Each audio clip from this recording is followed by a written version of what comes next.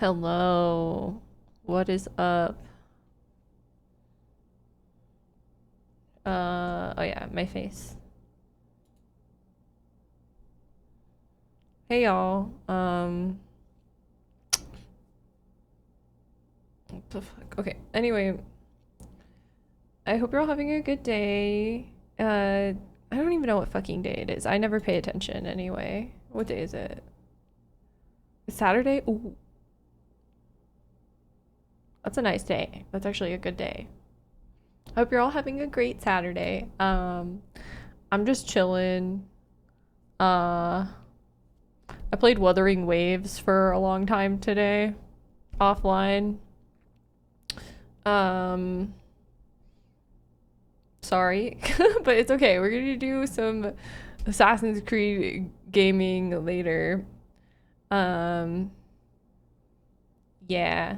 So I wanted to do two different reacts. One just like reacting to some new stuff in Valorant, and then I wanted to watch the new Dark History with Bailey Sarian because it looks interesting. Very interesting. Offline gaming classic. I mean, what else am I gonna do? Like what? Like what do you want me to do? I can stare at the wall. I mean, like I watch movies and stuff, but sometimes like I don't know, movies just get boring. Like I like watch old movies and sometimes they're really interesting and I'm like, what the fuck? And like I'm watching it, it's really interesting. But then sometimes they're really boring. And then I'm just like, I feel like I'm wasting my time watching this movie. I should be doing other things. So yeah. With Genshin, I kind of just like there's like a daily thing, you know, like with wave plates, like they get refreshed, and then there's also like daily quests. So I just kind of like log in and do dailies on Wuthering now. So yeah. But anyway, new Valorant stuff. Real exciting. With Genshin? No, with Wuthering. But like Genshin does that too. But I'm playing Wuthering. You said Genshin again? Dude, why do I keep doing that? That's so weird. I don't mean Genshin. I don't play Genshin anymore. Like, I mean, I do every once in a while, but like very rarely. Like, it's not nearly as much as I play Wuthering. Gotcha brain? They are like the same game. That's what I'm saying is it's like I just get them mixed up because like they're like the same game just in like different fonts, you know? So how could I not accidentally say Genshin instead of Wuthering? Anyway, I wanted to watch the new Valorant stuff. So first of all, this is crazy. So Valorant is releasing for console. So console players can now play Valorant. Yeah, we're gonna check it out. I'm pretty sure they have aim assist, but I don't think they like officially announced it. But every single game that gets released on console or is on console, like crossplay, or not cross, you know what I mean. Basically, they always have aim assist, so we're gonna check it out.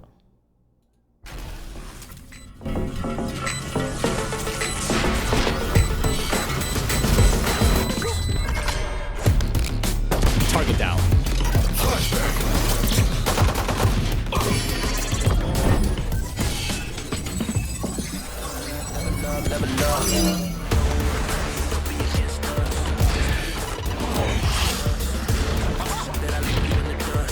All you, Mosh! Dizzy's up!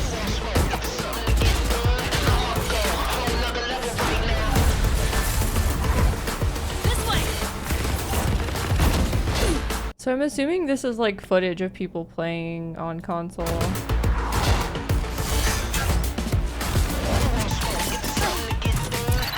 Cage triggered.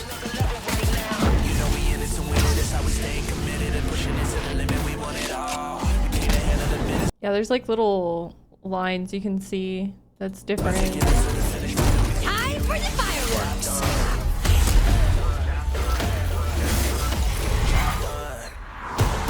Healing you.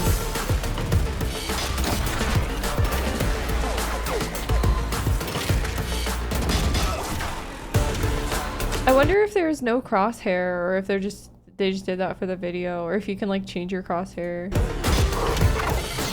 What's this?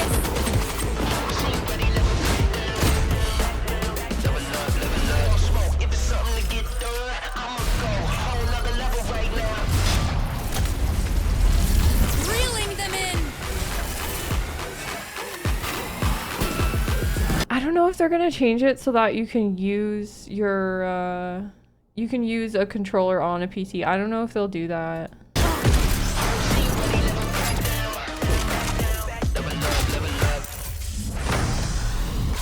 No one can hold that breath forever.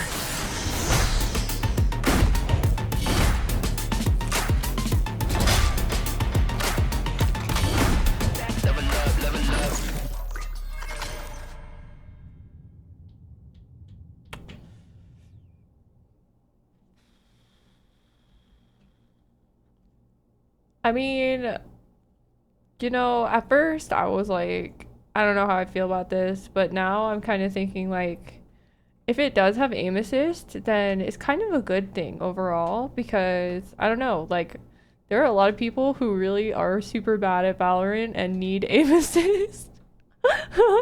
So good for them. All right, okay. And then also some more Valorant news. There is a new map, I believe.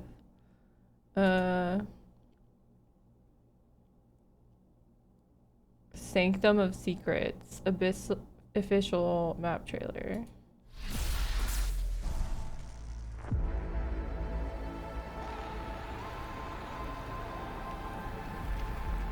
Omen, you need backup. I'm pulling you out. No, we need more answers. What secrets are they hiding here? Fine, but watch over our new recruit. You do know I'm immortal, right? Lucky shot. Team, stand tall and finish this. Quickly. Let's show them the... Okay, one thing about Clove that I was just bothered about in regards to them, I swear they just pronounced immortal differently than they do in game. Because when they're, not to be like picky or anything, but in game, they go, I'm immortal. I'm immortal. I remember because like I play Clove a lot actually offline, and yeah, I listen to Clove's voice lines and Clove goes, I'm immortal, and then they just said it with a hard T. I'm immortal. Stand tall, new recruit. Listen. You do know I'm immortal, right? Lucky shot. Team, stand tall and finish this. Quickly. Let's show them the meaning of fear. Immortal. I'm immortal. Okay, that's not the point. The point is the map. Pay attention to the map.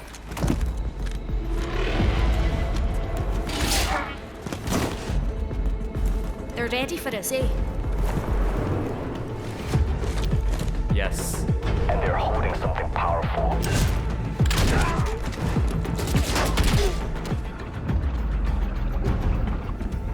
We secure this facility, we finally stand a chance at finding some real answers.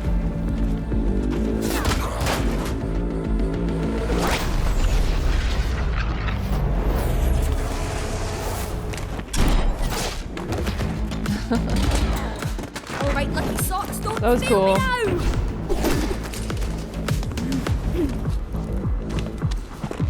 That's a voice line. That's an actual Clove These voice line. texts are ancient. The Lucky Socks line. How long have they?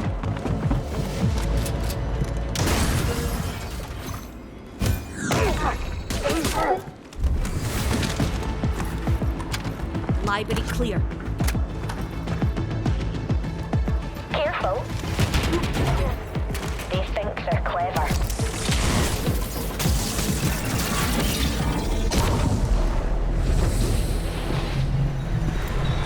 They're good. We're better. They're tiny cat ears? No, they're tiny devil ears, actually. Or horns. Not ears. They're not ears at all. The monster is here.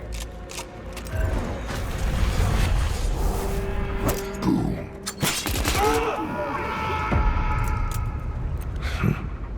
Monster. Coming to you.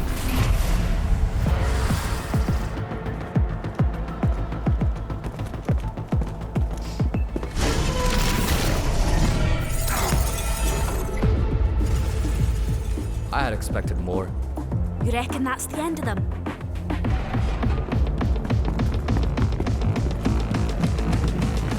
The beginning of the end. All right. Who's ready for overtime?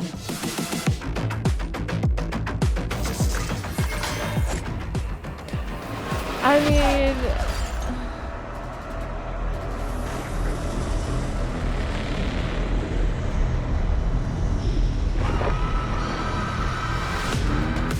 What was that? Dude, I have no idea. But anyway.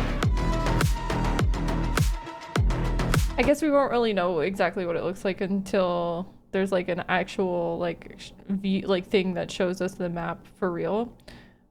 But I don't know, like I don't even know what the vibe is supposed to be here. I don't know if I wasn't paying attention well enough or what, but like I don't know, it just kind of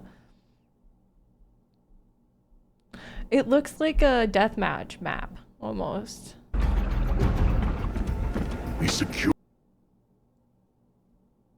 Like I don't know if it's supposed to be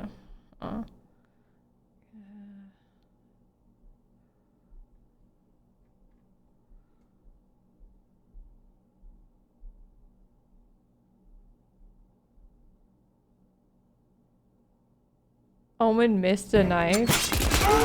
Oh my god, I didn't even notice.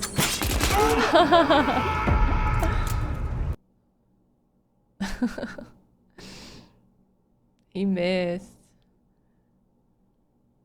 Yeah, I don't know what kind of map this is. It says Sanctum of Secrets / Abyss official map trailer.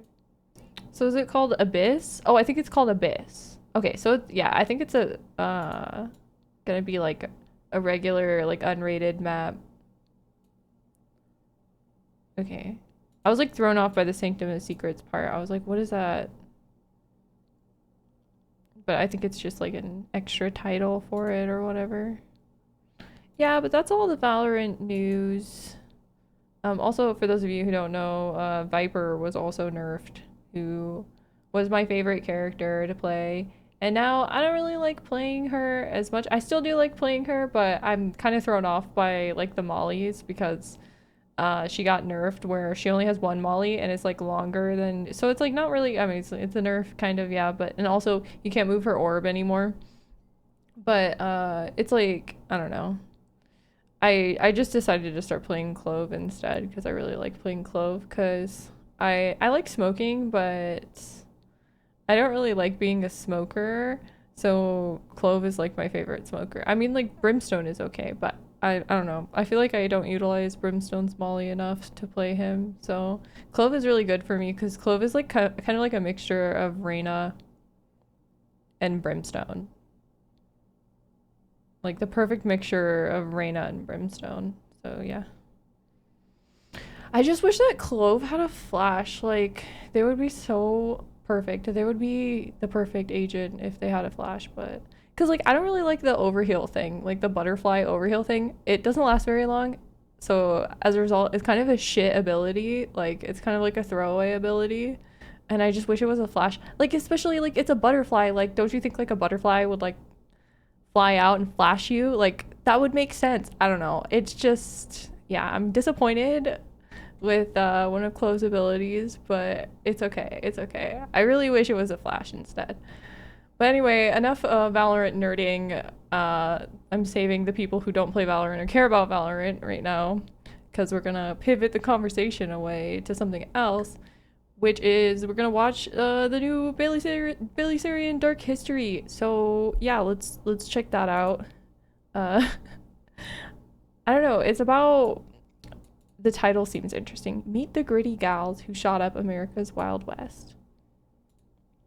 You think you know about women in America's Wild West is wrong. I feel like we've been convinced that women back then were just quietly knitting, churning butter, and popping out kids left and right.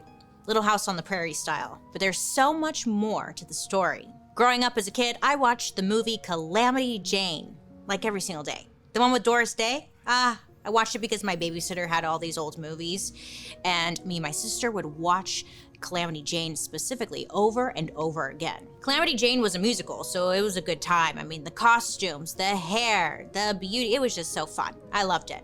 But recently, I started wondering, what's the truth behind Calamity Jane? I mean, was she even real? Turns out, in the late 1800s, there were a bunch of women making a name for themselves in the Wild West.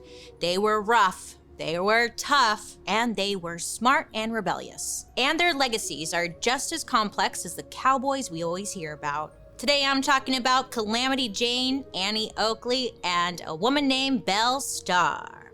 Who were they? What did they do? And why did they do it? Well, friends, I dug deep and found some answers for us. So today, let's dig into some famous women of the Wild West. Yeehaw! Yeah.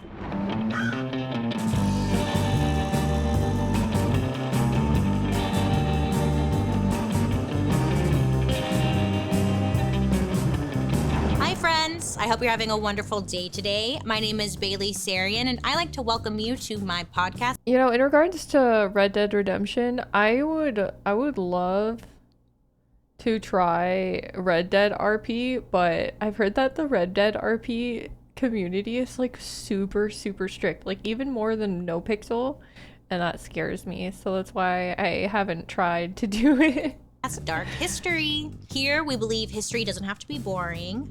I mean, it might be tragic, sometimes it's happy, but boy, do I have a mean country accent. Either way, it's our dark history. Before we get into today's story, don't forget to like and subscribe, because I come to you with that hot, juicy history goss every week. And also, you can leave a comment down below, because I love hearing from you in the comments section. Now, let's get into it.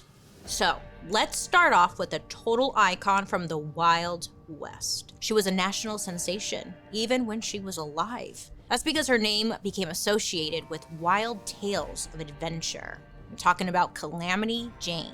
Here's the thing, I thought calamity was like an STD. Apparently, it's another word for disaster. And her reputation was more of like a PR move invented by Jane herself. So why did Jane the Disaster leave such a mark on American history? On May 1st, 1852, Martha Jane Canary was born in Princeton, Missouri. She was the oldest of 6 kids, and there's not a lot known about Martha's mom, but it was known around town that her dad had a pretty bad gambling problem, which is never a good thing, especially when you have 6 kids to feed, but it happens, I guess. Martha's childhood is pretty much a black hole of information. There's just not a ton there, but we do know that when Martha was 13, she and her family packed their stuff and left town. In 1865, the Canary family made their way west. And during their 5-month journey across the country, Martha fell in love with hunting animals and going on little adventures. And this taught her a few things. I know, a 5-month journey? It's like the Oregon Trail. Assassin's Creed Origins is definitely not the second one. That would be Assassin's Creed 2, but it's one of the, like, it's not like one of the super old ones. You gotta look it up, basically. It's Bayek. So you're an Egyptian man named Bayek, and you're in Origins, you're what's called a Magi. So like you're a protector of the people, and you just run around and do a bunch of shit because you're a Magi. I don't know. But it's pretty fun. I'm enjoying it, yep, but it's not one of the most popular ones, that's for sure. I think the most popular one that I'm gonna play soon is Syndicate, right? Or Black Flag. the one with marks in it. I'm excited for that. I'm going to play that when I finish Origins, but apparently Origins is really short, so I'm just like speed running through Origins just to get it over with, because I've never really played any of the Assassin's Creeds before, and if I have, like, I've never really played them fully through or paid attention, and so I'm just, yeah. I just started with Origins because that was what I was recommended to do. What is, oh, okay, that's a graphic on the screen. Okay, I was tripping. Anyway, yeah, that's what we're going to play later. We're going to play Assassin's Creed Origins, and we're going to play it in approximately an hour and 30 minutes. Martha said herself, quote, "By the time we reached Virginia City, I was considered a remarkable good shot and a fearless rider for a girl of my age," end quote. This must have been frustrating, or it was helpful. Like, Martha, make us another raccoon hat. You know, it's cold up in here.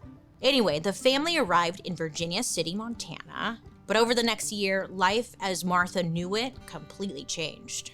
In 1866, Martha's mother passed away from pneumonia, and a few months after that, her dad also died. So at 14 years old, Martha was forced to grow up real quick. She became the head of the household, taking care of her 5 younger siblings, and she had to figure out how to make money fast. Martha moved the family to a place called Piedmont, Wyoming, and to make ends meet, she took on a job as a cook, a dance hall girl, a dishwasher, and even a nurse. Wow, I know, she did it all. Then around 1869, she found a job as a sex worker at Fort Laramie. Now, sex work was big business back in the Wild West, especially in a place like Fort Laramie. I mean, it was a stop on the Oregon Trail, and it was a military location, so there was lots of men coming and going. Sex work was allegedly one of the more lucrative jobs Martha could have, and instead of being chained to a husband, forced to do housework for no money, sex workers had more say in their freedom. Yes, of course, there were big risks, but some experts think Martha could have been empowered by this freedom. As Martha got older, she became a tall woman with a, quote, masculine build, and she realized that she actually could take advantage of this. Dressing as a man allowed her to work in places that didn't hire women and do work that she actually wanted to do. Not only this, it also helped her live a life with more adventure. In 1872, at 20 years old, Martha joined the Army as a scout, which was a job only men could hold at the time. And Martha was able to get away with this because she was, quote, disguised by male clothing, and also worked under a fake name. It was at this time that Martha earned the nickname she became famous for, Calamity Jane. Now here's the story according to Martha.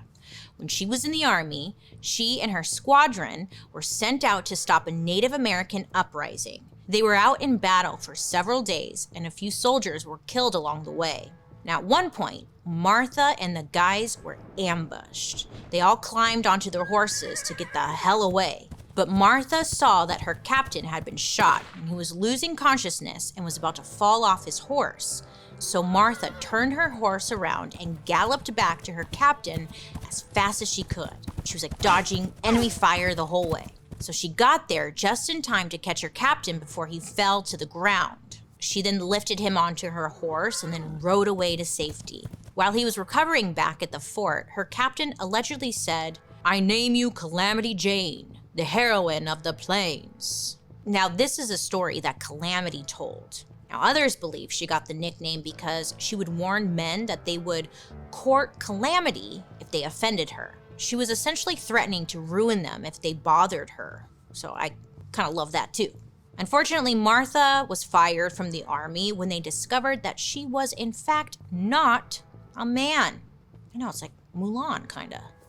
And when the media finds out that she's a woman, that's when they started creating wild stories about her. And she's like, yeah, I did that. And she starts to lean into this Calamity Jane persona. Karen R. Jones, author of The Many Lives of Calamity, said Martha was well known in the, quote, rough and ready settlements of the Western Plains for dressing in men's clothes, a taste for liquor and wanderlust, and a tendency to shoot off her mouth and her guns. I'll tell you what, Calamity Jane sounds like a good time, am I right? Great. By 1876, America was about to fall in love with Calamity Jane. That year, she moved to Deadwood, South Dakota. This would become the place she called home for the rest of her life. People were striking gold around Deadwood, so Calamity found work there driving big wagons and hauling equipment to mining camps. Local news reporters who were covering the gold strikes lost their minds when they saw Calamity. I mean, here was this tall woman, dressed like a man, and doing work for a man. Like, this was very shocking at the time. One journalist who met her said she, quote, has the daring and courage of the lion or the devil himself. So these reporters started publishing accounts of Calamity Jane in the paper, and people loved the stories about her. And then a writer named Horatio N. McGuire wrote a booklet called The Black Hills and American Wonderland. In this booklet, he wrote a vivid account of this wild woman of the West, and it launched Calamity Jane to national fame. So her story was for sure exaggerated and sensational, but like, people don't care, you know? I mean, this woman was real, and she was as daring as a devil, and that's all that mattered.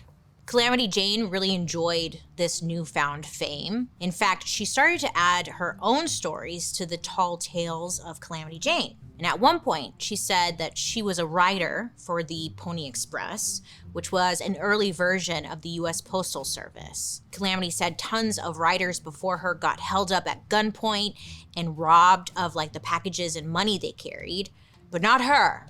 She said, quote, my reputation as a writer and quick shot was well known, and they knew I never missed my mark.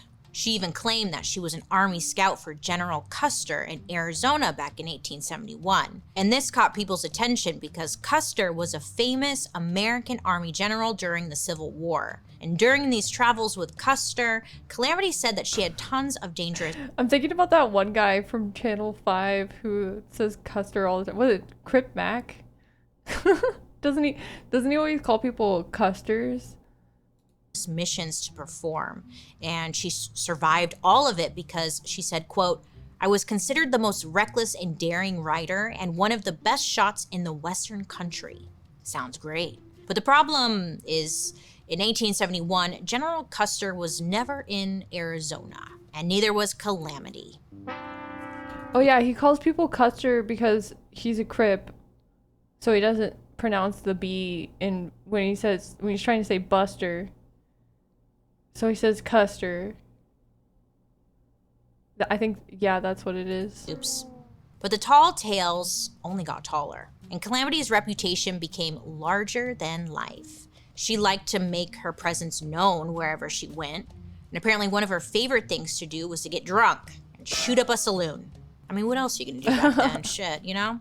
One man who knew Calamity Jane personally said she was, quote, drunken, disorderly, and wholly devoid of any conception of morality.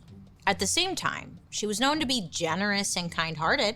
Like, there was a smallpox epidemic in Deadwood, and while most of the town wanted nothing to do with the sick people, Calamity Jane spent time nursing and comforting them. Then, in June of 1876, she met a man named Wild Bill Hickok while they were traveling in the same wagon train. Now, Wild Bill here is a character who could have his own story, but he was a soldier, a lawman, and a gunslinger, a gambler, an actor, and was involved in like tons of gunfights. He liked to exaggerate stories about himself almost as much as he loved drinking heavily. I mean, just like Calamity. And when these two met, I guess they just hit it off. It was like they were made for each other. Between the partying, the national attention, and their reputations, they could relate to each other on like a different level. So for about 2 months, they became very close. So close that some believe they were making sexuals. And what happened next completely changed the course of Calamity Jane's life. So Wild Bill Hickok was murdered on August 2nd, 1876.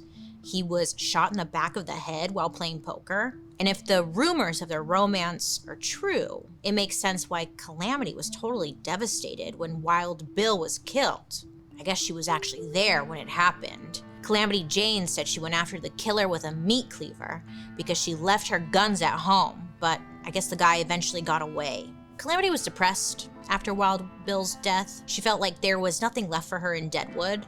So she hit the road and spent the next decade living on the frontier and like shacking up with a few different cowboys, I guess. In the late 1880s, Calamity returned once again to Deadwood. And this time she had a small child with her and she told people it was her daughter.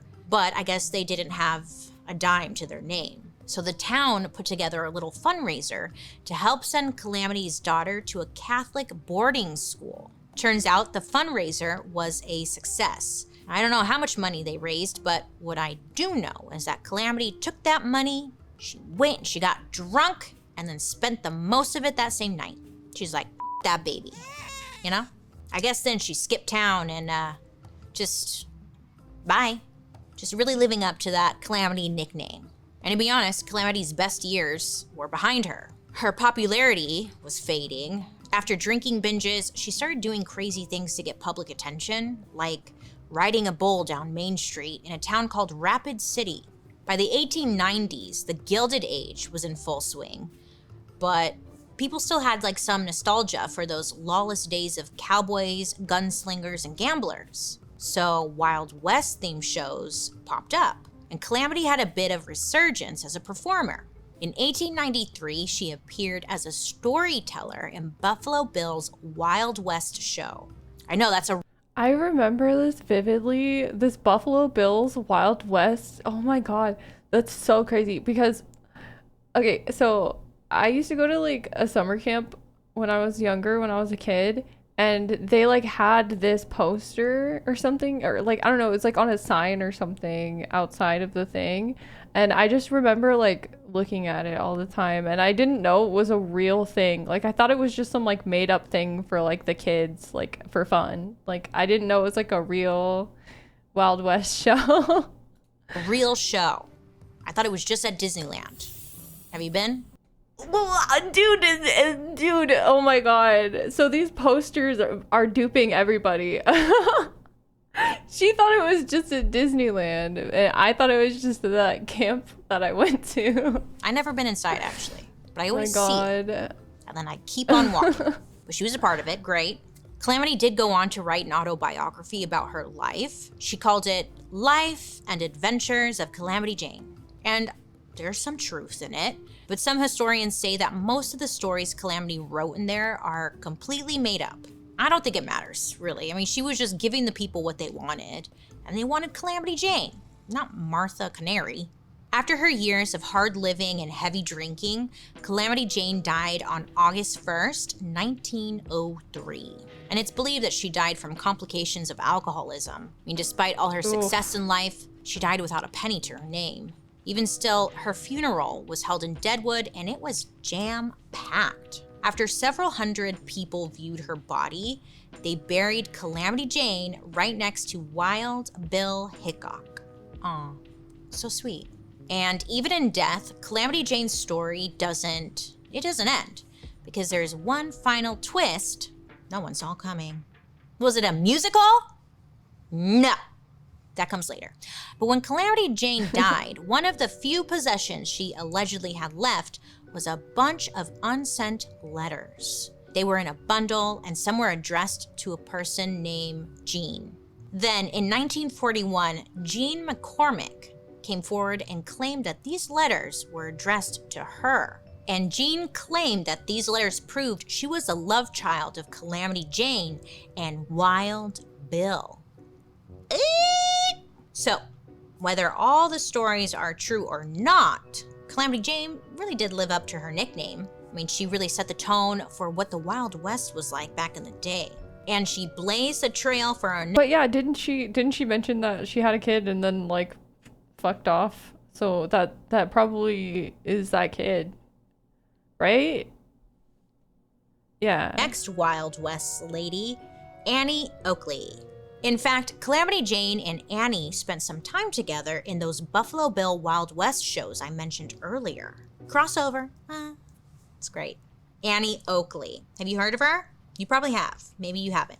But let me tell you. Annie Oakley was born on August 13th, 1860 in Ohio. And Annie's early years were no walk in the park. Skibbity When you tried Ohio being born in Riz. the 1800s. Her dad passed away when she was just 6 years old, leaving her mom alone with 6 kids to look after. Oh my God, like Calamity. The family finances were always like extremely tight, and Annie's mom remarried and had another baby, but then this husband also died a year or two later. So now Annie's mom was back on her own with 6 kids and a newborn. So when she was about 8, Annie went to live at a house for orphans, the elderly, and the mentally ill. This sounds rough, but it actually gave Annie the chance to get an education. While she was there, she would learn to sew, which would help her out later in her life. When she was about 13, Annie went back to live with her mother and siblings. And by now, her mom was on her 3rd husband. So the family finances, I guess, were a little bit more stable, but they were still very poor. Annie would take her dad's old Kentucky rifle out and hunt for rabbits and birds. And she got pretty good at it. I mean, to the point where she was hunting small animals for the local grocery store. The animals Annie shot were then resold to hotels and restaurants all the way over in Cincinnati. Now, this eventually made Annie enough money to be able to pay the $200 mortgage on her mom's house when she was just 15. Bro. Annie was just naturally gifted at shooting. And she apparently said, quote, "When it felt right, I just pulled the trigger." Wow. Yeah. So Annie is making some good money. So she decides to enter into a shooting competition in Cincinnati. And while she's there, she goes up against this guy named Frank E. Butler. Frank was, I guess, like a pretty big deal. He was a marksman who performed in a lot of Wild West variety shows. It's kind of like the circus, but with guns and cowboys. Anyway, during the competition, Annie hits all 25 targets. And Frank, he missed 1, which made Annie the winner. Frank was so impressed that he ended up asking her out, and they started dating. And the next year, in 1876, they got married. Aww. Annie and Frank start touring around the country, performing in shows, and shooting all kinds of things. And at first, Annie just acted as Frank's assistant. I know, even though she was technically the better shooter. But then Frank's partner gets sick, so Annie steps in and finally gets her time in the spotlight. From the moment Annie joined Frank's act and started performing next to him in the vaudeville circuit, people just loved her. She was known for being kind, professional, humble, and honestly, insanely talented with a gun. She even got the nickname Little Sure Shot from Sitting Bull, who was a legendary Native American tribal leader. Annie set herself apart from the rest of the other female shooters at the time. So instead of wearing skimpy, flashy outfits, which was the norm, Annie dressed pretty conservatively and made all of her own costumes. Annie said this was because she didn't want anything to distract from her shooting skills. These outfits didn't show much skin, but they were really cute. Cowgirl chic. Okay, so in 1884, Annie starts touring with Frank in the Sells Brothers Circus. After a year, they get an amazing offer to join the biggest show at the time, Buffalo Bill's Wild West show. Now, this was huge. Buffalo Bill was the #1 marksman at the time, and his show toured all over the world and in front of like important people, like celebrities and even like the president. It was so popular that in 1893 alone, 3 million people went to the spectacle. In the Buffalo Bill show, Frank and Annie started out as performing partners. But as more people see just how talented Annie is, her fame starts to take over. Now, thankfully, like rarely do you hear this, but Annie's husband Frank wasn't threatened by this. He sees how talented she is. I mean, that's why he asked her out in the first place. So he takes a step back and decides to become Annie's manager/assistant. So supportive. Love to see that, huh? And overnight, Annie becomes the star of the Buffalo Bill show. It was her name on the posters, advertised as Champion Markswoman. Basically, Frank would only come on stage so Annie could shoot cigarettes out of his mouth. Yeah, that's love right there. Annie also shot glass balls out of the air, and she could split a playing card in half, like the skinny half, like paper thin, Whoa. from over 30 feet away. She could also snuff out candles with the wind from her bullets and shoot the corks off of wine bottles. Hot. Annie performed her stunts in Spain, Italy, France, and even for Queen Victoria's Golden Jubilee in England. Apparently, the Queen called Annie, quote, a very clever little girl. Okay, thanks. Like, way to downplay it. Very clever little girl. All right, cool. And everywhere Annie went, she proved that women were totally capable of not only handling firearms, but outshooting men. She was really passionate about encouraging women to learn how to use pistols, which were smaller and could be kept in their purses for self-defense. Annie once said, quote, I would like to see every woman know how to handle guns as naturally as they know how to handle babies, end quote. Annie spent 17 years with the Buffalo Bill Show before she retired in 1901. And then something wild happened. Annie found herself in an insane legal battle. A Chicago newspaper reported that Annie Oakley had been arrested for stealing a man's pants to sell them and buy cocaine. Because this one newspaper printed it, I guess a whole bunch of other newspapers picked up this story and printed it too. But the thing was, the story was literally fake. Annie didn't do drugs. Fake and news. She definitely wasn't stealing pants. And also, the story couldn't have been true because she and Frank were living in New Jersey at the time and not Chicago. So she was like, you know what? I'm gonna get to the bottom of this. Now, it turned out that someone had, in fact, stolen a man's pants and sold them for cocaine. Wild times, huh? But that person was a woman named Maud Fontanella. When Maud was arrested, she told the officers her name was Annie Oakley, but she spelled Annie A-N-Y. I guess she couldn't spell. But it's kind of amazing. I mean, I guess you could get away with anything before you had to carry a government ID with a picture on it, you know? The real Annie Oakley was pissed at all these newspapers for dragging her good name through the mud. So she decides to sue every paper that printed that fake story. And over the next 7 years, she does just that. She successfully sues 54 newspapers and wins. Go off, Queen, woo!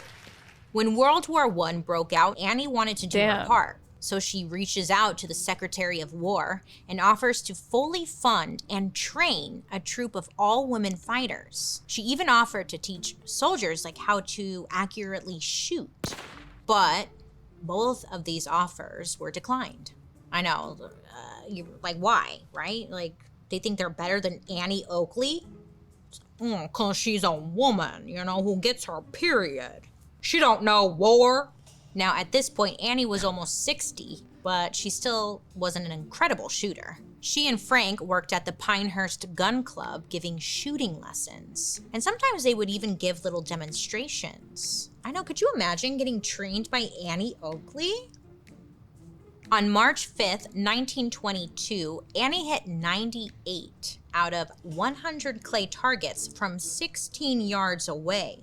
Some sources say that she actually hit all 100 targets. Now, this not only broke all existing trap shooting records, but it also proved that at the age of 62, Annie was still one of the best shooters in the world. So honestly, it's our loss that they didn't let her help out with the war.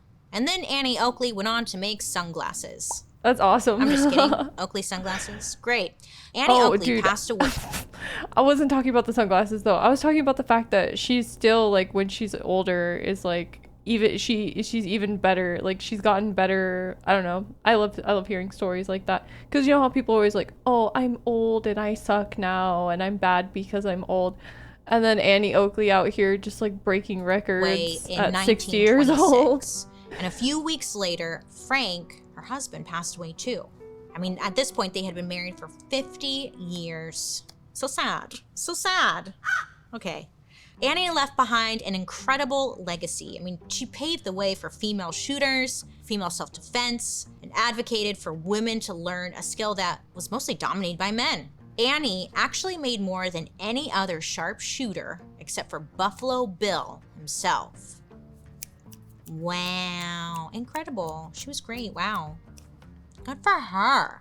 Now, the last Wild West queen I wanted to talk about is someone you did not want to mess with. A lot of Wild West characters are kind of all talk, you know, but she was the opposite.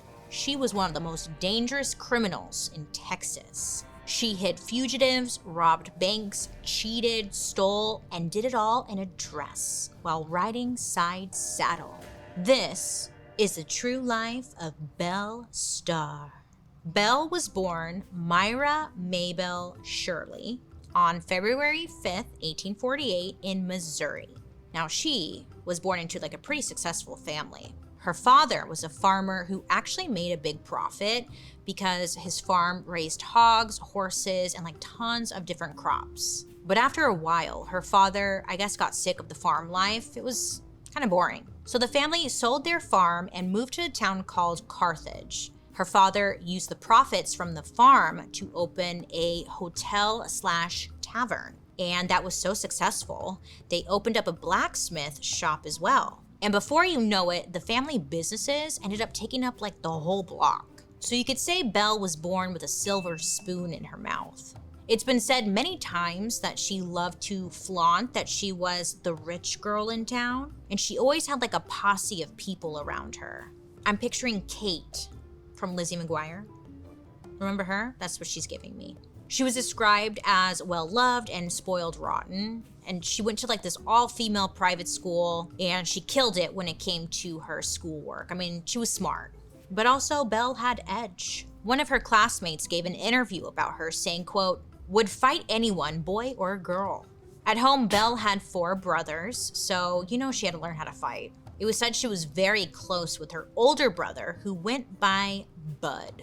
He made a point to teach her how to shoot guns, ride horses, and defend herself. Because of this, Belle became a master sharpshooter and horse rider. So her life was just peaches and cream. I mean, she was daddy's little princess until the Civil War broke out. There was a lot of fighting near her hometown over the war, and it was dividing families and neighbors, and everyone hated each other. Plus, different armies were coming into town, taking over and like wrecking all of the businesses, and it was tense. Her brother Bud became something called a bushwhacker. I know, which is not a creep hanging out in the bush jacking off. No, nay. Instead, it meant that he hid out in the countryside, just waiting in a bush so he could shoot at people trying to take over the town. Bushwhacker.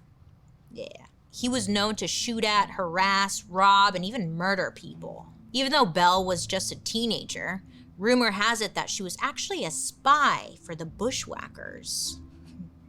Quote, Belle allegedly volunteered to spy on the troops through her social circles and returned the information to her brother. Rebels rode into town and burned everything to the ground. And by 1864, the war had totally destroyed her hometown and everything her family had built. Her family and community were torn apart. And then the worst thing possible happened to Belle. Yes.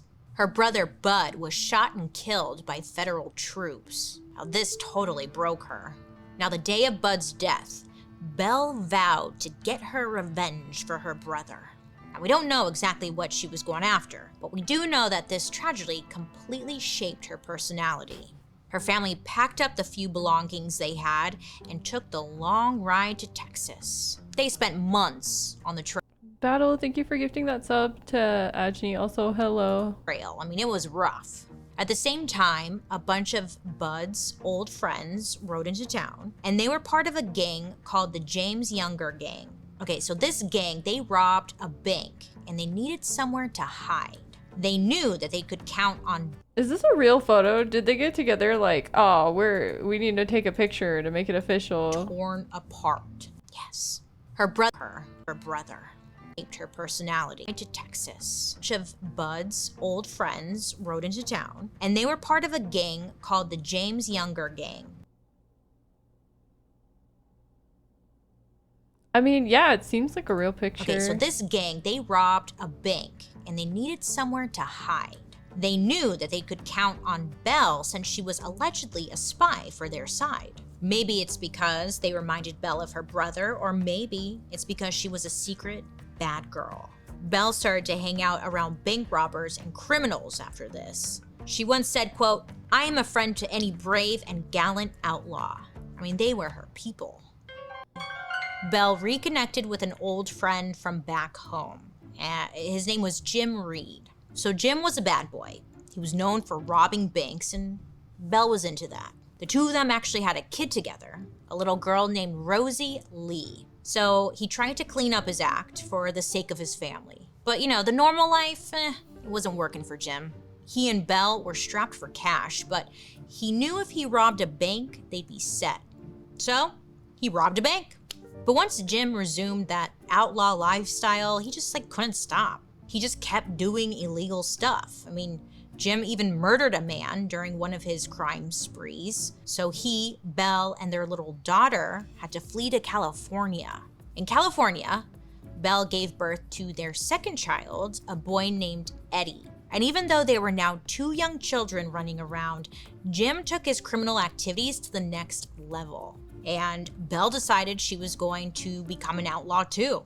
Jim joined several gangs, and one of those was the Star Clan. This is when Belle allegedly got very involved in these criminal activities. Apparently in 1873, Jim and Belle snuck onto the property of the Graysons, who were farmers nearby. They knew the farmers had $30,000 in gold coins, and it was just theirs. Well, the captions changed 30,000 to 330,000. Oh, hi, Naj. Addicted to crime, many such cases. Yeah. Unfortunately, that's a very common thing that happens. You start to get carried away. For the taken. Now, rumor has it that Belle was dressed as a male cowboy so they wouldn't recognize her. They break onto the property and attack the Graysons. She and Jim tortured them by hanging them from a tree for hours until they gave up the secret location of the coins. And I guess now Belle was addicted to that crime life. She's like, oh my God, that was so fun. Because the very next year, she robs a stagecoach, which, you know what that is, no? It's one of those old wagony cars that they used to ride in the Victorian era. Yeah, she robs that shit. Now, Belle needed to be more careful because there was a warrant out for her arrest. But here's the thing. She didn't really give a shit. She knew she could outshoot anyone who came near her. But the same couldn't be said about Jim. In 1874, Jim was shot dead by the authorities. I mean, just like Belle's brother. So she's like, no, no. Belle found herself a widow with 2 children and a warrant for her arrest. So she turned to someone she knew, one of Jim's friends, Sam Starr. And he was a member of the Star Clan. So the two, I guess they fall in love, maybe they don't, but they end up getting married. And this is where she gets her iconic last name. Since Sam was Cherokee, they lived together on Cherokee land. This meant the authorities were not allowed to mess with them because Cherokee land laws trumped the local law. So Belle and Sam used this to their advantage. They would take in any outlaws who needed a place to lay low until heat got off of them. The two of them were very well known in the outlaw community. They would also commit all these crimes in town and then race back home knowing that they could hide out from the authorities. And apparently the two of them had this whole operation going. Belle would lace herself into one of those sexy little Wild West dresses, and she would jump on a horse and she would ride into town.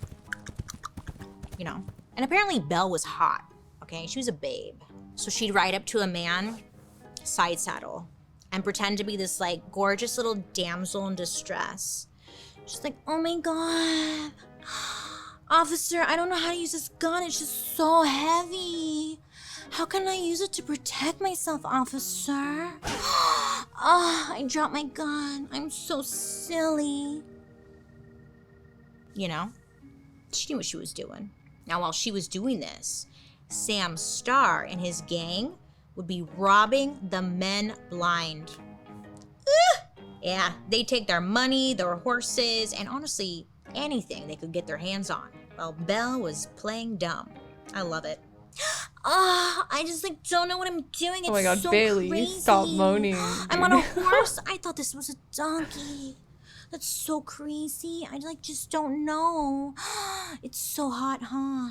So they would rob, right? And she'd be, yeah, that's so crazy. Oh my god, Bailey. And then she'd speed off, Stop. still like riding side saddle, Please. holding her gun perfectly. And then the men would realize that this was a freaking act. They're like, oh, fuck. I mean, I was impressed. Side saddle? Have you seen Princess Diaries 2? You know how hard riding side saddle is? Good for her.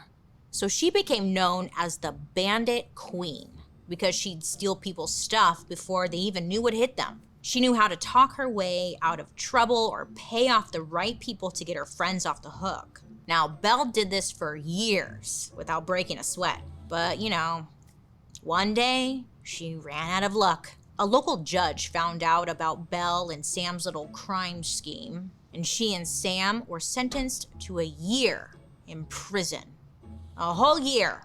There were 19 other convicts serving time in this jail, and Belle was the only woman. After 9 months, the judge let Sam and Belle out for good behavior, saying he hoped they would, quote, decide to become decent citizens. And of course, they were like, oh my god, yeah, we won't do anything anymore. Pinky swear. But they immediately went back to the same old stuff. She and Sam went back to stealing horses, and they even started blackmailing people for money. Belle was arrested several times after her prison sentence, but never convicted of anything more. She always managed to get away with it. But then, in 1886, tragedy struck again. Sam was killed in a gunfight. Damn. So Belle was like, you know what? Third time's a charm, right? So she marries Sam's brother, What? Bill July. What a name. These right? Sam Whoa. Star? Bill July? Whoa. The fuck is going on? I'm stuck After on the this, brother she was thing. said to, I guess, calm down a bit. I mean, she was getting older, and all that crime was just, like, exhausting. Or maybe her boobs started to sag. We don't know. But when she turned 40 in 1888, she made an announcement, essentially saying outlaws were no longer allowed on her property. I mean, they were bringing too much trouble, and she just wanted a soft life. She was ready to live the rest of her life peacefully without any trouble from the law. But then on February 3rd, 1889, it all came to an end. Belle was riding into town so she could pick up a few things from the store when suddenly, gunshots rang out.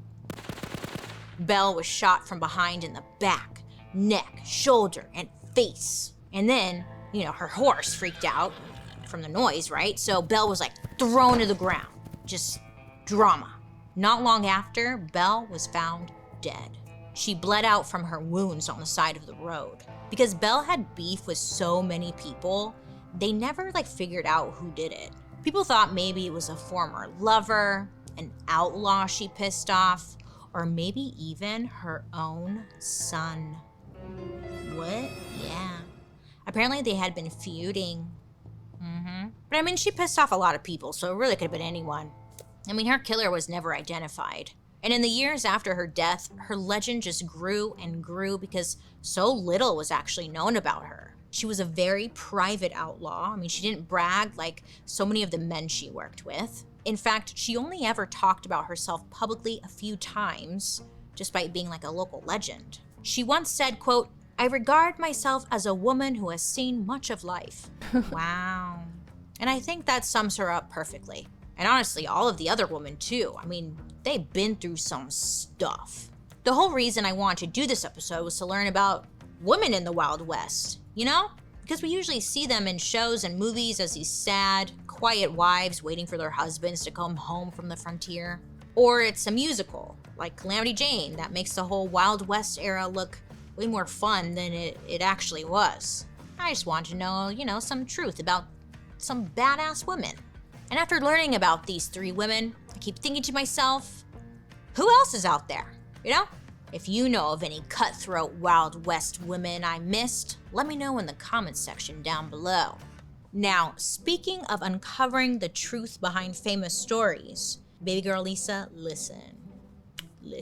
You are going to flip. Because next week, I'm bringing back a dark history favorite, an episode that examines the stories and films that defined our childhood. Now, these stories seem innocent at first, wholesome even, but the true story is much, much darker, weirder, and just plain horrifying. We'll be talking about the true stories behind Rapunzel, Sleeping Beauty, Snow White, and Alice in Wonderland. So I'll see you next week for the Dark History of Disney, Part 2. Woo! Well, friends, thank you for hanging out with me today. You can join me over on my YouTube where you can watch these episodes on Thursday after the podcast airs. And while you're there, you can also catch my murder, mystery, and makeup. And don't forget to like and subscribe and comment down below because I'd love to hear your guys' reactions to today's story. Now, let's read a couple of comments that you guys... No. Okay, but anyway, yeah. If you guys don't know who Bailey Sarian is already, then, you know, you probably are never going to subscribe to her anyway, but I'll link the channel. Holy shit, she has 7.3 million followers. I mean, subscribers. That's fucking crazy. That was a fun video. I especially enjoyed your reaction to the moaning. Bro, I hate it when people do that. I don't know why. It's just like a reaction in me when it's like, when somebody's like moaning, like in an inappropriate time, like my brain is like, wee woo, wee woo, wee woo. Like, I don't know why. I start to freak out. Like, I'm like, no, stop. Like, yeah, anyway. She's making bread. Yeah. She was moaning. She was giving a performance, bro. Like, holy. Okay. I wanted to watch this other video that I saw. I don't know if it's gonna be good or not, but we will see. We will see. This is titled Creepy Things That Were Normal in Ancient Egypt.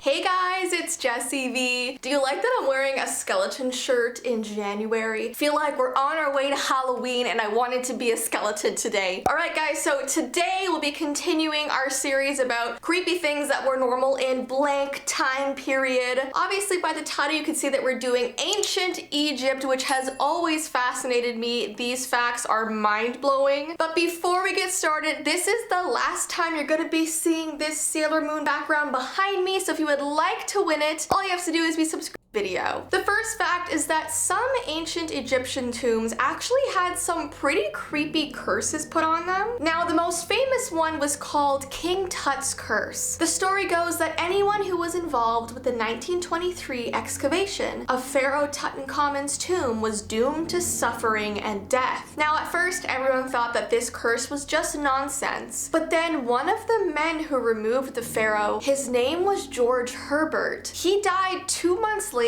from blood poisoning after this tomb's discovery. But the others involved in this survived much longer. It only seemed to be him, but obviously that death must have just been a coincidence. But there are some pretty creepy curses written on the walls of ancient tombs. Thousands of years ago, many Egyptians believed that their mummified body was put in a tomb and any interference with their remains jeopardized their existence in the afterlife. For example, there's one inscription on the wall that tells any visitors not to take even a pebble from within the tomb outside. Beware of forcefully removing the stone from its place. So literally don't touch anything, not even the rocks or the stones or the sand. Similar curses were put there to ward off grave robbers, and unfortunately it was a common problem. For example, another curse tells trespassers that anything they might do against this, my tomb, the same shall be done to your property. He also threatened to plague them with the fear of seeing ghosts. ghosts. And this was at the tomb of Ankh-Mahor. I'm sorry, I'm probably saying this totally wrong. But yeah, anyone who goes and visits these tombs or these mummies, don't take anything, don't touch anything, maybe don't even go there. Alright, the next fact is that ancient Egyptian temples were filled with crocodiles. Some temples dedicated to gods also watched over their associated animals. Ancient Egyptian priests were tasked with taking care of animals as an act of devotion to their god. This was probably fine for the priests and priestesses to deities like the cat-headed Bastet, but you may have been creeped out by the temple to Sobek. Sobek was the god of the Nile who sported a crocodile's head on top of a man's body, and some temples dedicated to him also kept real Nile crocodiles, some even with nurseries for hatchlings. Now, many of these crocodiles in these temples were actually adorned with jewelry and gold. Like, really brave priests would come up and put like jewels all over these crocodiles. Archaeologists have uncovered evidence that these animals were fed a fine diet far better than some human Egyptians at the time. And apparently after these crocodiles died, they were also mummified, which is interesting. Then there was something called professional mourners. Now, death was a very big deal in ancient Egyptian culture, which also meant the funeral itself was also obviously a very big deal. One of the most striking traditions was that of the professional mourner. These were women who were paid to act out extravagant grief. In some paintings, they appear to be weeping and disheveled, wailing while they touch the deceased coffin. So they literally would not even know the person. They were kind of like actors, and they would just go there and just give this huge show of crying and being upset. All right, let's talk about the mummification process. After everyone agreed on a price, embalmers would take this tool and they would draw out the brains through the nostrils. You probably learned this in school, right? I did. Then they would make an incision in your belly, they would take out all of your innards, and then they would pour like salt all over the wounds. Now, apparently this was a very difficult process, and it would often take 70 days per person to be completely mummified. Incorrectly preserving the dead sometimes meant that they would return and bother the living. Illness and bad fortune could be blamed on the restless dead if their mummification was botched. And then the angry spirit would have to be shooed back to the afterlife by a priest. So,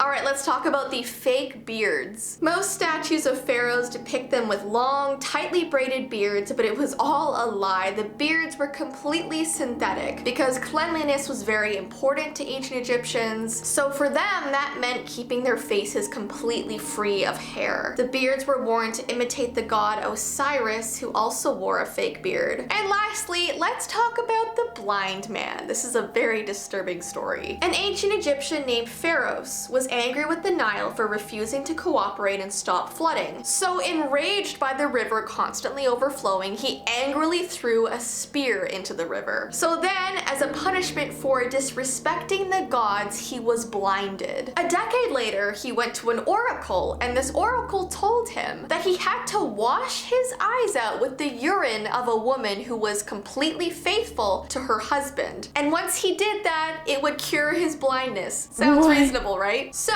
Pharaoh's first tried dousing his eyeballs with the urine of his wife, because obviously he assumed that she would be faithful and that was the closest thing to him, right? Well, it did not work. After that, he made every woman he could find pee in a pot so he could pour it onto his eyes, and eventually Pharaohs found the perfect pee. He poured it into his eyes, his eyesight was restored, and then he married the magic pea woman immediately and divorced his wife and actually had her burned to death because her pee originally didn't work on him. He thought that she was unfaithful, and then she died. So yeah, I read this story and I was like, what the heck was going on back then? There's actually a lot more very bizarre stories like this, but yeah, that is the end of today's video about ancient Egypt. There's obviously so many more. There's a lot more stories like this? What?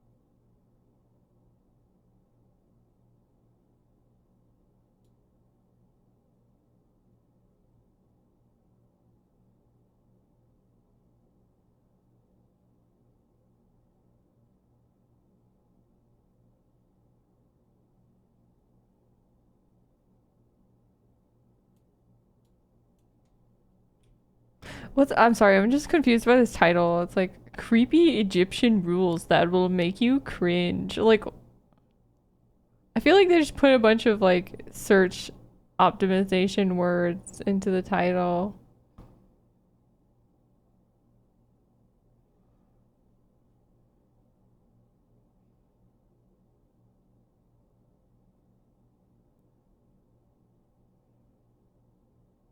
Look at this. Prostitutes, AI generated woman, bro.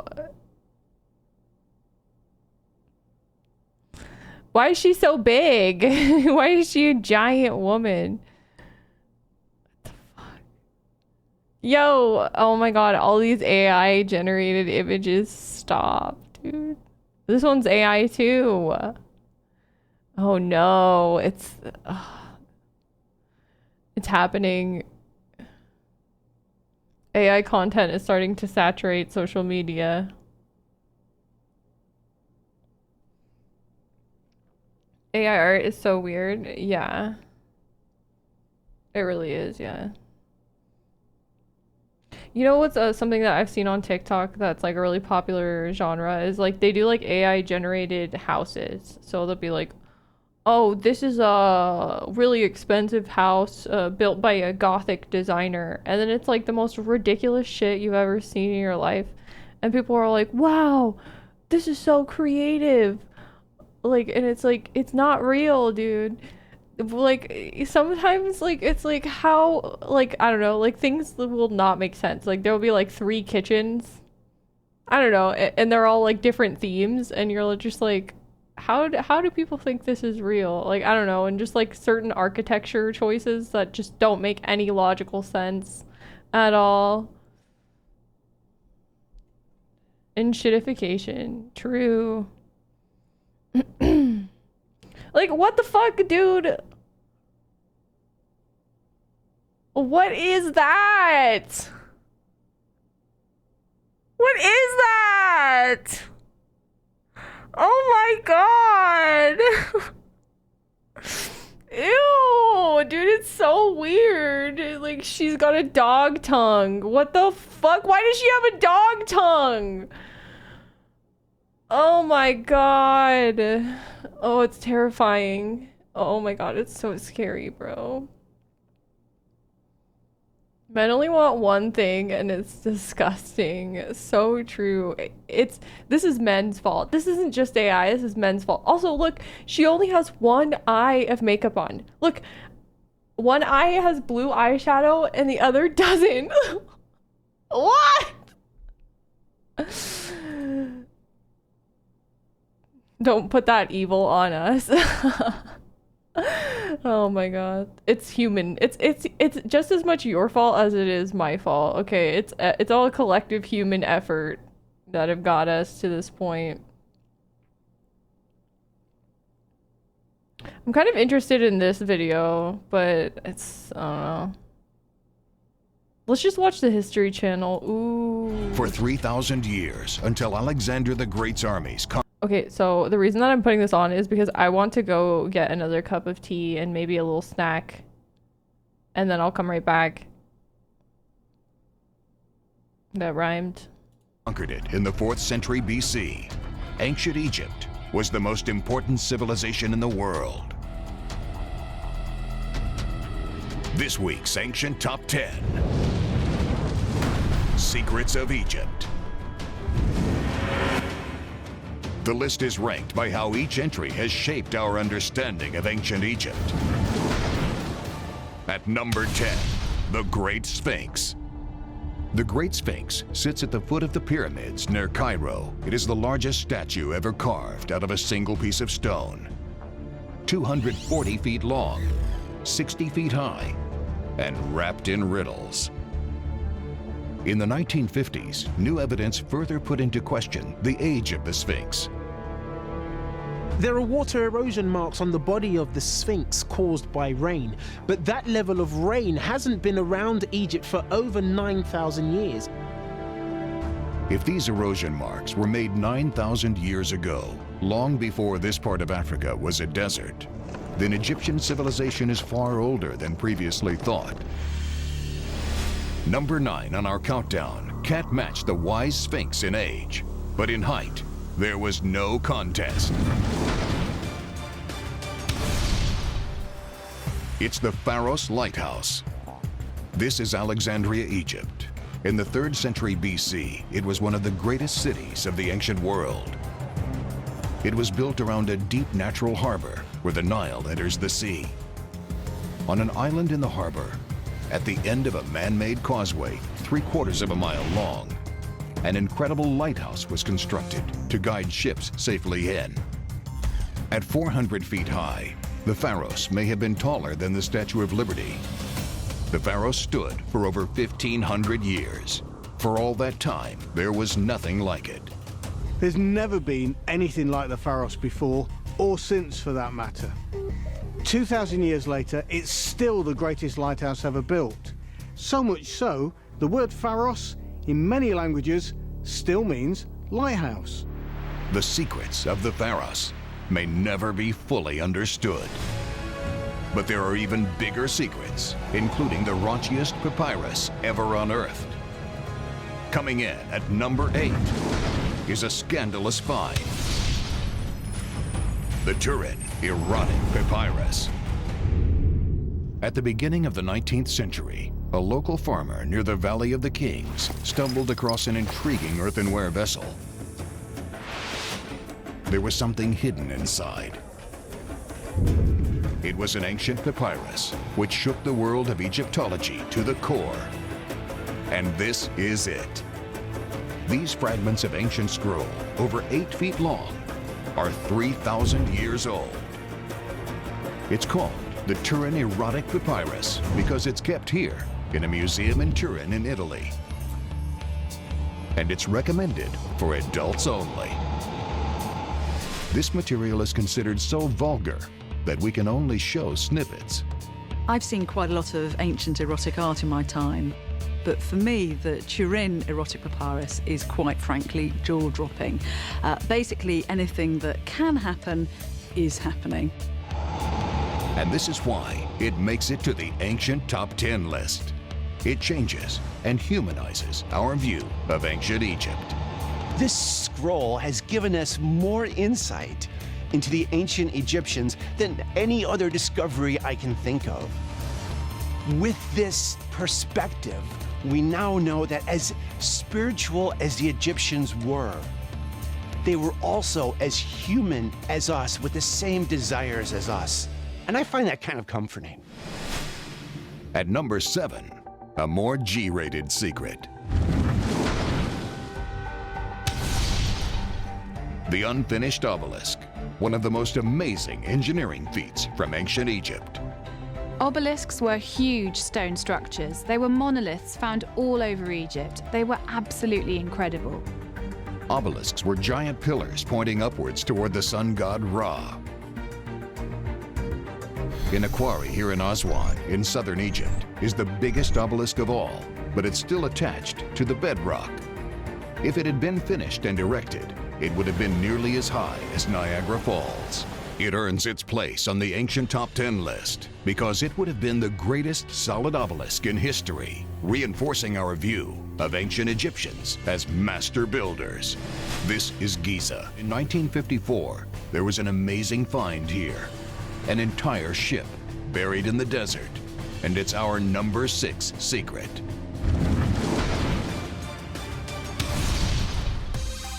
The Khufu ship. The ancient ship was buried around 2500 BC in a pit carved out of the solid bedrock. 143 feet long and just under 20 feet wide, now in a specially built museum on the site at Giza.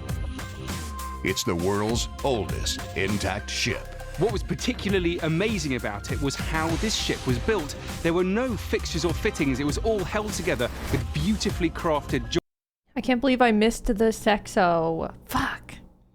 joints and tied together with rope. It was a sleek, beautiful design. Oh, I got a spread. I should grab crackers too, but I got apple, egg, cheese, onion, pickle onion, completely seaworthy. But why was it buried in the middle of the desert? The onions are What divine. was it They're very for? good. Actually, I didn't have enough limes for my pickled onions this time, so I used lemons too. And it's really good. Ship never actually went to sea because it was a funeral barge. The ship was meant to transport the dead pharaoh up to his place in the heavens. It absolutely transformed our understanding of seafaring 4,500 years ago, and that's why it's in my top 10. But at number 5 on our list is something that was an underground secret, the size of a mountain.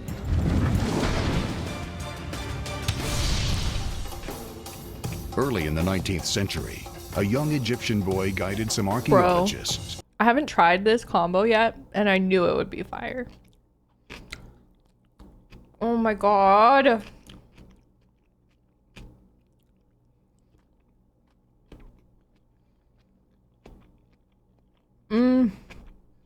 Are onions good for you? Fuck yes, they are. To a rock face near his village. He had found some unusual carvings exposed by the moving sands. The archaeologists returned and began to dig. What emerged was one of the most amazing buildings in the world. It was carved straight into the rock face, and it was the height of a 10-story building. Abu Simbel, a huge temple from the 13th century BC. Suitably, it's one of the greatest monuments in ancient Egypt because it's dedicated to one of the greatest pharaohs. Do you use vinegar also to pickle? So it's like it's a tiny bit. Yeah. It's like, I think I put like 2 tablespoons of vinegar and the juice of 3 limes and 2 lemons for a whole onion.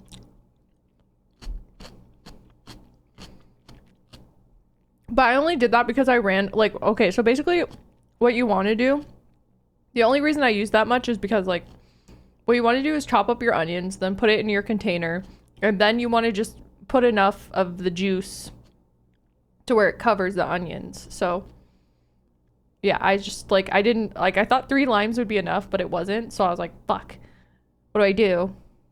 I didn't want to put more vinegar in it, because I don't really like a lot of vinegar. I tried the pickled onions with the vinegar. I don't like that. If it's just like, if it's like really heavy on the vinegar, I don't like it. So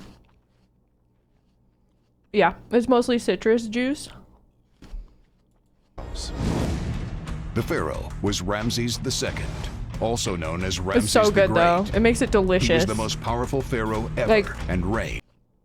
if you like sour stuff, like lemony flavor, lime flavor, like if you like putting a fuck ton of lime juice on shit, these onions are like crack, dude. They're like fucking crack. I love these onions. Oh, dude, I'm shaking them so hard the juice is flying. For over 70 years. Oh no. The whole thing was made in just about 20 years, and of course this is long before the age of modern machinery. We're still trying to figure out just exactly how they did it. Abu Simbel earns its place on the list for revealing the power of ancient Egypt and the power of the pharaohs. Now we're into the top 4, and it's time for a shocking secret that's become a symbol of ancient Egypt, a staple of horror films. Ask anyone what comes to mind when you say Mummy. ancient Egypt, and I would bet you A that mummy. they say mummies. Mummies are the preserved bodies of the dead. The ancient Egyptians believed that preserving the body meant it would live on in the afterlife. They believed that after death, the soul left the body, but that at night it would return to it to receive new life. That's why the body had to be preserved. Mummification was an incredibly intricate procedure. All of the organs were removed with surgical Have you ever precision, watched Hunk on including the Earth? brain, No. which was extracted through the nose. They would soak the bodies in vats of chemicals to dry them out and preserve the flesh. And the body was packed with salt. This was a key to preserving it. While mummies have shaped our view of how Egyptians looked at the afterlife, our next secret helped to decode everything about the land of the living in ancient Egypt.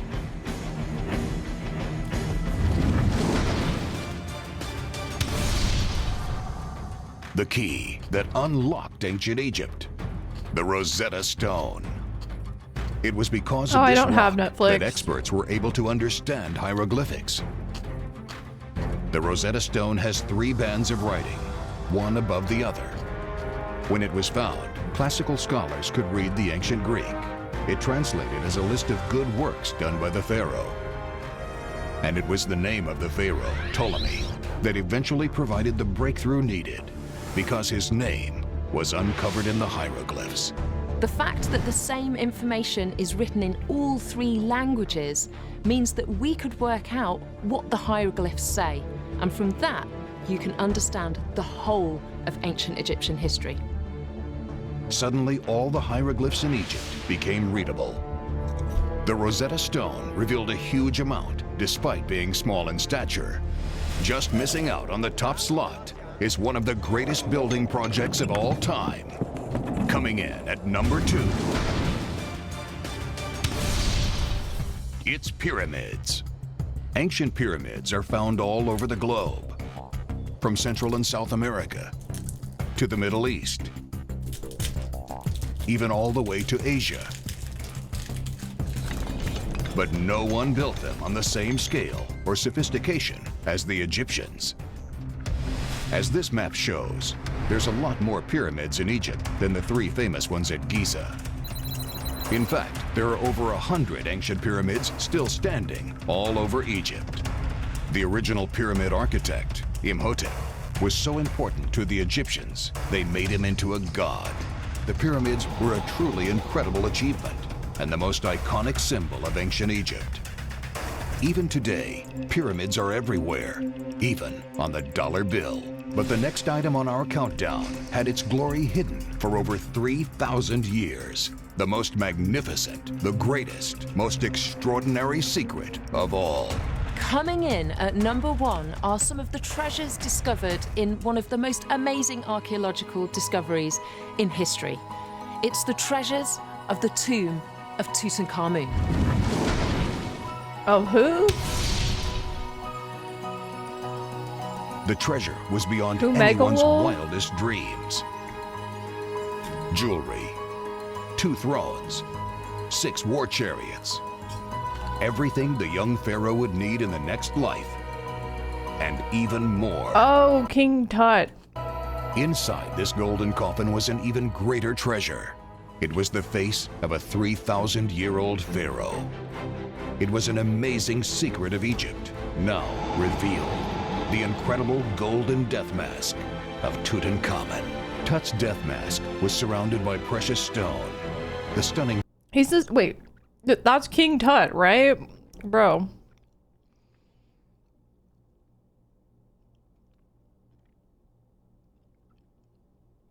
How come I never knew that he had like a full name? Like I thought it was just Tut.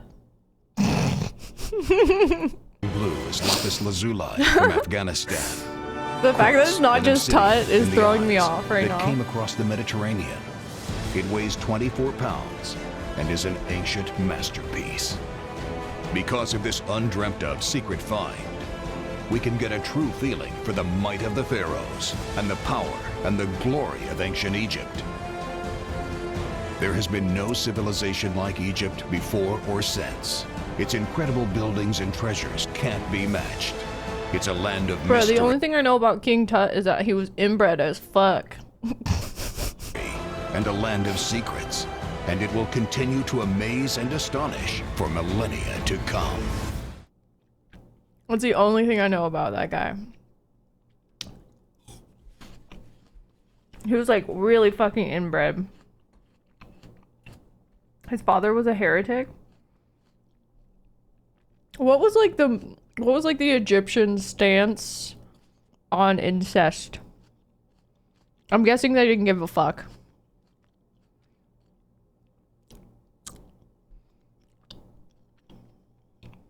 Oh, you want to show me this? Apparently, I've only been given half a minute to tell you Sorry. about... I gotta stop making fun of British people. They don't all deserve that. Apparently, I've only been given half a minute to tell you about my venture up humanity. That's hardly long enough to explain the pyramids. It's obviously just they do bricks in a triangle. I'll be asking questions. What was the Soviet Onion? And go to every corner of a globe. Did she say without onions? corners. Do we know if China has a roof? So join me, Philomena Conk. Soviet Onion. This is Conk on Earth!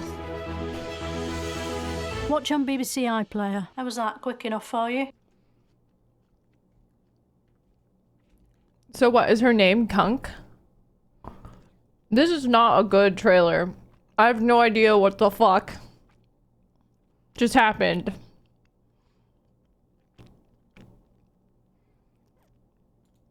Hey there, I'm Mr. Terry, a high school history. How many? London. All right, here we go. We're reacting to reactions. Pretty professional interview setting here. BBC. Oh, is this big time? See what we got here. Who are you? I'm Ian Borden. I'm a professor of architecture at University College London. What is a building? A building is anything that anyone has built. So my shoes are a building. How many three wise men were there? Wait. That all went too fast. It was so subtle. What is a building? And they're asking this guy. So my shoes are a building. Okay. All right. Anyway, sorry. So my shoes are a building. How many three wise men were there? Who knows? I don't understand bread sauce. It's a great way of making a really savoury sauce. Bread and sauce are two completely different things, aren't they? Well, they are, but you can grind the bread down and then cook it in milk to make a really good sauce. It just looks like sort of. Cheers. We try not to laugh. When Henry died, Wait. Okay, question for you guys. Are these like scripted back and forth with these people? Like they've been showing like these people are like historians or whatever. Are they legit? Do they know? Like, is this legitimate? Like, do they know that it's like there's going to be jokes? Do they?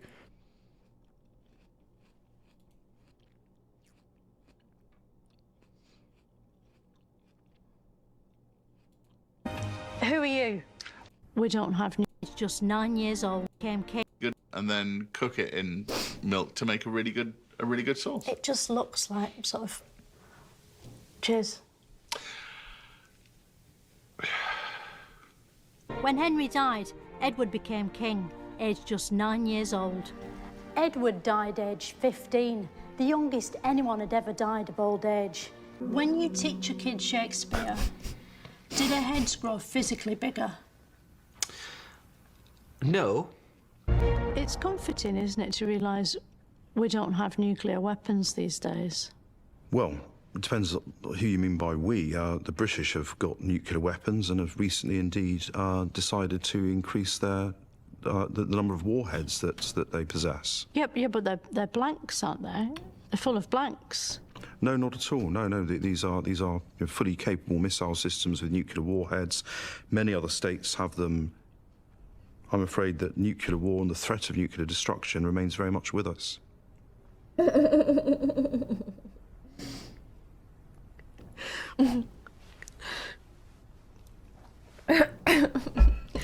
Right, can we talk about something a bit more cheerful?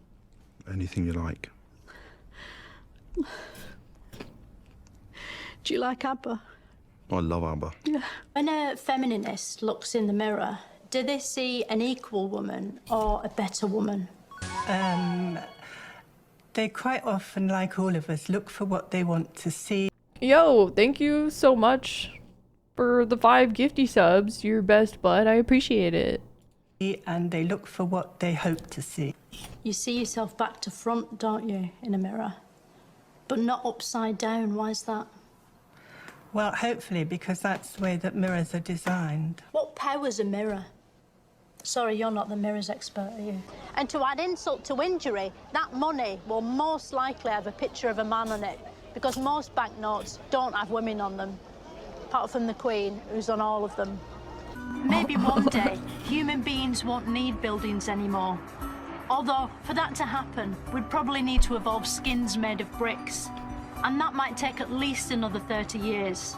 Macbeth is startled at dinner by the unexpected appearance of Banquo's ghost, played here for some reason by the letter H. Which of you have done this? But what was so great about Henry VIII? Why is he the king we all still remember, unlike, say, Richard V? Well, for one thing, he was fat, so he takes up more room in the memory. Oh, the Andromeda Galaxy is going to hit us. The Andromeda Galaxy is going to hit us? Yeah. On about the same time scale, actually. So could we fall down a black hole? Yeah, you could fall into one. Is that the same? Because I heard that you could be, if, you know, this is one way that the world could end, is that we're all just sucked off through a hole. I mean, that must be terrible. Can you imagine what it would feel like to be sucked off through a hole? Yeah.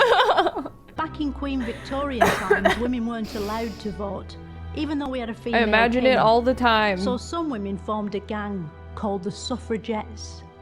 1 in 20 people has been... Wait, what was it? Wait. Yes. Some women, even though back in Queen Victorian times, women weren't allowed to vote, even though we had a female king. So some women formed a gang called the suffragettes. 1 in 20 people has been a victim of crime, which means that 19 out of 20 people are criminals. No wonder we need police. Over the centuries, many things have been used as money, including amber, wheat, eggs, travellers' checks, feathers, book vouchers, lobsters, beads, gold, leather, nectar points, rice, peas, mugs and money. It was only the last of these that caught on. It's almost What's up with this British unbelievable humor? that before Charles Darwin invented evolution in 1859, no one had ever evolved. Without him, none of us would be here today, except in the form of fossils or gibbons. This is the National Theatre.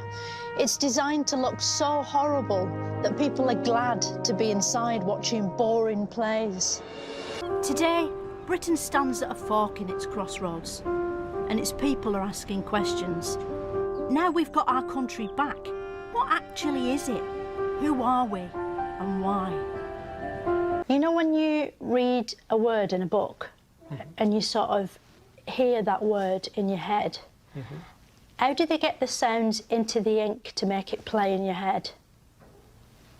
Well... She wrote... Oh, when The I said world what is to this win- humor, I meant like there was like a bit where they showed something and it said like it was like a card and it said nectar, and I was just like assuming it was like some sort of British reference, and I was just like, I don't get it, you know?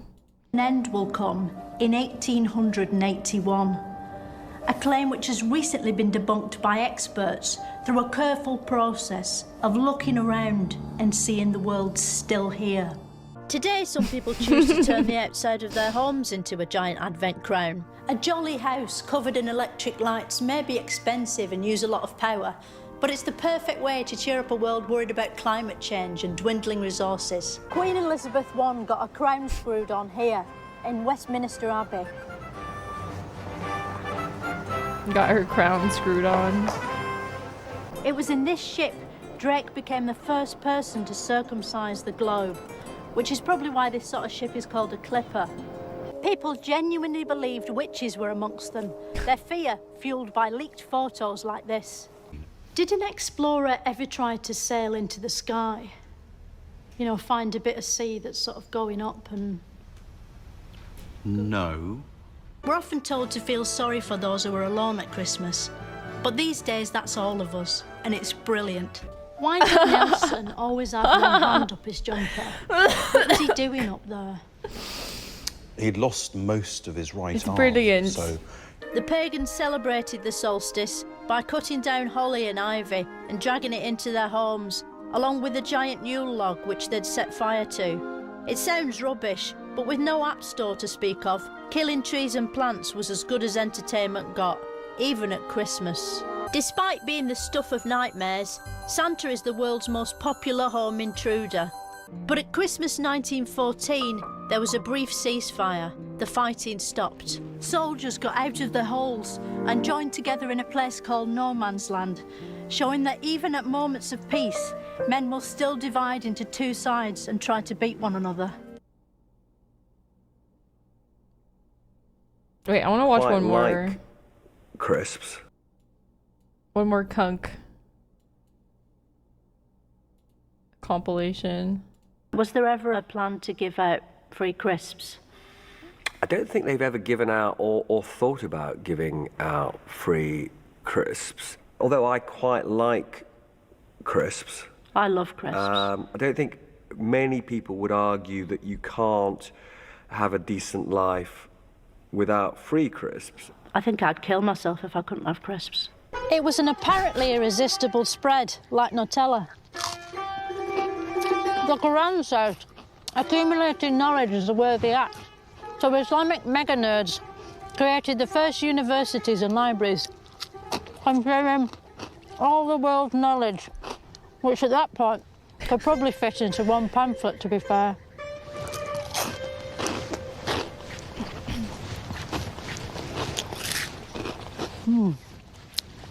That's me. That's me. Yeah. The ancient Egyptians thought that onions were medicine. Why am I always but eating they're on not. stream? I don't know. They literally didn't know they were onions. And that's where we get the phrase from. Of course, today, we now know that onions are not a medicine. Onions are disgusting. Tudor feasts were huge and often included roast goose or swan or peacock. No! Basically a big bird roasted whole. Not my onion! That might sound traumatic, but in the days before television, they didn't know big birds have a person inside. To find out more about Tudor eating habits, I spoke to food expert Jay Rayner. So what sort of things did Tudor people eat at Christmas? They ate things like peacock, didn't they? What goes with peacock? What kind of gravy? There is evidence that they ate, very exotic things, but only that would have been the very, very richest people. I suppose the best thing about them as well is that tail, and that's not going to taste of anything, is it? No, that's purely for display. Yeah. A Tudor Christmas, then, they'd have peacock, like you say. No, I think like you said. The royals had peacock. I don't know how much peacock was eaten in Tudor days, I'll be honest. How did that affect their bowels? You know, what comes out of their back holes? I don't know. I suppose if Back they holes. were eating too much, it would have caused certain bowel issues. I suppose meat, lots of meats. Lots of meat can Compacted together compact, yes. and make sort of big hard stools. It would have been uncomfortable, I imagine, but I'm only guessing. Let's see, that would have been the first bit that I'd gone to if I was a food expert. The early farmers grew wheat and learned to bake bread. They also grew barley, peas and lentils, so they could have made a passable vegan burger to put inside the bread. But luckily, they didn't have to. Because they'd also invented this, the fence, a high-tech wooden machine for containing animals. Humans quickly enslaved sheep, chickens, goats, and their number one enemies, the cows. Farms became a lot like zoos, except, of course, in a zoo, you can't pick out an animal you like the look of and kill it and eat it, unless perhaps the zoo itself is struggling financially and the owner's lost all hope. The world's getting hotter, isn't it? But how can we stop ourselves from turning into steam? What do we do? Should we just start eating more salad and stuff like that? It's certainly true. We will have to adapt to a warmer climate. And we will probably have to eat different things. Because ice cream and stuff. Well, certainly as the world gets warmer, you know... Probably going to be an ice ban, though, isn't it? So we can't have ice lollies. I don't think so. It's not that bad. Next time on Moments of Wonder, I'll be asking, why do we cry when it's the onions that are getting hurt? If we give starving people a load of money, how do we know they're not just going to go out and blow it I think off? she just hates onions because she cries when she cuts them. On food. If you're dealing with something like... But me, when I'm cutting onions, I'm crying tears of joy, okay?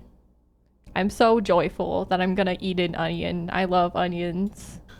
famine, you're always dealing through an intermediary who will be making sure the right food reaches the right people.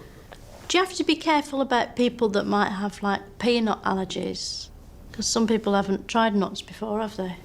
That's a very interesting issue, whether or not peanut allergies are a sort of first world problem. Don't know, what an interesting thought. Thank you. It was a disagreement over money, basically. It's like the situation between me and my ex, Sean, when we used to get a take. Yeah, so with the onion thing, you can use any sort of vinegar that you want. You could use rice, you could use white, you could use red wine, you could use apple cider. Like, yeah, go crazy.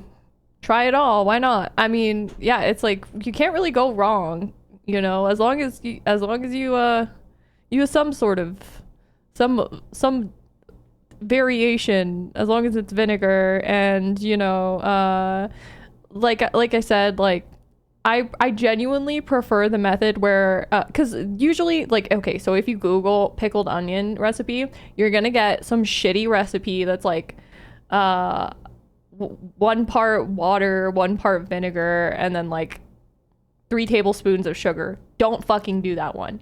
You want to look up Mexican pickled onions, and that is the recipe for the ones that I'm eating, the ones that I'm obsessed with. And it's, like I said, it's mostly lime juice. You can substitute for lemon juice, but yeah, you can use any type of vinegar that you want. It doesn't have to be white vinegar. I just use that because I have a giant jug of it that I use for laundry and cooking. So yeah, that's why I chose white. It's like, yeah, you can use whichever one you want. Takeaway or takeout, as you call it. Sometimes, you know, he would always insist that we go halves, and yet he would want to buy things like onion bhajis, which he knows I hate, and they made his breath stink.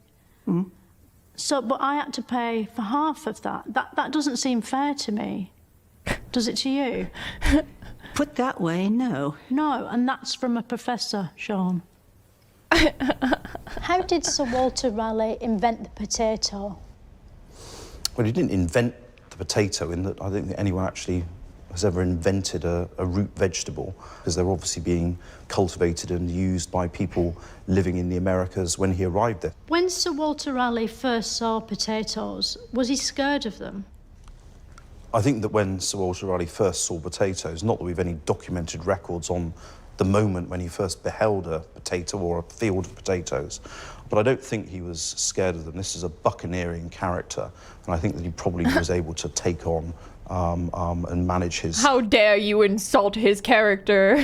...emotions whilst engaging with potatoes. He is not a coward. We still celebrate potatoes to this day by buying and eating them. It's amazing to think that Queen Elizabeth was the first British monarch to be impressed by a baked potato, and the last. Ew. What was the Soviet onion? Well, I think you're labouring under a misapprehension, and you probably mean the Soviet Union. No, it's onion. I saw it on a bit of paper earlier. Well, that's probably been misspelt, or you can't read very well. But I think that you mean in historical terms the Soviet Union, or the Union of Soviet Socialist He's so Republics. done with her. Oh, I don't want to be rude, but I think you're mansplaining a bit. Can we stick to the topic of the Soviet onion, please? OK. What exactly was it? If you don't know, it's OK to say. You know, I won't judge you. Well, if you want to talk about sort of Russian Soviet vegetables, we can. I mean, it was a deeply agrarian country, and so there were lots of onions, lots of potatoes, lots of other things. Did they have turnips? I think so. Cheap, easy to grow, hardy, great in a stew. So how come you know so much about vegetables? Great in a stew. Wow. Why can't we get expert level input crisps? right there? You know, because no one Thank likes you. noodles and everyone likes crisps. Well, there's a thing called the risk-benefit ratio. So whenever we do anything to a patient, we have to weigh up the harm we're doing as opposed to the good we're doing. And there's always a downside. And if we had medicine crisps, I think the amount of carbohydrate and fats and salt we'd be taking in with the crisps would outweigh the good that's... Are there any like full episodes on YouTube, or do I have to watch them on Netflix? Done by the medicine. So I think that's a very good idea, actually. Right. And like, if you had like Monster Munch, that wouldn't work as well as medicines. Sorry, Monster Munch. Could you explain that to me? It's like a puffy crisp. They're lovely. You can get like pickled onion and beef. Right. Pickled Again, I'd onion. have to Shout weigh out up pickled the onion. risk-benefit ratio of, what did you call the monster? Monster Munch. Monster Munch mixed with the medicine the bad it would do versus the good. Right. Hello, I'm Philomena Kunk, and this is my new range of pasta sauces. I've got wheat-free pesto, reggae enchilada, and jerk tuna, along with 35 other delicious flavours.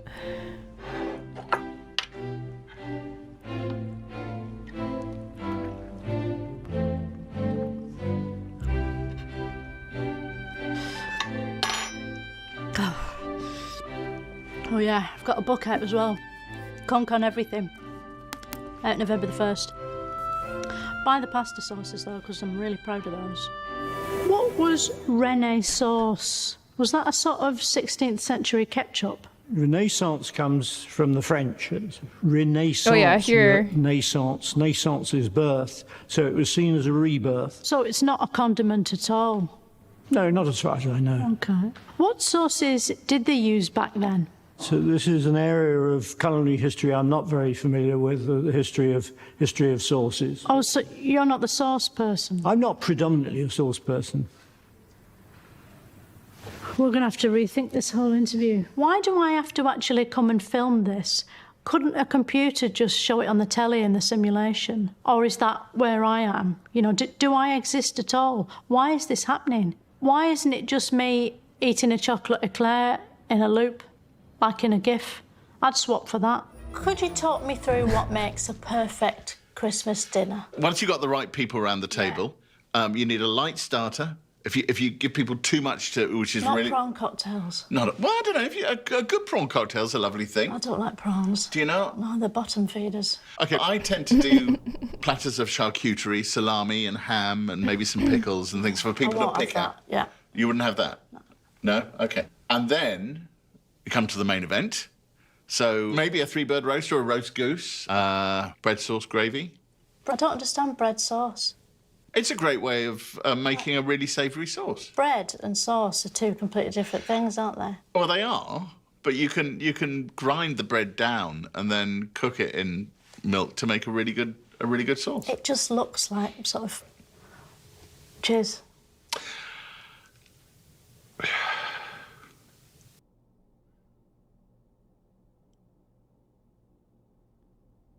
How would it look like jizz? I feel like it would look like grits. Like it'd be really gritty because of the bread. Also because it's like stale bread. Like jizz isn't gritty. It's like very smooth. So I feel like that was not an accurate... Let's see, what does bread sauce look like? Bread sauce. Let's investigate. Oh, it does look like grits. I was right. The only thing this looks like is a yeast infection. The only thing that it looks like that's coming out of genitals is yeast infection. Bread sauce? Yeah, it looks more like porridge or grits. Ew, brother. What? I'm right, okay? Mad because I'm right. Classic. Mad because I'm a woman and I'm right. Classic. Classic, yeah. Anyway, let me grab that that YouTube link that you sent me and save it for another time because we're gonna start gaming. Oh yeah. That's right. It is gamer time. Let me just save that link. Oh, dude. Sorry, I just read this as like a note in my Discord that I used for like videos that I want to watch. I wanted to talk to you guys about something on TikTok that's like really fucking funny. These like content creators who like their entire content is just like ants. Like they just like feed ants. Like they just like put like out a tray of like different things, like on like, I don't know, like a circle, and then like little dots of like peanut butter, strawberry jelly, honey, and then like people just watch them like, oh, what are the ants gonna choose? And then there's also people who do like ant pranks, and this is so funny, dude. They'll like put something down and then like see a scout ant like sniff it, and then when the scout ant like goes to go tell the other ants, they like swap it out with something else or just like get rid of it entirely, and like all the other ants come over and they're like, what the fuck? Like they're like pranking ants, dude. There's also this one of this guy, he took a bunch of pieces of candy and then like connected them on string, so like it's like a challenge for the ants to try to like work together to like get the I don't know. I just, honestly, if you guys want like a content hole that's really fun to go down, I recommend looking up ant pranks on TikTok. You will not be disappointed. It is so funny. It is hilarious. Do you want ants? That's how you get ants. Yeah, don't do it at home, obviously, if you don't want to. That's ant abuse. Okay, all right, no fun. You know what? At least it's not the bug fights. You know, there are people who do fucking bug fights on TikTok. They'll literally like have like a centipede in like a fucking like fish tank, and they'll like drop a bug in, and like people are like, yeah, fuck it up, let's go. Like they're like literal like bug fighting rings. So I don't want to hear you talking shit about my ant prank. I think the ant pranks are harmless unless if like the ants like go home and murder that other ant, and I don't know, maybe they do that, I don't know, but anyway, I would say it's much less brutal than the bug fights. The bug fighting, that shit's crazy.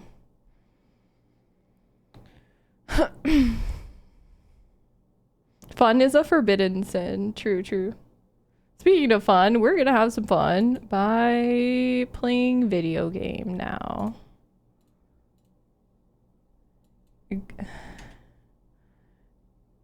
Gamer grill.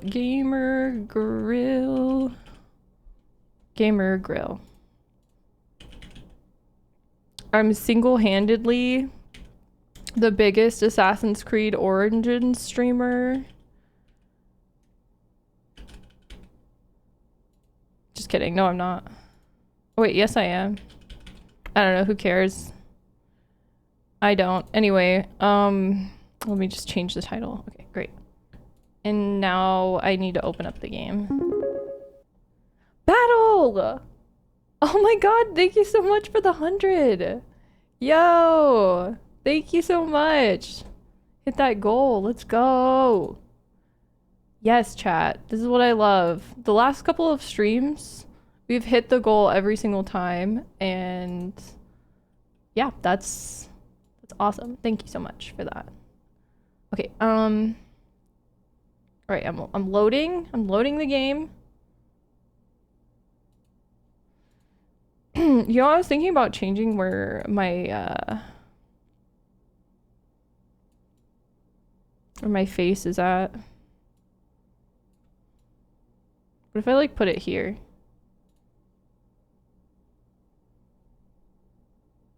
Dude, Assassin's Creed takes like so long to load up after I open it. Oh, it didn't scare me this time. Hell yeah.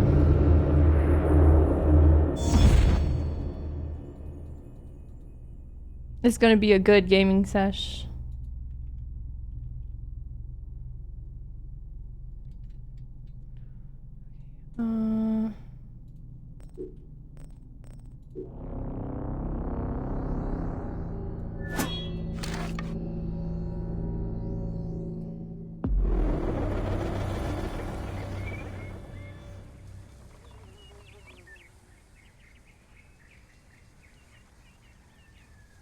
That's the way every day goes. Do. Oh yeah.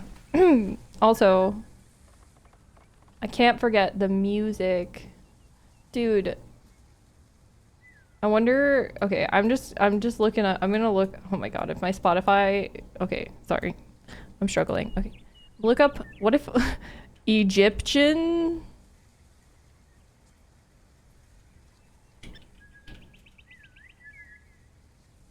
Let's see. Egyptian funk.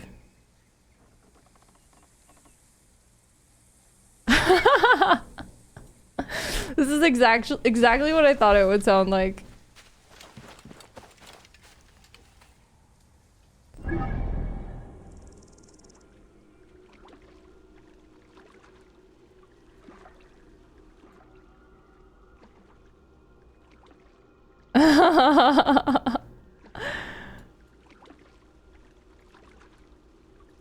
On our Sigma grind set. Where am I? Oh, I'm right here. Okay.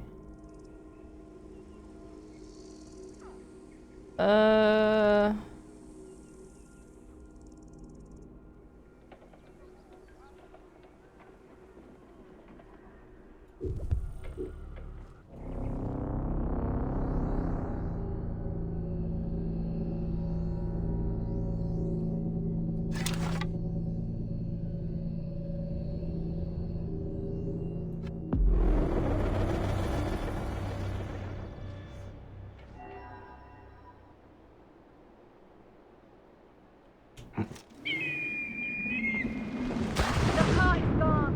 So few Egyptians are coming to temple. Where are my Seni and Seni? So sad to see the Serapeum so quiet.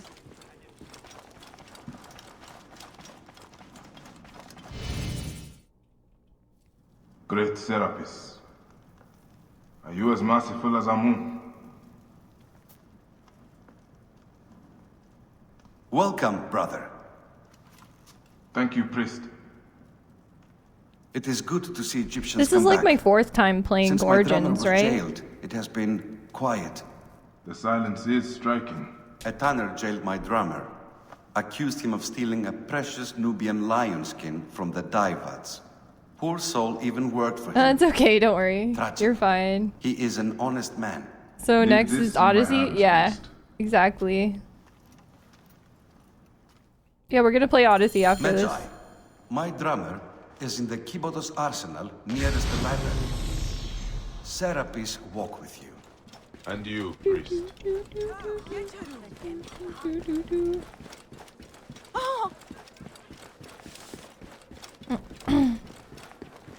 Yeah, if you ever want to catch up with my playthroughs, my great gameplay like what I just did, check out the Jinx Corp YouTube. You know what's crazy, Battle? When you like, I was trying to like look up the channel, like just like, you know, through the search bar. It's hard to find. Like when you type in Jinx Corp, it doesn't show the channel right away, unfortunately. It like shows other shit. But it does, you do eventually get to the shorts. But like, you have to scroll really like a lot to get to the actual channel. Who are you?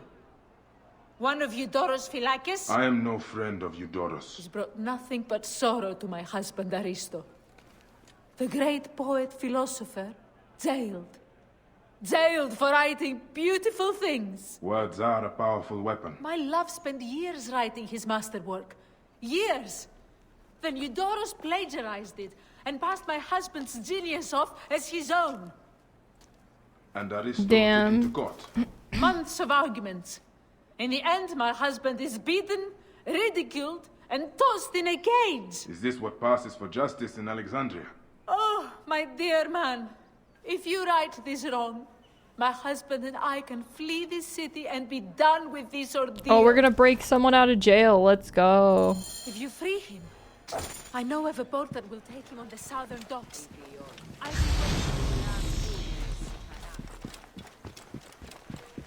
This is honesty. Oh. Όποτε διδάσκεσαι σε Λάμλιν, τι πω πρώην και εχθές. Ώρα που λύνει τις μηχανές δεν είναι να εξελεύει.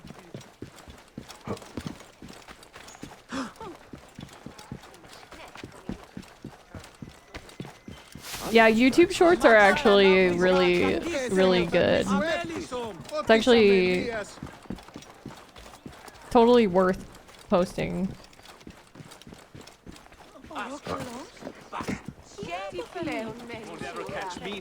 I gotta call Senu.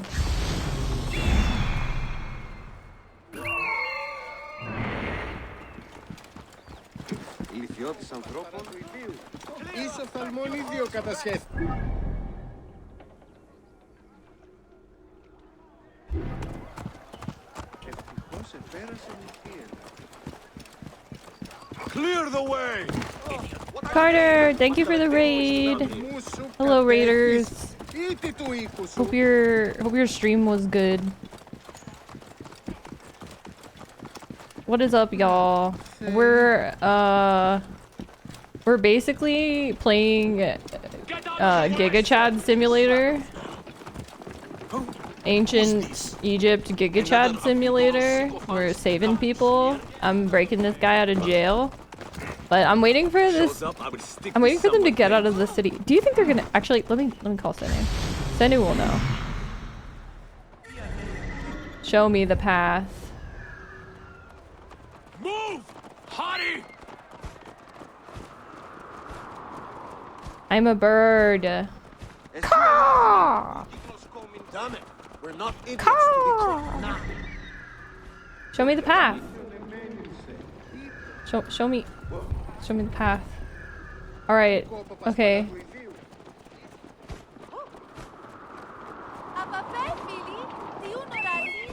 All right. Looks like they're just going around in a fucking circle. Great. All right. I'm gonna have to figure something out. I think I'll just roof assassinate, because there's no bushes to hide in.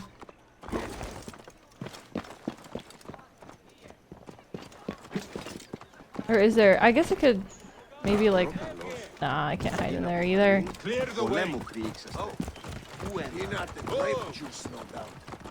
Fuck it. Oh god, I forgot about my machine gun shit. Dude, my bow is basically a machine gun. And I always forget.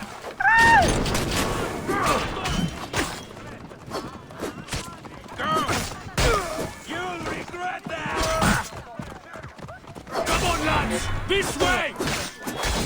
Shield me, brothers! I'm not fail!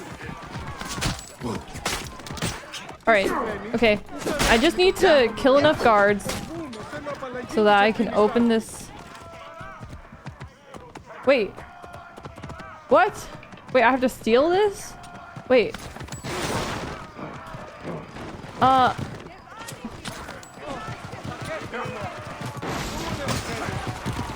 Wait, what? Guys, I have no idea what I'm doing. I don't know if I'm supposed to steal this.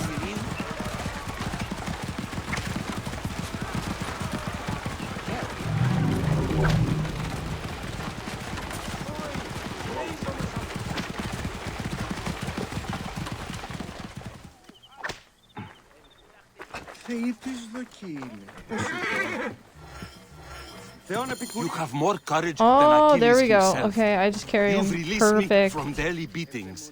We should go, quickly. The Vlachos broke my hip. Be careful. Me when I pray you. download a car. Your wife tells me to get you out of Alexandria. My wife, the dear woman, yes. There's a boat in port. Take me there. That Eudoros, what a detestable man. He couldn't forgive me for writing a better book. It was a book about the Nile, full of marvelous descriptions.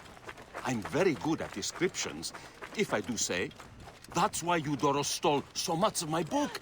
His own writing is insipid. He knows nothing of the Nile River. Couldn't describe a hippopotamus if it bit him on the ass. The soldiers will certainly kill me if they find us.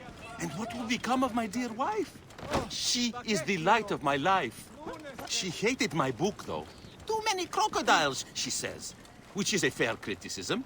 Still, Eudoros has There are a lot of crocodiles in the Nile, though. Eudoros is dead. Glad to hear it. May he roast in Hades for eternity. Italian guy? Over here! This guy? The boat's ready! We set sail as soon as you are aboard! My wife! My The wife! beneficent gods! My wife! Please, we must get out of this city. You should leave. The Phylakitai will surely come after you. My I shall wife. flee. My wife has booked us passage My to Crete. wife. It was always our plan to go there.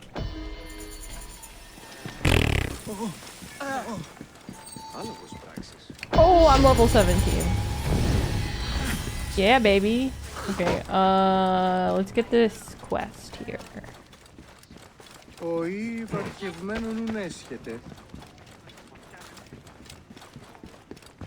My wife.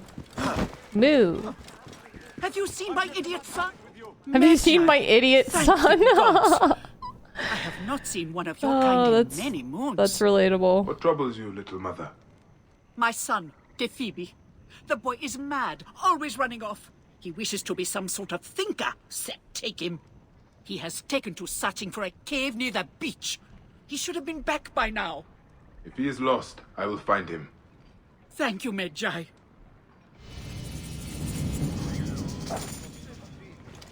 Ha, Bean.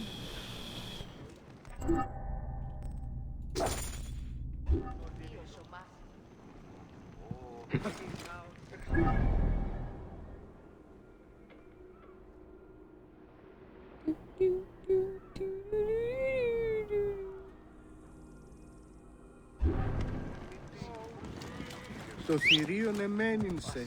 Είτε, είτε.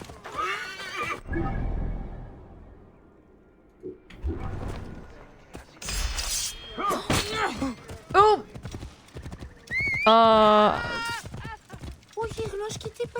I totally did not mean to do that. Oh my god, all the guards that I murdered. That wasn't me.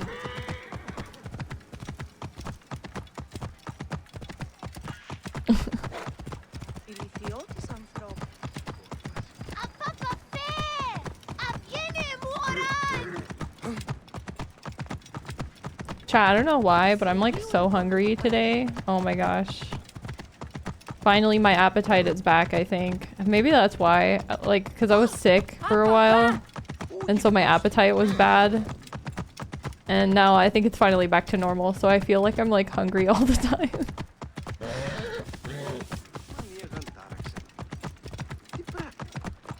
Move! Do it! Δέδες, διόδια στη συμβάν.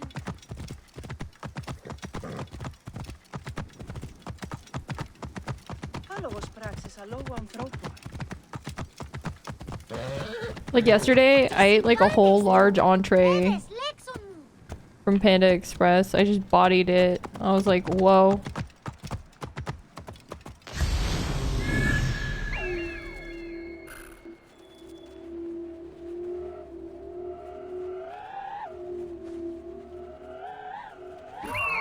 There we go. In here. Sesame crispy chicken. Yes. You know what's crazy is, you know how I was telling you guys about the sesame chicken? I saw a TikTok that like mentioned the sesame chicken. I was like, that's so weird. Like the day after I mentioned sesame chicken, I see a TikTok. So like what happened with the TikTok though? Oh, Neswa, thank you so much for the raid. Hello everyone. I hope you had a good stream, Ness. Thank you. But I was talking about, so on TikTok there's this video of like these guys at a drive-thru in Panda Express drive-thru, and like they like pull around to get their food and they see the girl at the window, and she goes, "Can I get anything else for you today?" And then he goes, "I just want to know why you guys don't have any sesame chicken." And she goes, "I have a boyfriend." And the car goes, everybody in the car is like, what? Like, so like, I think she like misheard him and thought he said something else. But it kind of, I don't know. It kind of sounded like the way he says sesame chicken. He's like, I just want to know why you guys don't have sesame chicken. So like, I could have sounded like, I don't know why you don't want to have sex with me or something, maybe. Like, maybe that could have possibly been what she heard. But yeah, it was like a... Yeah. Let me actually see if I can find it. I can probably find it. Sesame chicken TikTok boyfriend.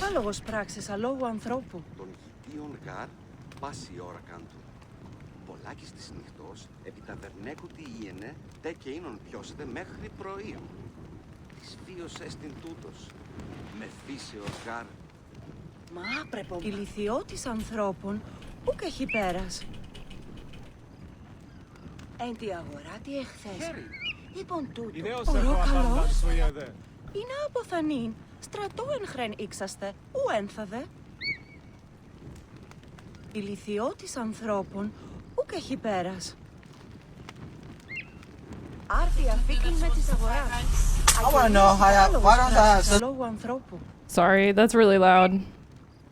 I'm sorry? Why don't I have sex with you? I have a boyfriend. What?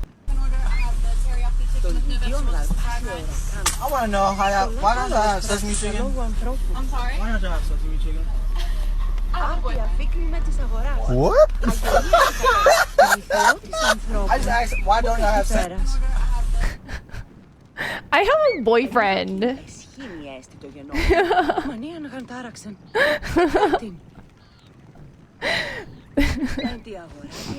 Yeah, dude, I just saw that on my TikTok, like...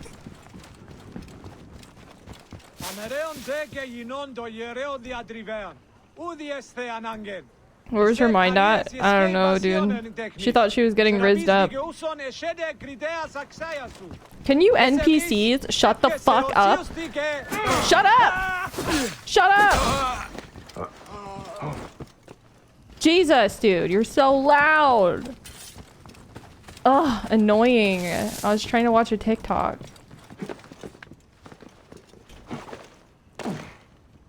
Okay, alright.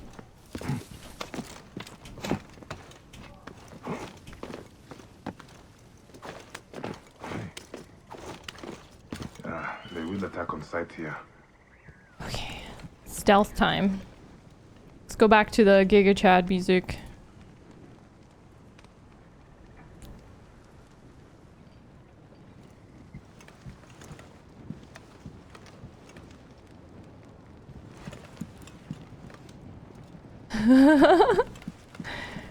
I just want to know why you don't have any sesame chicken, Nesua.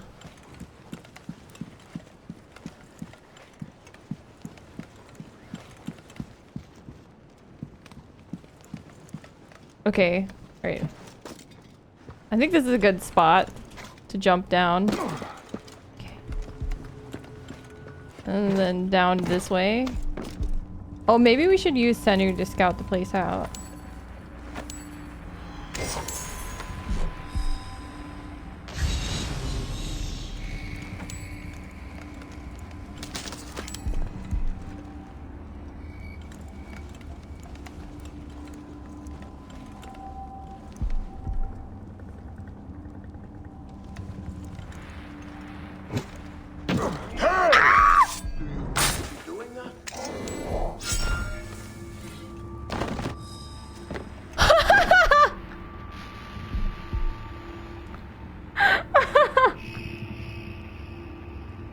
The sword too. Oh my god. The hell? No! Stop and die, huh? No, shh. No. Nobody heard that. Where did that guy fucking come from? Ah! Time is up. No, no. No, what the fuck?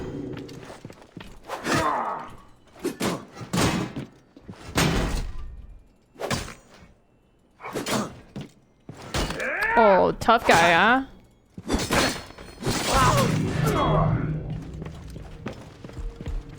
Alright, I swear to God, the guards need to stop coming up here. Wait a sec. Fuck me! Alright.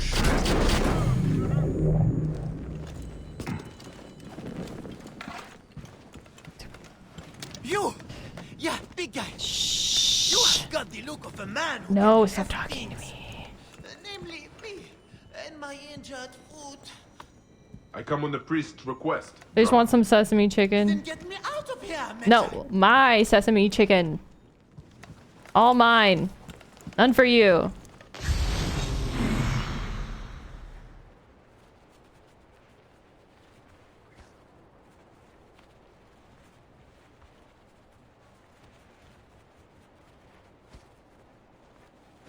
There's a guy here.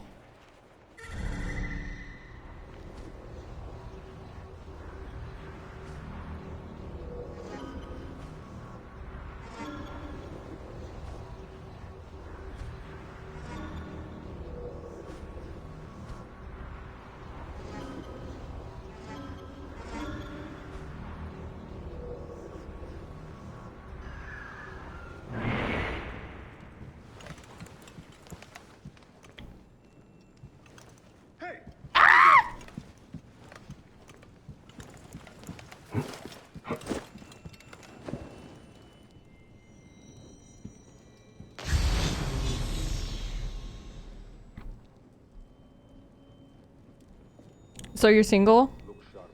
Dude, my first urge was to go, I have a boyfriend! The sesame TikTok got to my brain.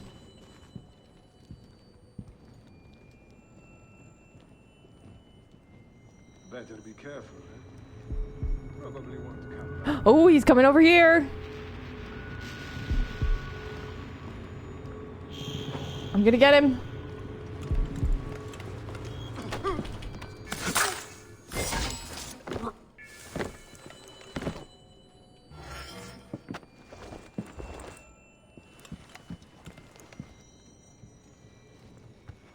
My secret body stash. Senu missed this guy here.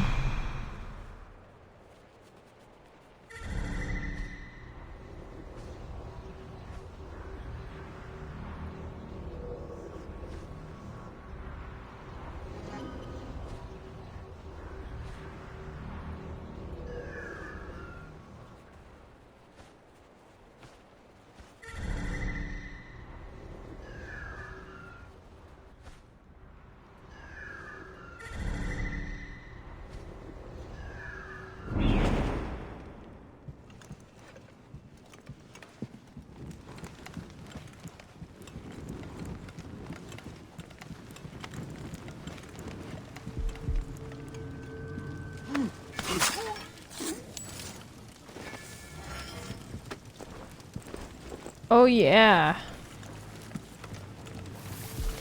I was worried my assassinate might not work because it didn't work last time I did it on the big guys, but the big guys Hey, wait. I finally Die. have enough sneak damage attack so that I can kill them with an assassinate. Because I upgraded my character.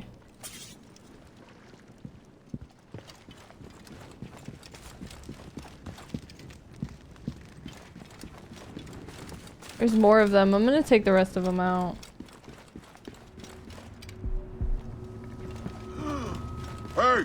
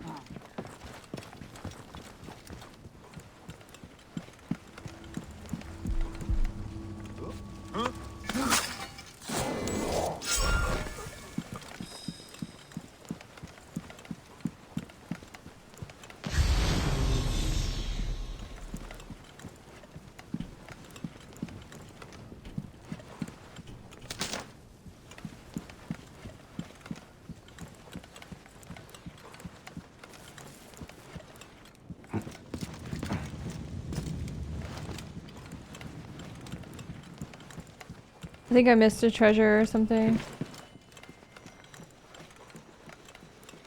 Yeah. There we go.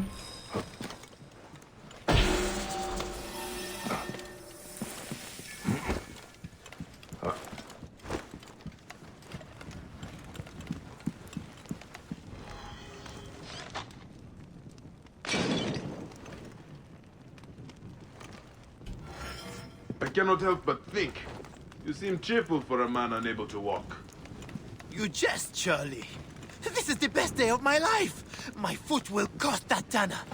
Surely your health is worth more than that. If I can prove nothing, you would be correct. That is where you come in, friend. Alright, let's go. Chat, I gotta pee, but I want to get this done first. Oh my god. Fuck! Stop falling! Oh my god, dude. Okay, you know what? Oh my god. Oh! What? What is going on? Why are there like pots bursting and getting set on flame around me?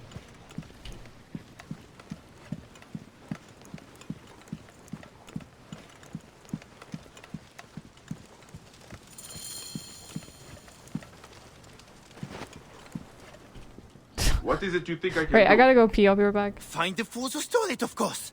Return that skin and clear my name. Who stole the lion skin? I turned away from the lion skin for a moment, and a bandit nabbed it and ran away. I lost him in the crowd. It happened in the Egyptian district. The guards, of course, blame me. Tough life being an Egyptian in Alexandria. I will find them then. Go on, get that skin. I will be fine. Just need to rest my leg. Then I will go and meet the priest. You clear my name.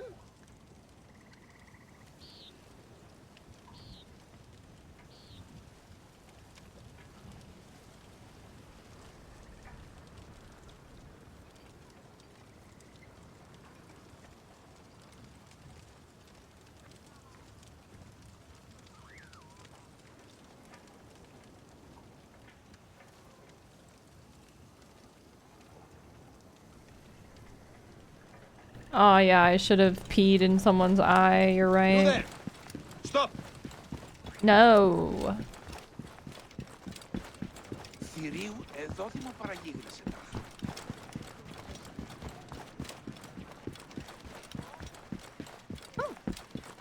Huh? You know, it cures blindness.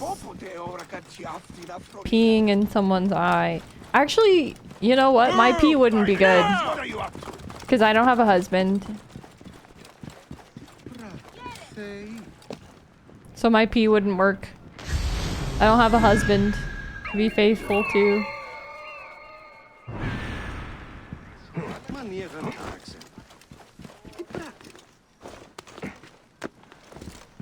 You ain't loyal? I mean, how can I be loyal to something that doesn't exist?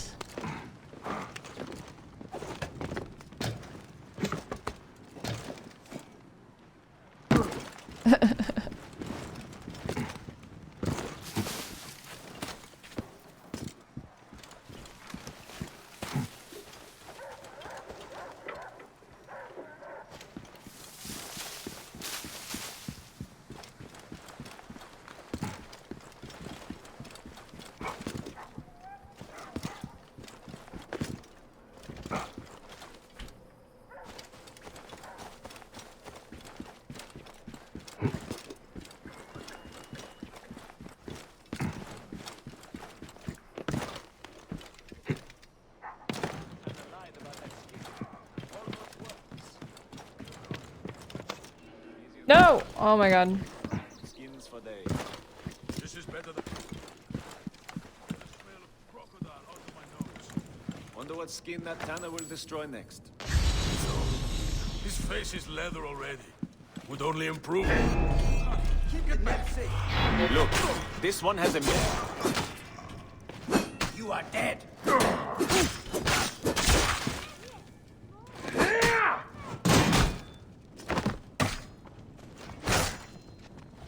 Yeah. Die.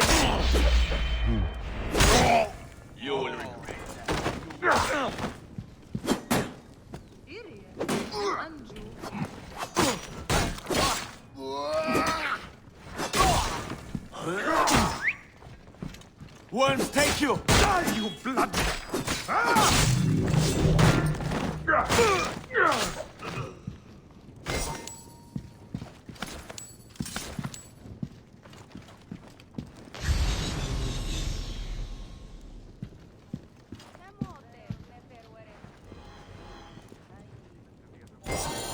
This is the skin? Oh, this poor beast. Blue is no color for a lion.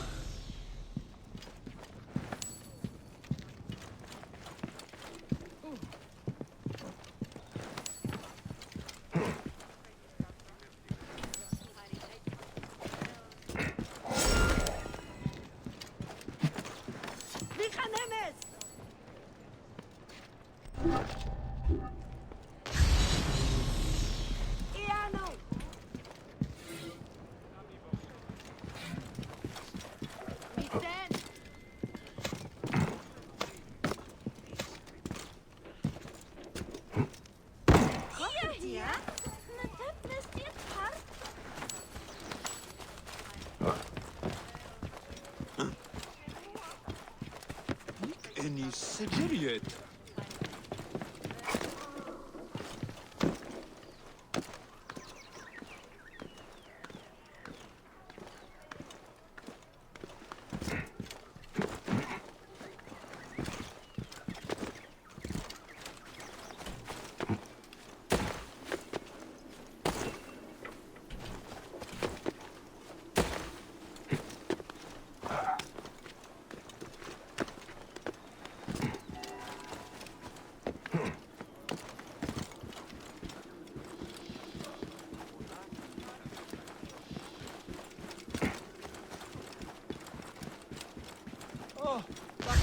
This man is a thief!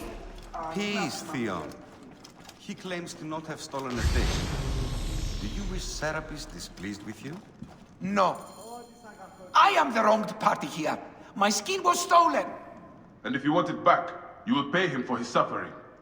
And make amends by kneeling to Serapis. This is your answer, priest? Extortion? Fine. I fear Serapis and I have a long road ahead of us. Hell Blessings yeah, on your extortion. journey,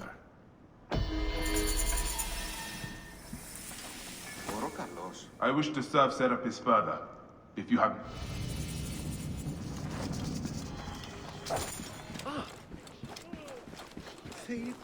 Gonna steal the cart.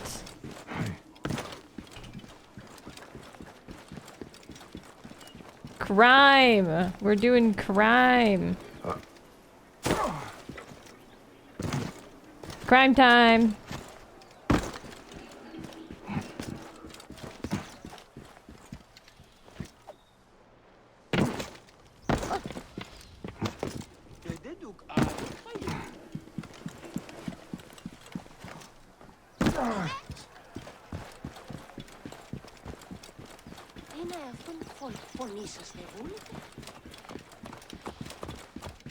Did you know there's like a historical tour in this game? You could just like, it's like a mode and you just like walk through and read about the city.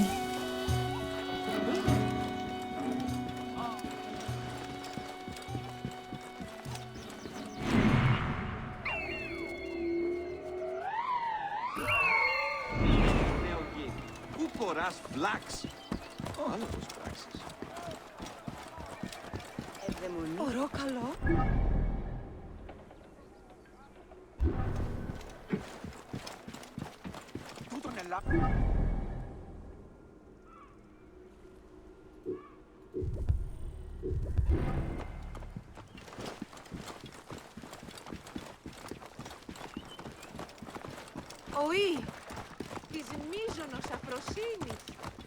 Oh my god, oh no.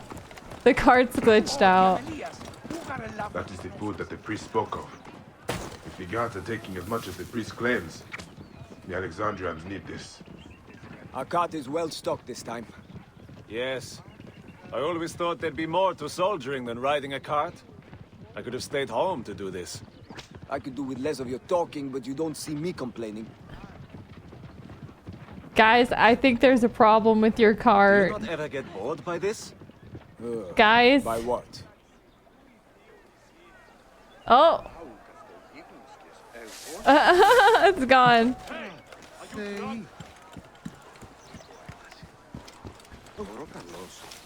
Είναι αποφανήν.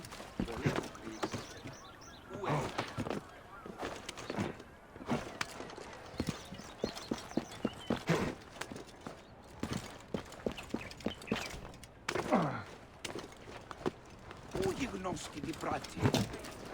Θέλει τη ζωή είναι. Πώς ειδών. Άλογος πράξη. Ουδεπόποτε ώρα. Άνερε φιλογνώσεη. Πολυμαθέας Αλέξανδρος. Didn't Hassan's mom use that mode in one of her college lectures? What?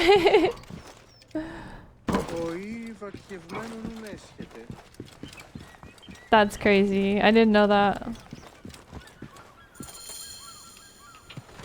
Oh my god, dude. It just spawned without all the guards on it. My lucky day.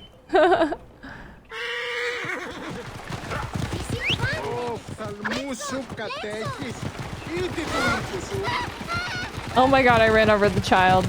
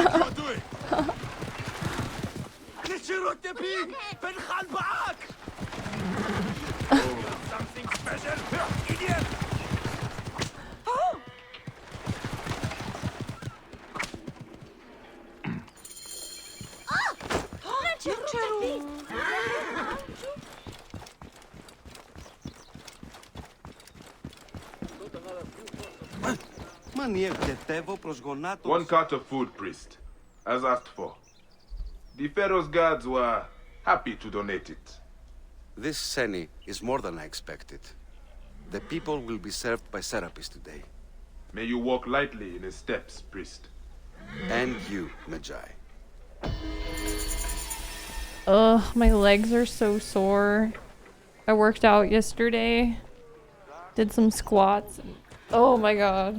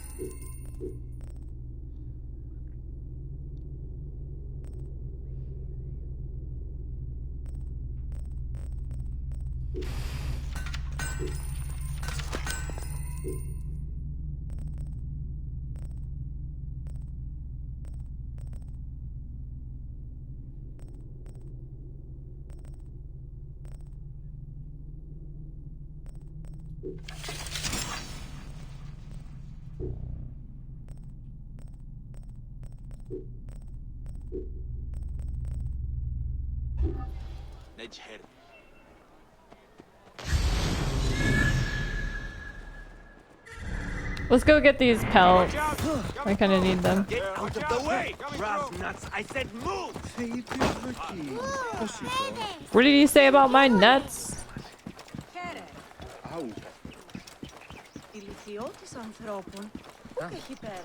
Get out of my way! Clear the way! Idiodin! And love me no gnostis! Idiodin! Oran bulimiti mi canesteri like Fenetti.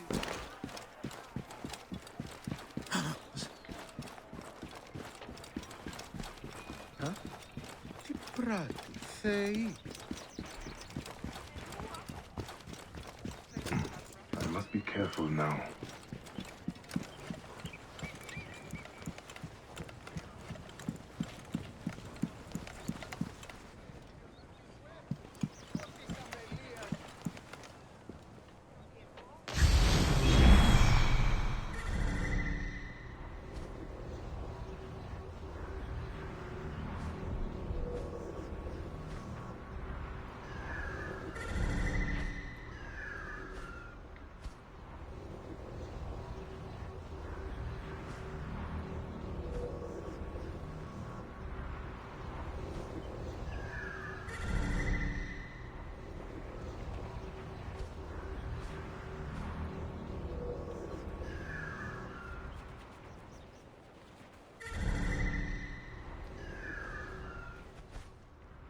There's a dead guard already. Oh! I already cleared this place out. I forgot.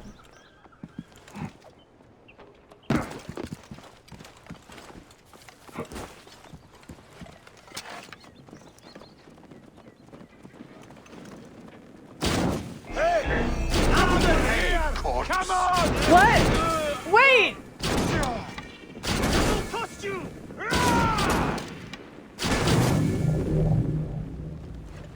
More just came out of nowhere.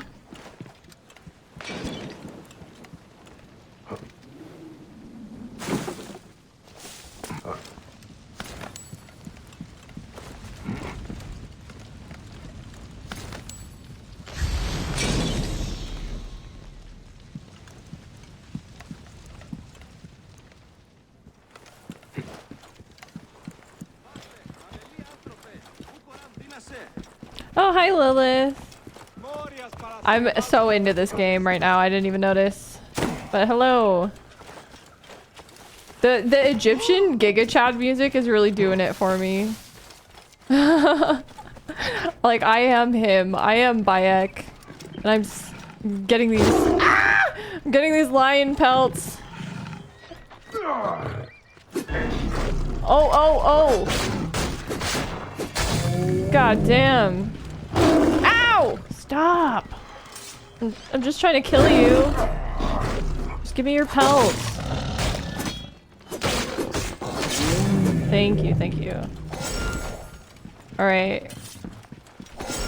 Let's see what we get.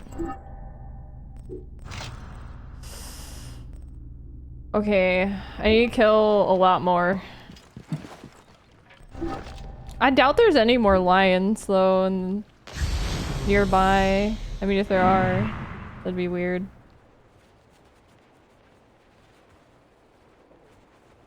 Yeah. Not any nearby. But there is a quest that I can get right over here. This guy. This must be dealt with quickly.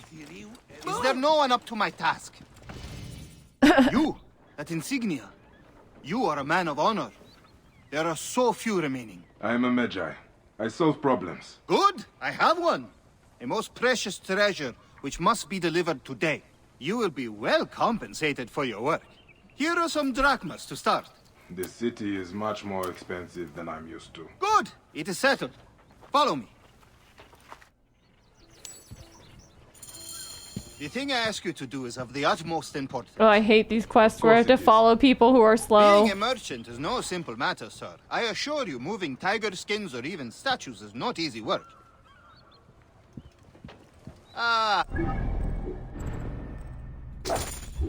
Oh, and do not stray from your task at all. I will know if you have. This is all I have left since the flood. Seems you care a lot for your cargo. I swear on her mother's grave she was sent from the gods to make Alexandria This is how I pace my walk. So I don't go too far ahead of them because I don't know where we're going. So I can auto run. I have your bodyguard, Kara. Do not let this be a repeat of the last time, daughter. Wait, this hardly seems to be what you asked. Magi, I will pour drachmas down your throat as long as she is safe. And Kara, what? Remember the reception tonight. You will be ready. Of course, Father. I would not miss it. I am so happy you have come to assist me, sir. We will get you home fast. Do not worry. Oh, of course. Thank you, my bull. You look just like Heracles. Perhaps I'll call you my Heracles. Oh, chiere. Ti prati. Mi tutto savna. Finally. Change of plans, Heracles. Who? No matter. Child, it's time to return you home. I will not go. Have you met the priests here? Dull. No, I must go to the central market. I heard of new Persian linens. I need them. Or what? I will scream, which will call the soldiers. This is not Egyptian. Even if you survive, Father will be quite angry. Alright, I'm changing the playlist. Take the city. What is this? Are you Sekhmet in disguise? Arabian Nights Sent to by test me? Will Smith? What the fuck are these playlists? Nothing. Good. First, we must get my horse. She's been treated absolutely terribly without me around.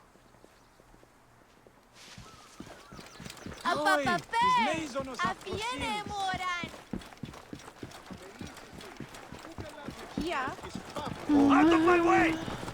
Watch out! Move out of the road! Hey, what are you doing? Control yourself. Out of my way! This music isn't... Oh, it's just very... It's like ambiance music. Kind of reminds me of Dune. Oh my god, I should play Dune music. What if I... Dune? Oh, here.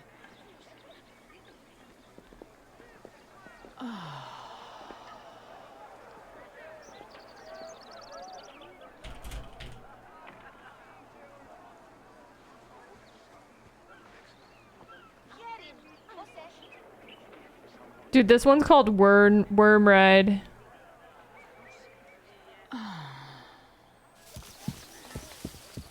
Orokalos? Inaabafani. Straton Thirion.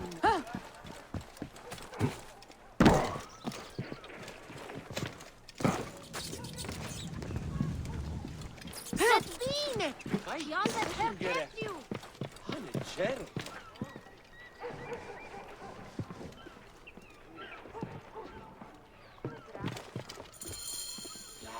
I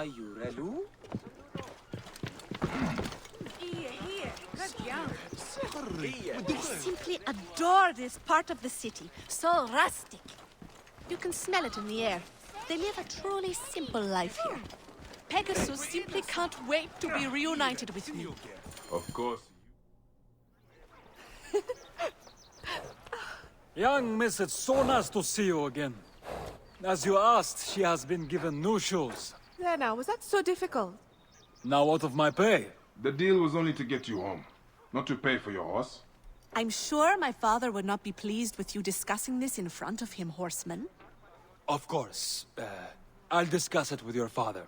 Oh, Pegasus. I know you missed me. Yes, you did, you beautiful creature. If only you had wings. Time to go, bodyguard.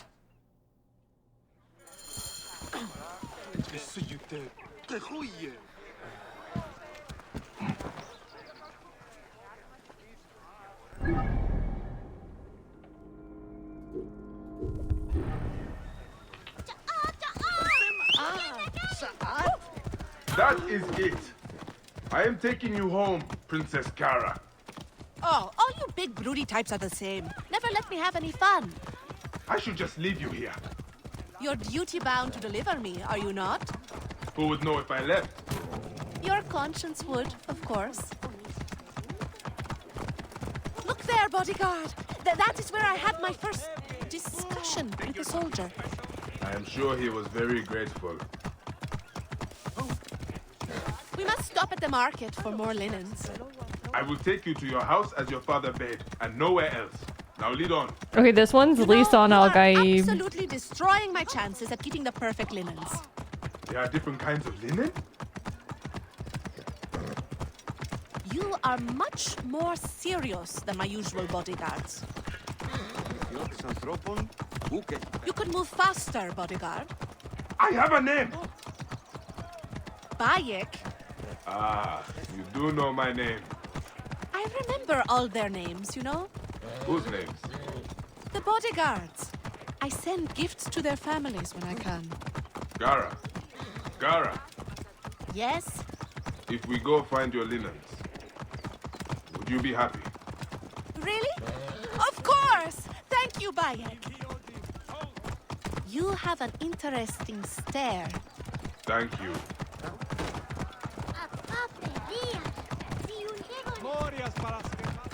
Ω, διαμελίας, ούγαρε λάβνη γιγνώσκης. Την άμαξαν δει, του αποφέρει. We are close. Finally.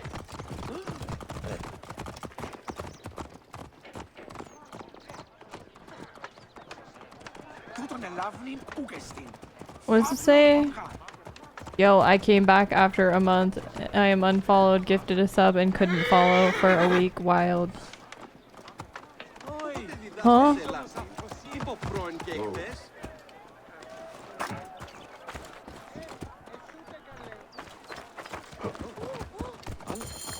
Bruh.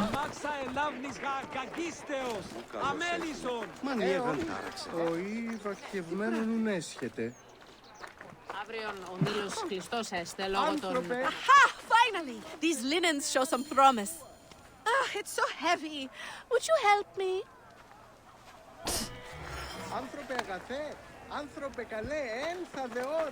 Hayek! Pegasus! They stole my horse! Stay here. Oh my god.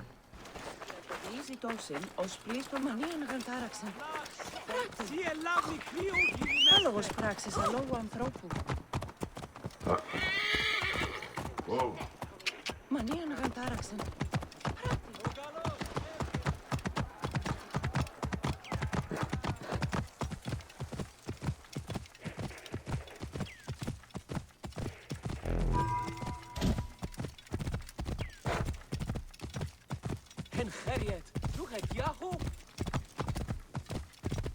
Whoa. Genachte.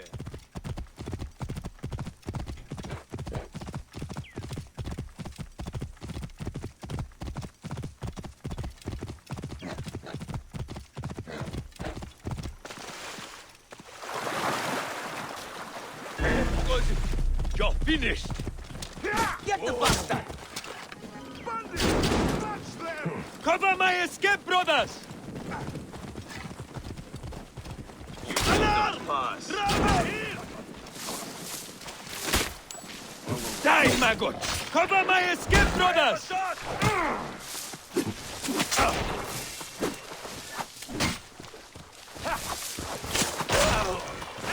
This way! Follow me! Clear the way! It is done. You will not finish, dog! Got him inside! Target is in my range! Shield me! We cannot fail our mission!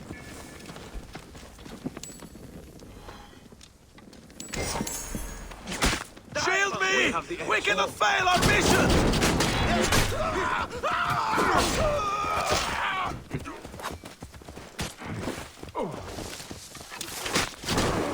Your guts out!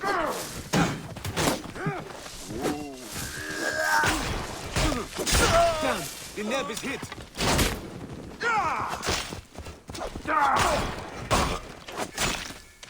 You will regret that. You will.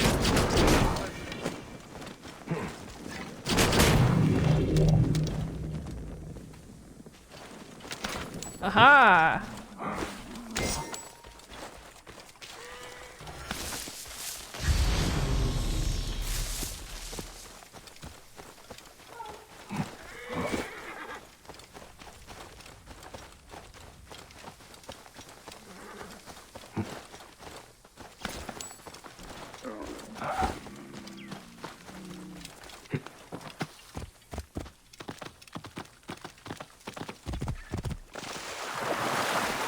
Good night, Nataxu.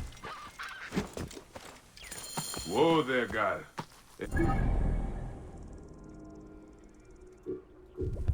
Pegasus, huh? I like it. It suits a horse. I would like your spirit.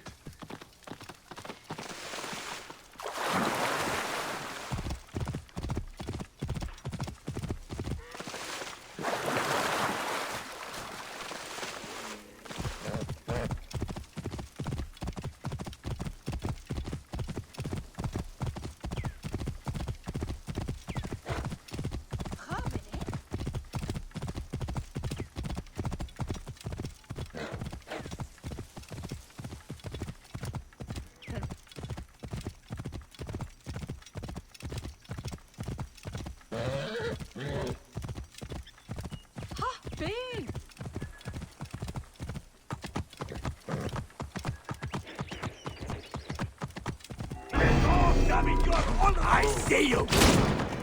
God, idiot!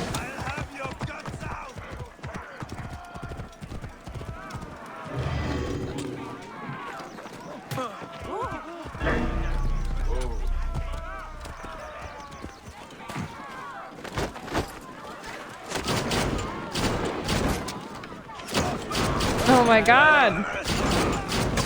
Join you dead. Going to pay.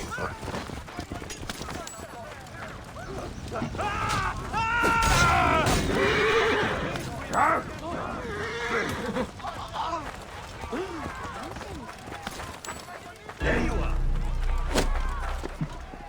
Don't escape that way, you monkey. Yes, actually, I will escape this way. Wow. Crazy how easy that is.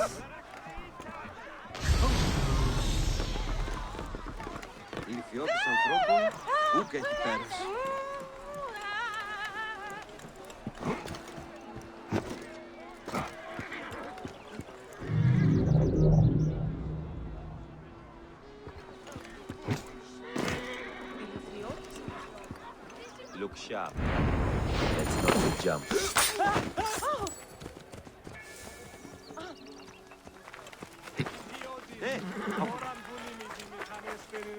Over here, Bayek! Οι εργάτες άξιο του μισθού ονλαμβάνουν σε εσύ. Hey, ακούνε καλώς δυνάστε. Ωρό καλός. Είναι αποθανήν, πολέμου χρήξαστε. Goodbye. Ου ένθατε. Papa, since Pegasus was limping, Bayek went to deal with her shoe. He was only gone a moment. Ah, I heard some commotion, but according to... Όταν σου ανέωξε, άνθρωπε, εσού λέγω. Bro, wait. Ah! No need to be so slow. What did she just climb up there? And why is she looking at me like that? Hurry on now. Oh, Bayek, you've returned to me. Are you ready to be my personal Magi? Well, no. I continue. You see... You are so gullible, Bayek. I'm only happy to see you still in one piece. Best bodyguard in the city. Caroline, oh, thank you so much for the raid. I hope you had a good stream. Hello. Hi, guys. What's up?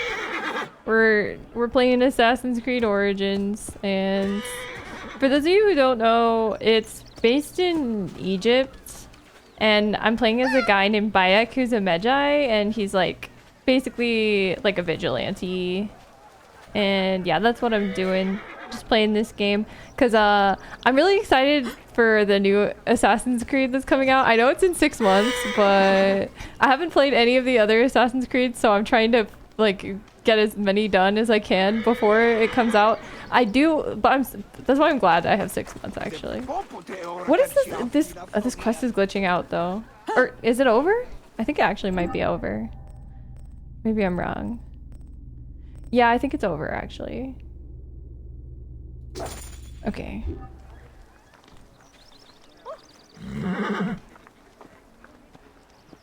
Okay, alright.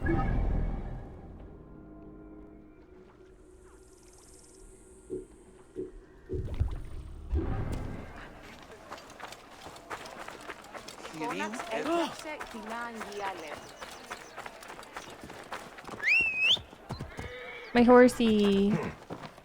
Yeah. Oh, oops. There we go. Got the autopilot on. Dude, every time, I swear to God, like Spotify playlists are scams. Every time I open a Spotify playlist, it's a disappointment. Every time. It's just a fat disappointment. Like, who made this playlist? I want to speak to their manager.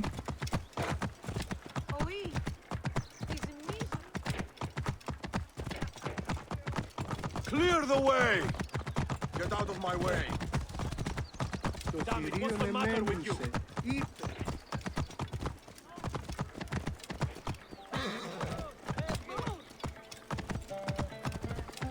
Oh yeah, bird time.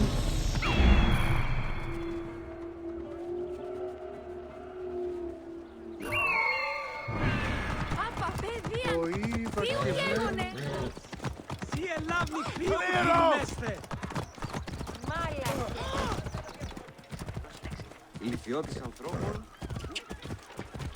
Πού πέστην όταν μη σου έρθεις, ο της αμελίας. Μακευμένο, νου έσχεται.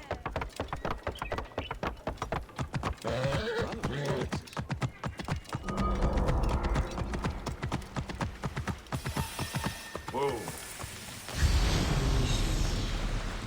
Hey, you! Stop!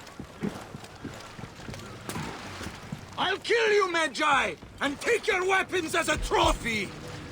See anything yet? No. What are you looking for? Trouble. Expecting any? Always. Good talking. Good talking with you.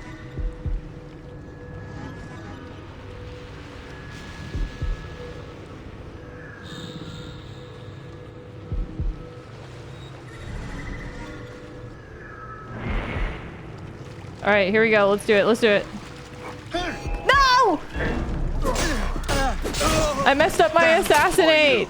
It's okay. Recovery time. Going to kill you for that. Who the fuck are these guys? Oh my god. Okay, all right. All right. They got reinforcements. Damn you! Mine now!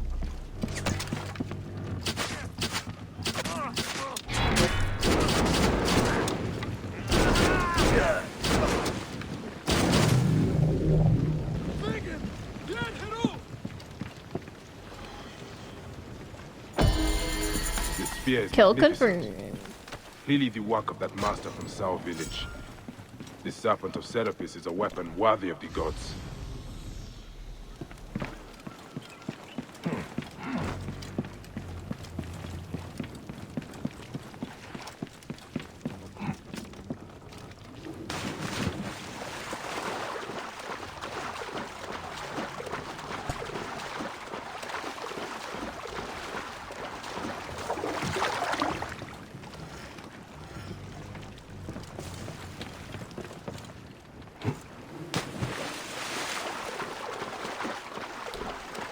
Kind of want to loot this boat too over here.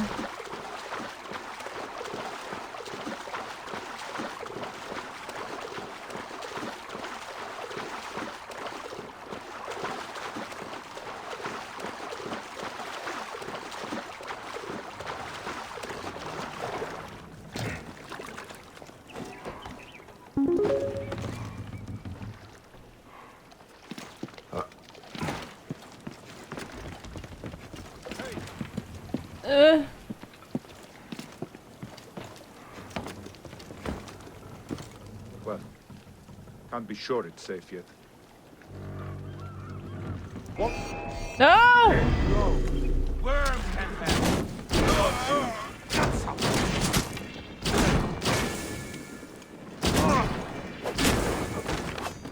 Oh! Damn, did I one-shot that guy? These guys are pretty weak, actually. I'm way higher level than they are.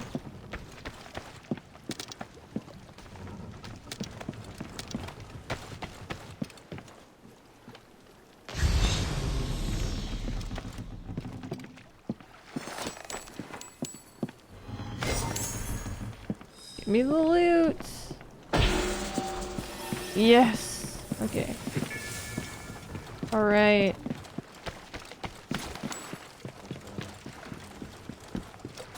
Oh, Grizzly, thank you so much for the $10 dono.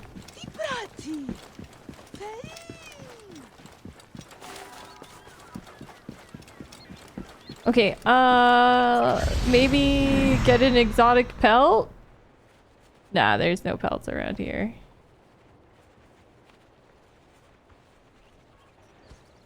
I wonder if there's an area where it's easier to farm them. There probably is.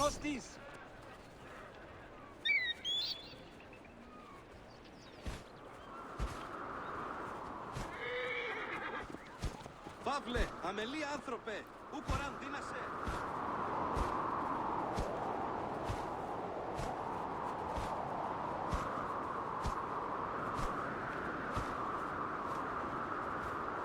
Hmm.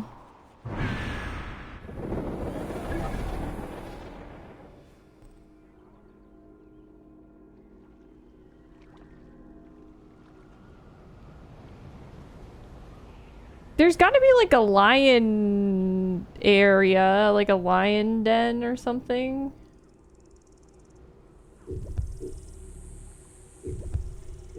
Ooh, birthright quest. Read flunky message. Oh, have you played Black Flag? No.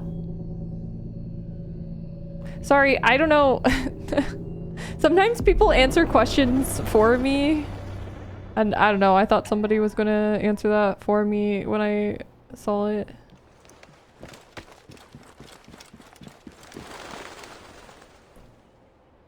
Okay, let's jump. Yeah!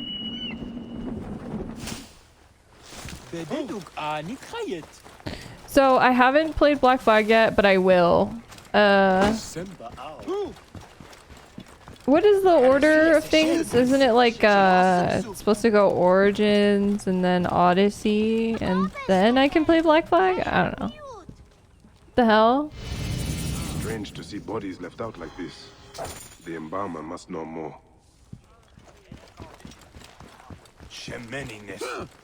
Black Flag is old? Oh, okay, well, it's like the 4th game. Why didn't I play that first? It is a shame to see 3 dead left neglected. What happened? They were just brought here, Magi. A family struck down by the sword. Only the daughter, Ira, survived. She carried them here one by one. Poor girl. All by herself now. A tragic story. Tragic indeed. Where is she now? You can find her on the abandoned date farm near the road where her family died. Ira sounds like a woman worth meeting.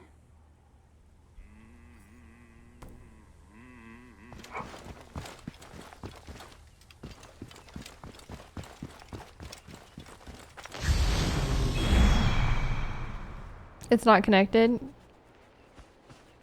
Yeah, I know, but like, I don't know.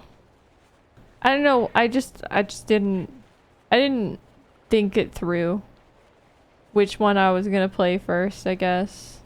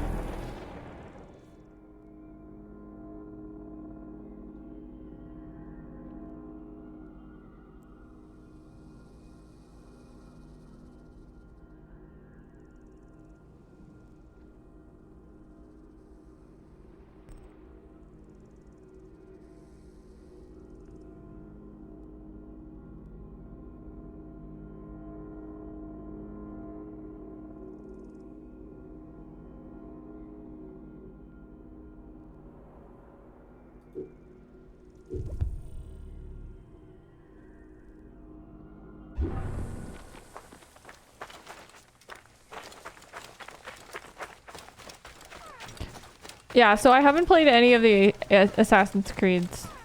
This is my first one.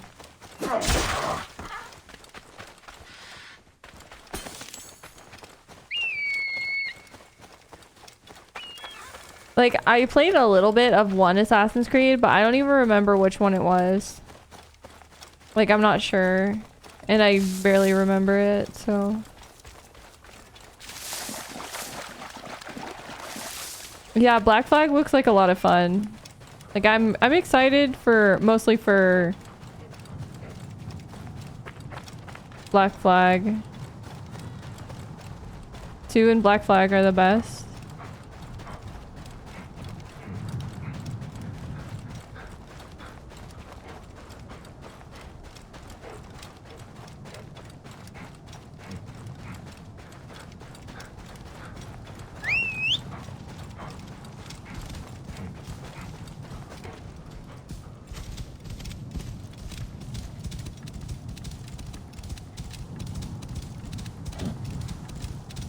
soldiers. They must be looking for Iras. Best lay low. And hope she does too.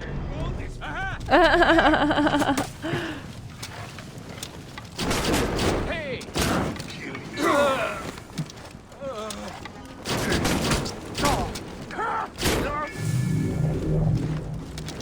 Best lay low. And hope she does too.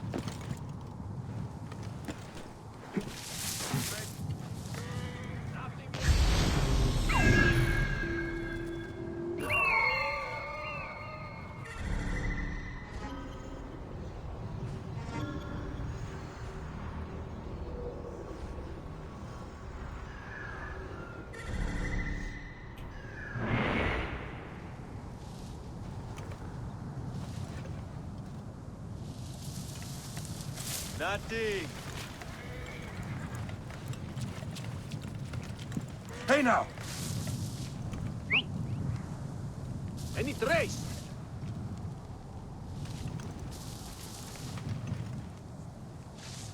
Wait a sec.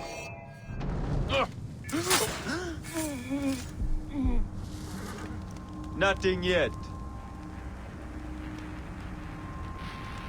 Hey! Trouble here!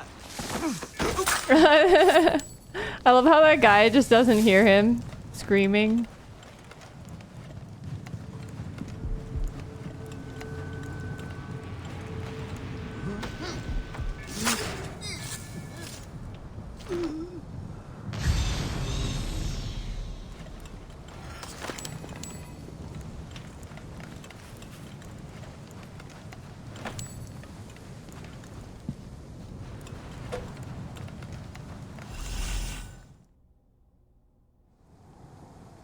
Hail in peace, Iras.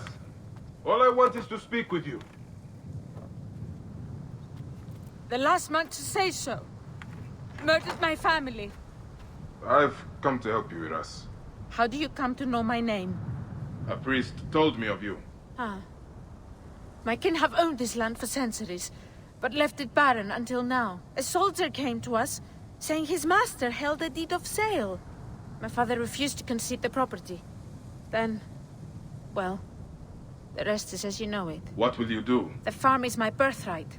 I will work it as long as I can.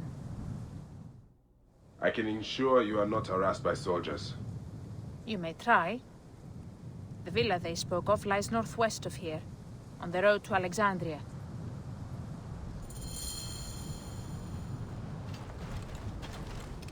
If you fail, tell the world I died preserving my family's legacy! You don't gotta yell, I'm right here.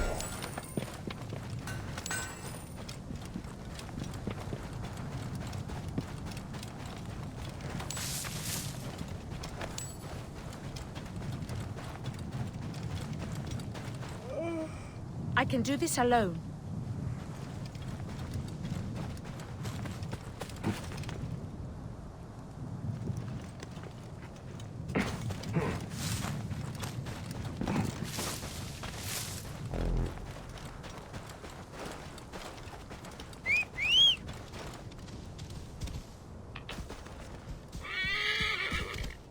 Whoa.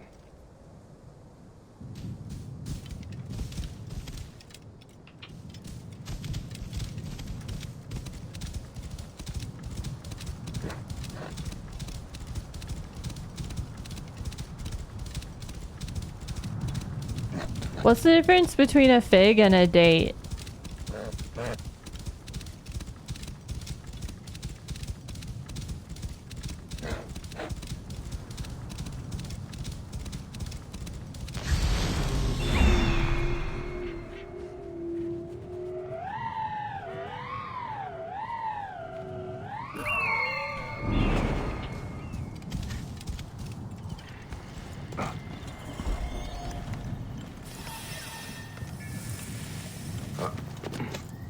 Dates are big raisins? Oh, okay. Oh, oops.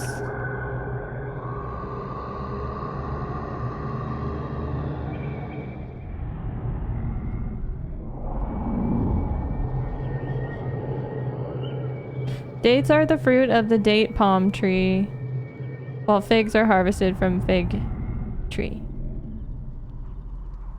That's my first result.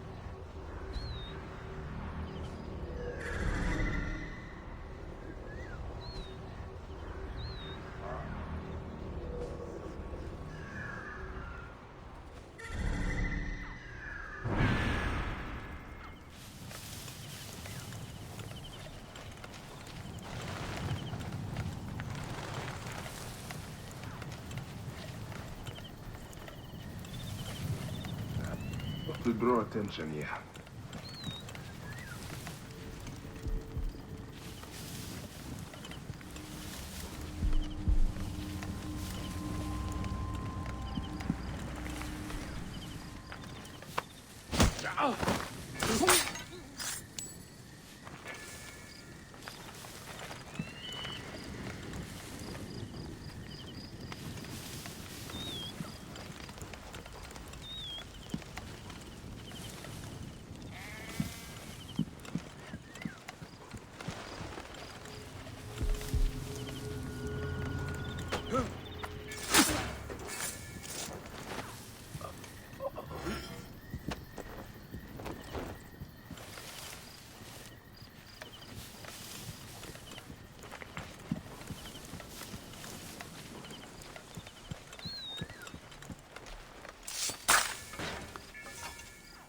Killed while pissing.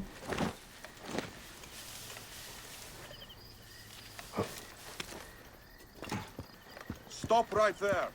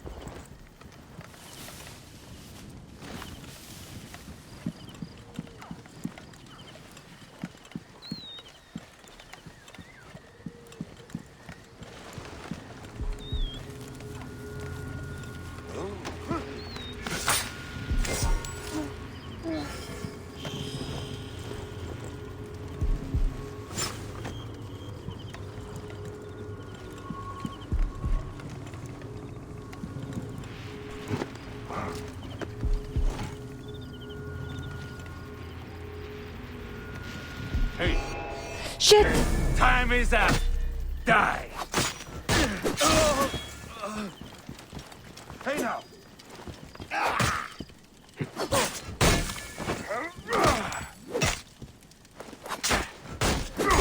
Rip you to shreds.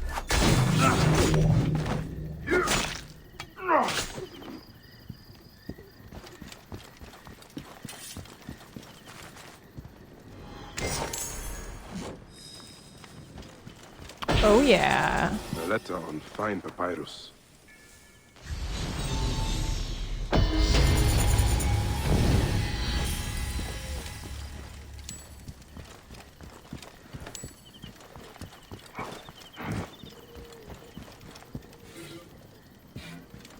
Sophronios. Yet another man made butcher for the sake of wealth.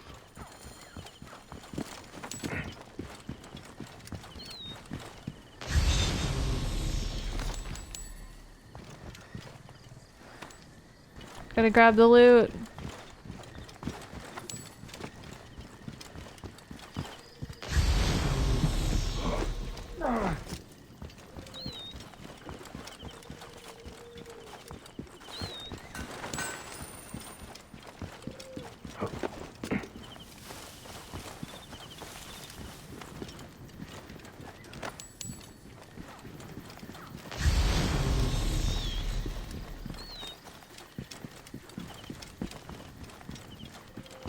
Alright. Just making sure I'm not missing anything.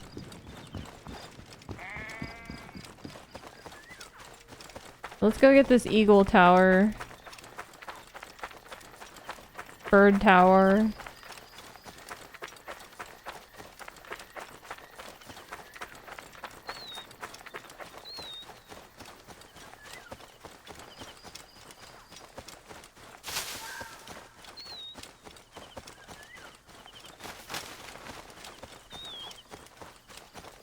I'm very serious about loot. Oh my god! Look at all these pelts!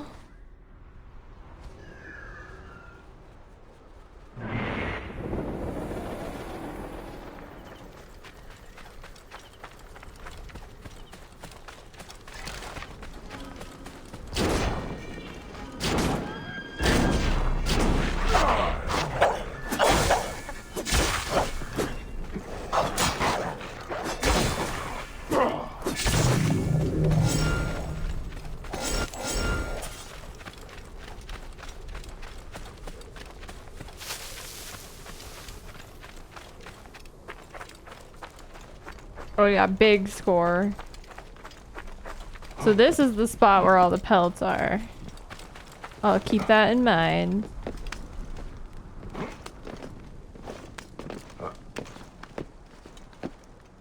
Bird poopy.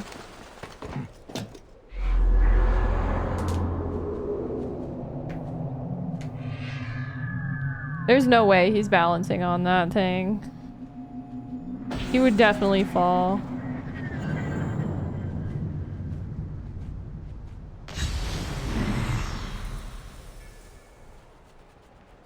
So this way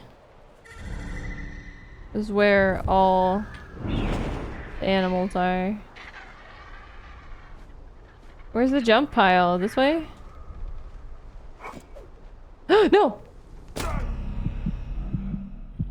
Oh my god.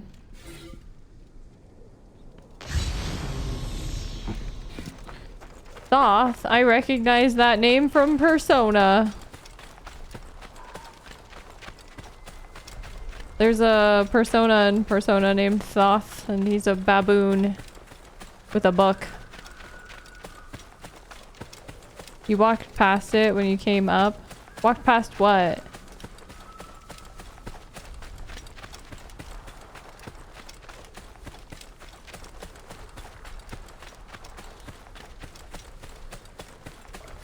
Fight me, lions.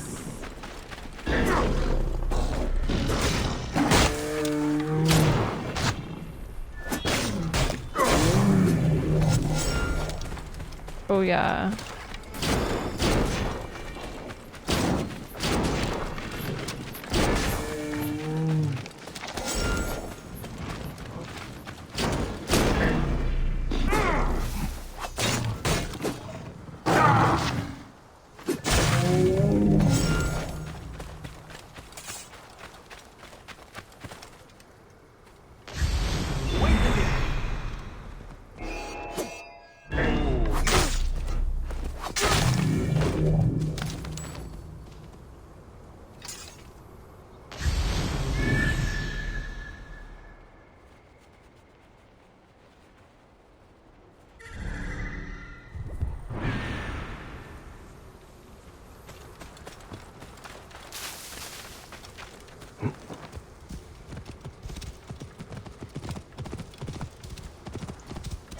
Whoa.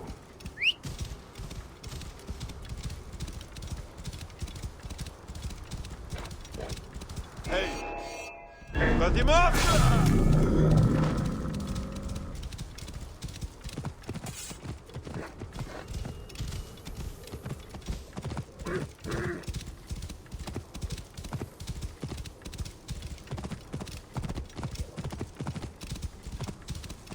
Whoa.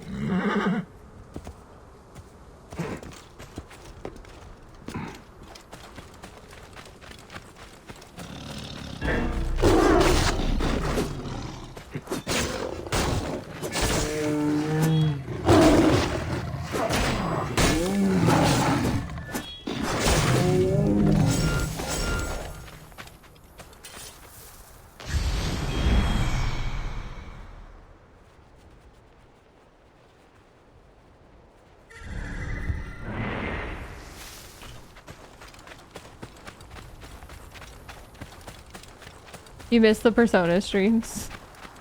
Maybe they'll come back if Persona ever releases another game.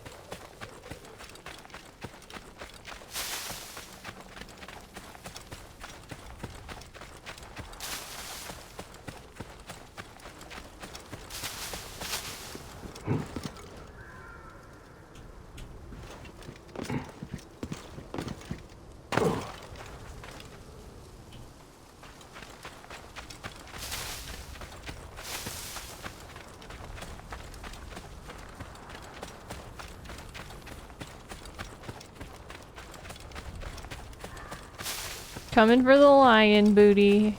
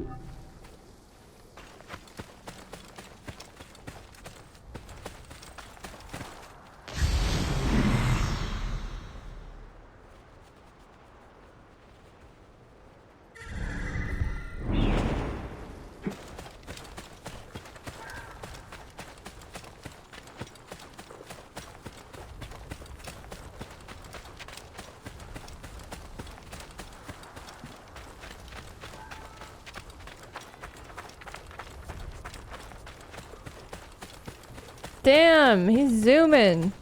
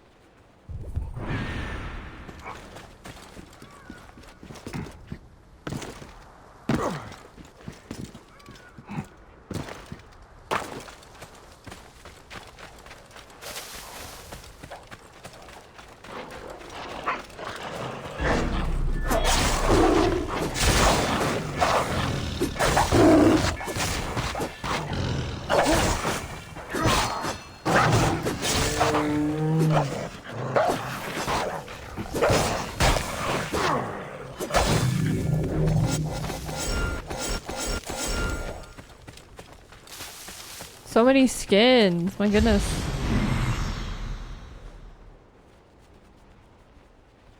Ooh, let's raid this place.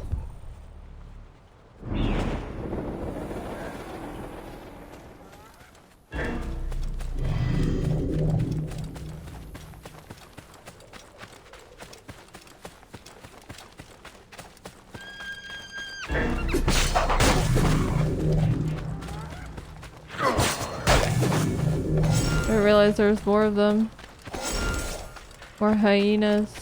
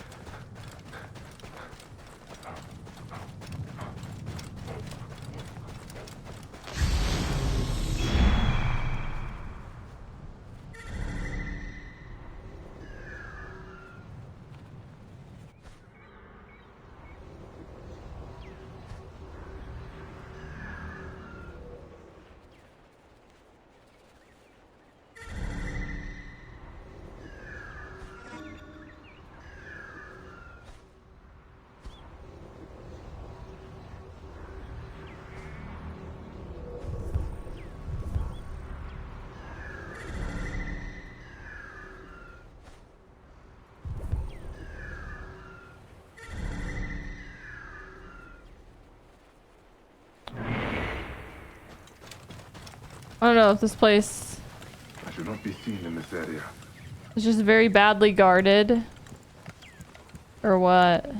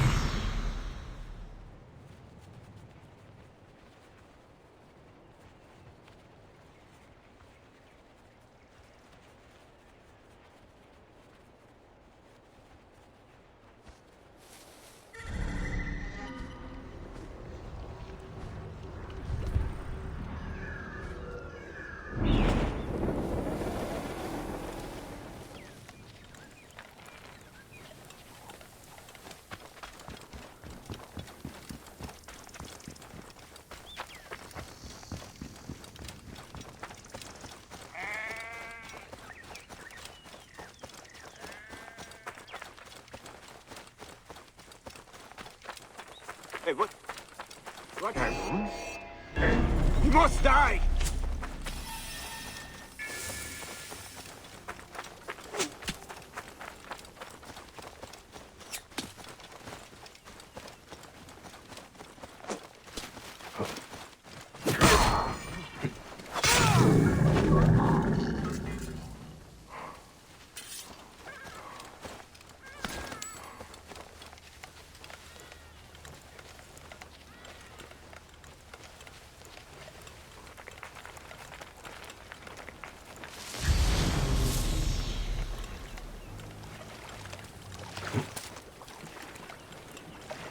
You know what?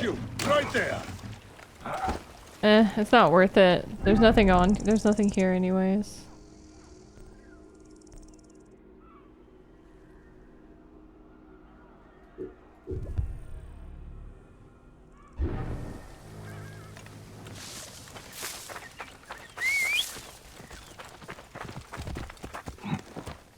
Oh.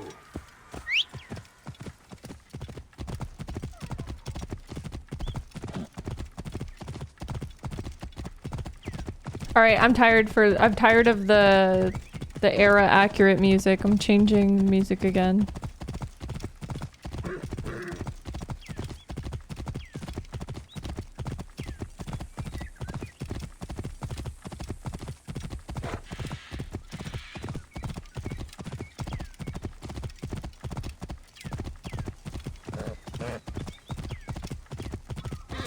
No more biblically accurate music.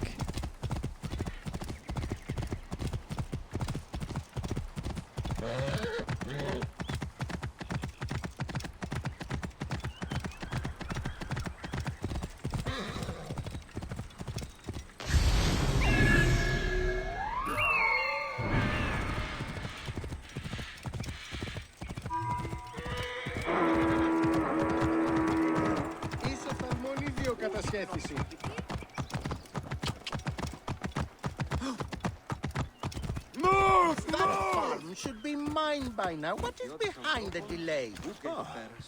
Anything death for you. Kidding me?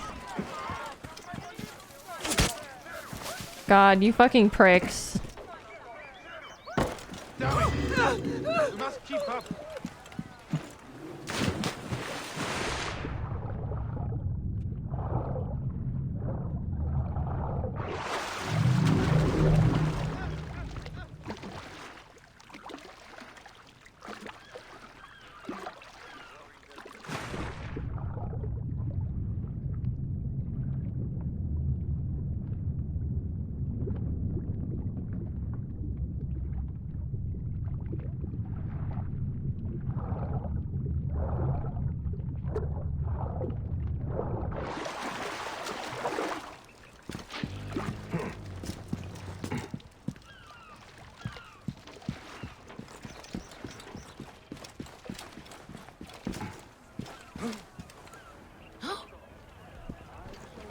Morías para Shit.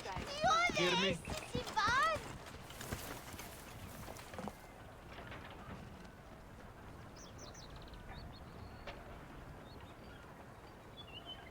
The game is so glitched out, dude.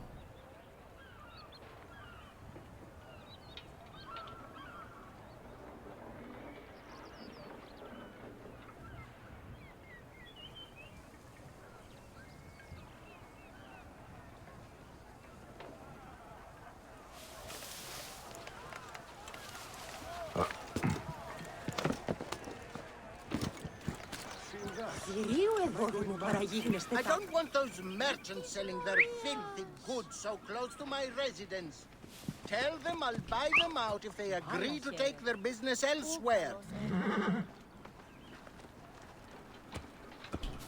Hey, face the threat! You will a pitiful end to a pitiful existence. I will tell Linas of this, if I see her again.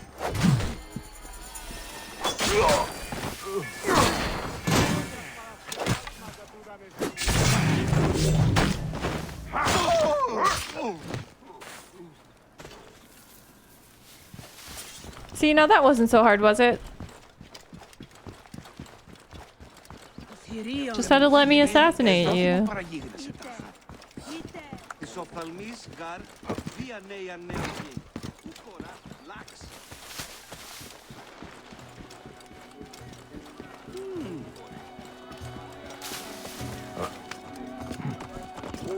O diamelias, ugar labi ignoskis. Namaxandi, guapoferi.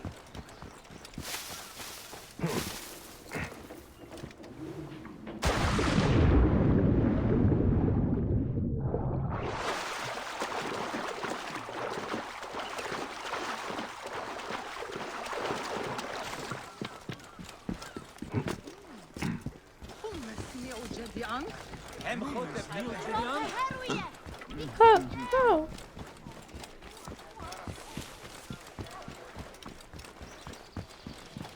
Hurry.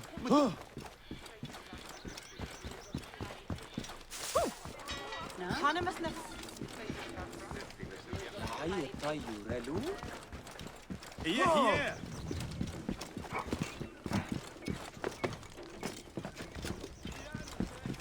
Guards are everywhere. Buy therapies. Priest? But why are you on the street? The guards discovered that I gave their food back to the people.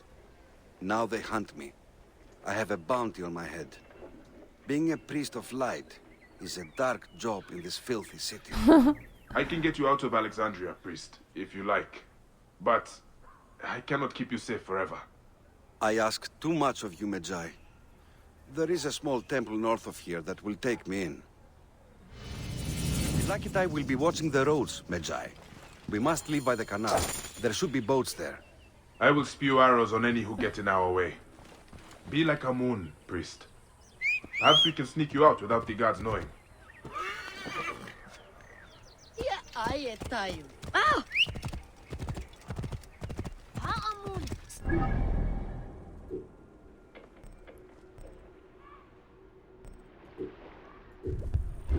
Serapis guides us. Quickly now! Whoa.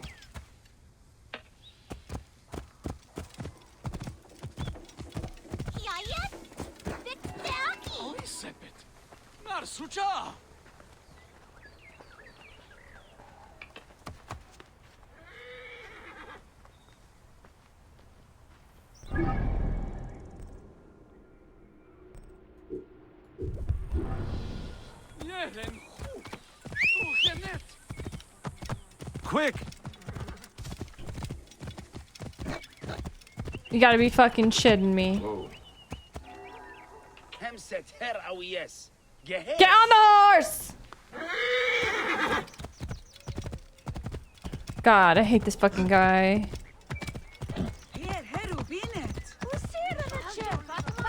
Falling off my horse twice. Idiot. Dumbass.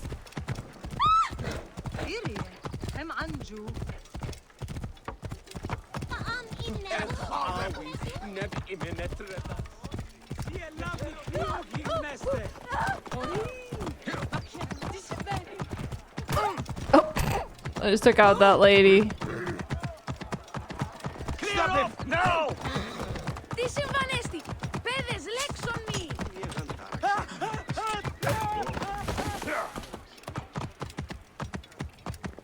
I'm not going back.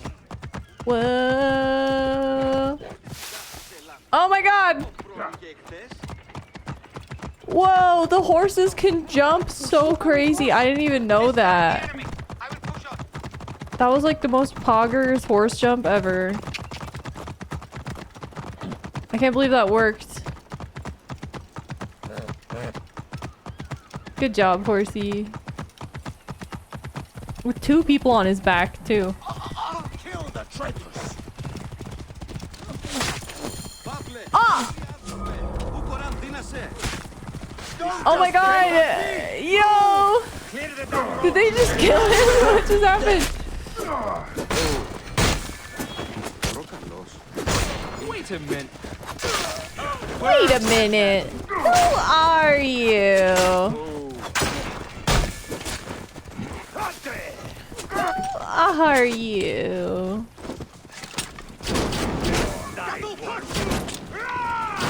Going down!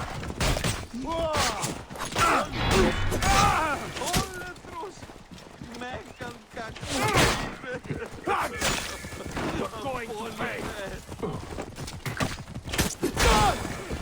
Oh.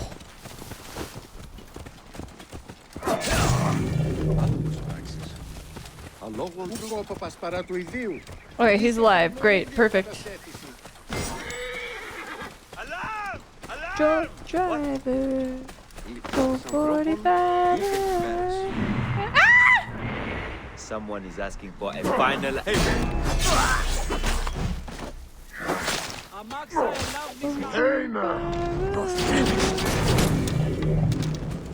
Thanks, Serapis. Now, what were we saying? Don't think Serapis, thank me, bro. This is where you and I part, Magi. I'm a priest no longer. I'll be at the party, smoking on.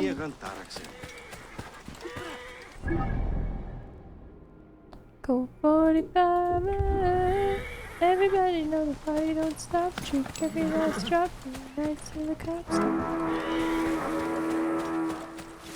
Go 45.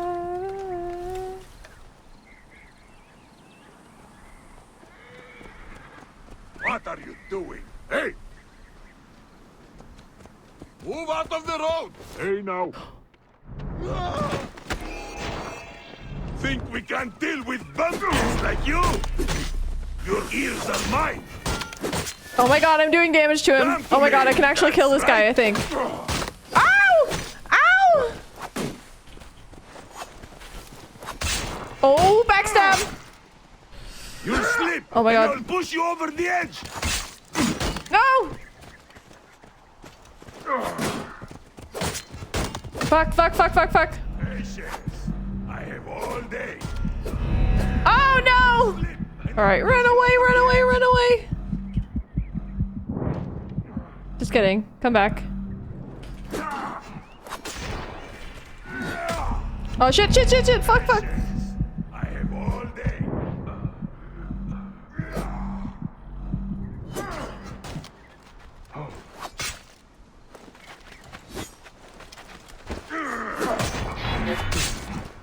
Oh my god, oh my god! No! No, let me press R! No! I swear, dude, I was fucking spamming the R key and it didn't work.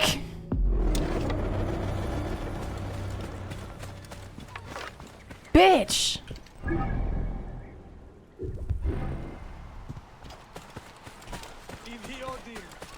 I was so fucking close.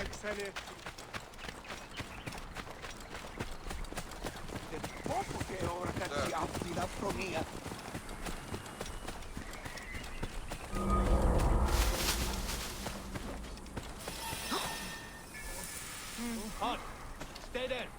Hallos praxis alo anthropo. Guards here are vigilant. Die.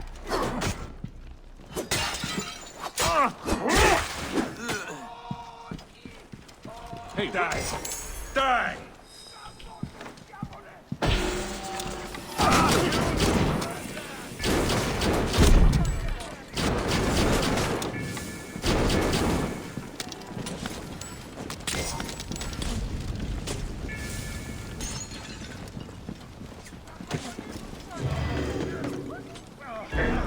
Mine now.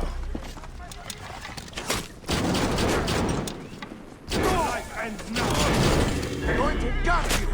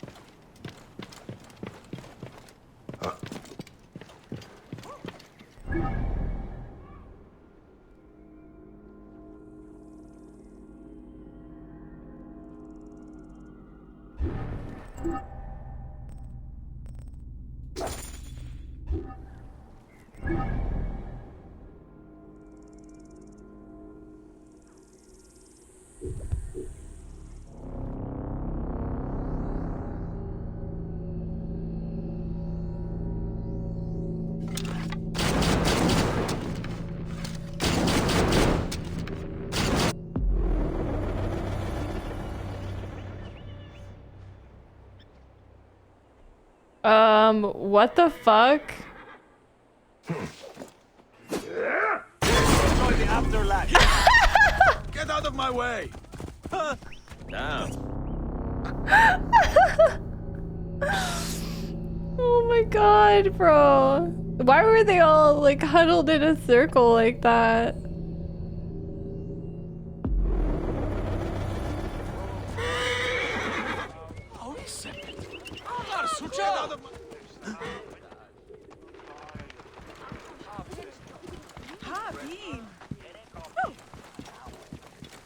Right decision, Gere.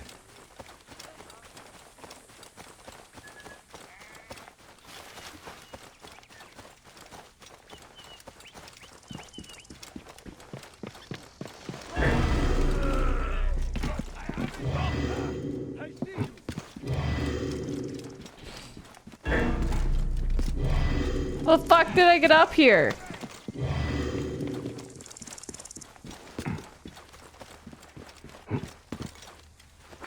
I'm not trying to pass through that shit.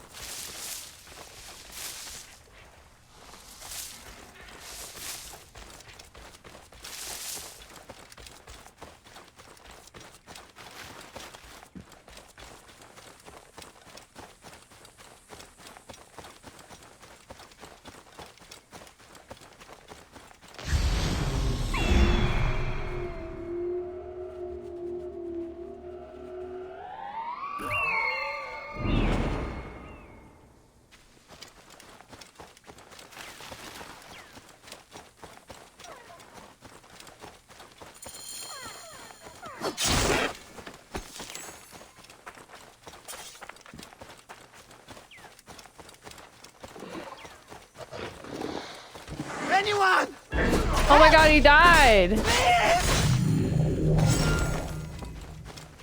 Did he just die? Oh no, he's okay. My thanks, traveler. I did not expect the gods to send help my way. What do you do with vulture skulls? Many priestesses of Iset used them for headdresses. They pay well. Well now, what do you have for me?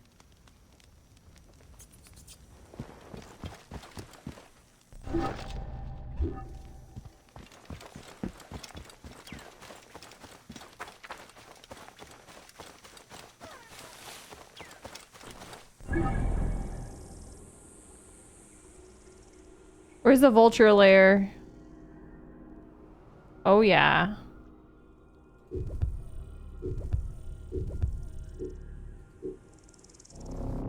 We're gonna go to the vulture lair. Can't wait to get my AC on Thursday. Nice. Oh, you know, speaking of home improvement stuff, my bathroom in my master bathroom, the fuse on the light switch like blew or something, and now my lights don't turn on in my bathroom.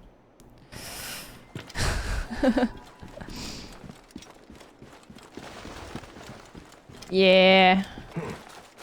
Girl has a master bathroom. Well, yeah. I got multiple bathrooms. It's a luxury. For sure. But the problem is, right? It's my master bathroom, so like that's the bathroom that I like use the most. Cause like it's my bedroom.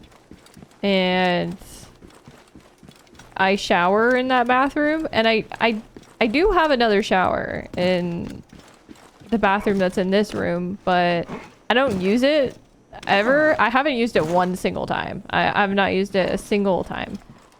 Because, well, why would I need to? First of all, why would I need to use two different showers? There's no need. But also because I kind of use it as like a storage area. So I guess for the time being, I'm gonna have to either shower with a makeshift light or move my showering facilities into this bathroom over here for the meantime.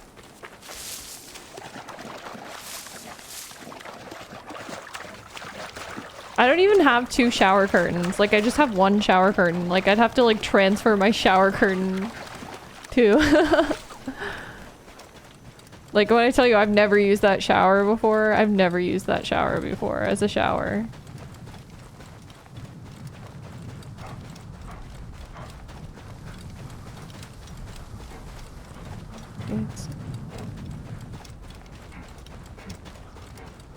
Can't fight against the youth. Watch out!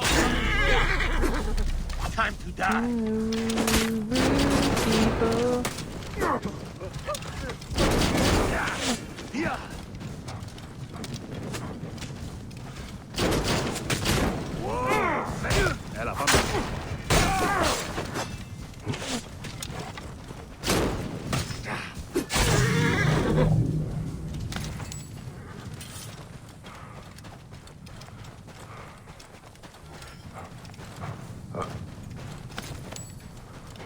On my guitar, had to be there, had to be there, had to be there.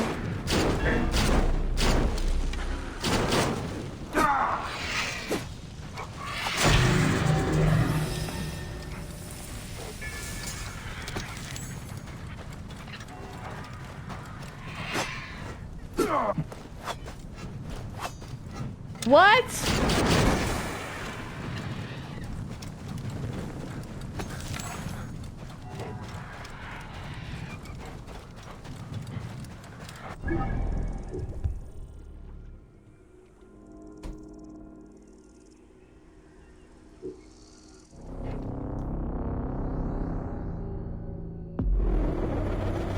When guests don't have to use your bathroom? How is the house coming? Slow, to be honest. It's hard to get all the materials I need to properly fix it up.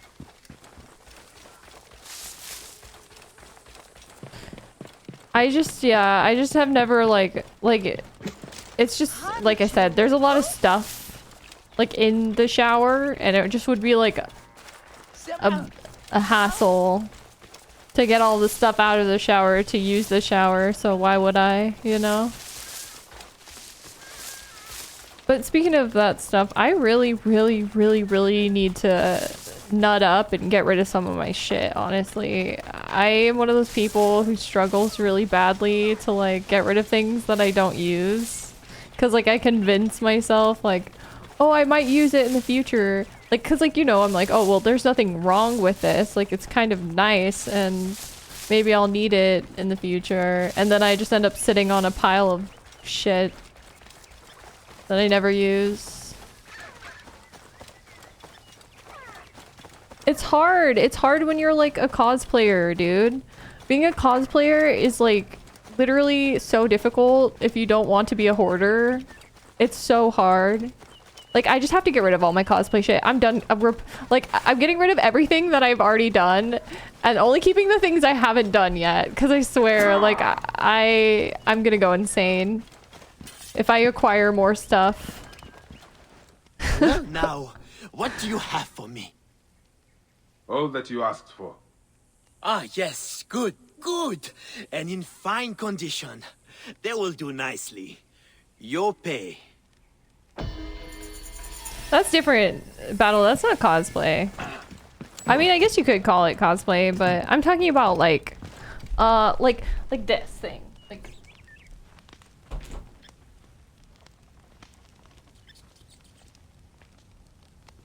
Like this. Like, I don't need this. It's really nice quality though. It's like really like thick and like high quality. But like, I don't need it. Like, I don't want to, like, I don't see myself wearing this ever again. What the fuck was that for? This was from OnlyFans, an OnlyFans set that I did like 4 years ago. I just did like a schoolgirl outfit. I know, cringe, whatever. Anyway. Yeah, I've just kept it ever since because I'm like, I don't want to get rid of it because it's really nice.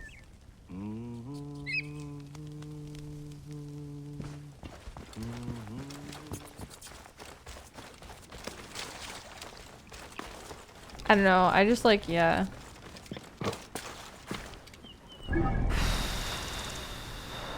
Just wish I had more space for storage or something, but I don't. Well, the thing is, I do have space, but I don't want to use all that space for storage. You know what I mean? Like, I like having room for activities and stuff. Mostly because, like, also, since I take all my pictures inside, I need to have room for, like, my lights and stuff. Like, to be able to put lights up, and I don't know. It's like, things get crowded real quick.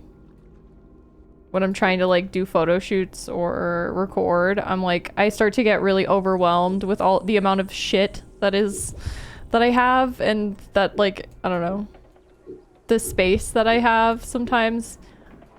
Like, I thought to myself, like, oh, like, once I move to a place with a little bit more space, I'm gonna be free. I need more space still. I'm still unsatisfied with the amount of space that I have. I feel like I need more.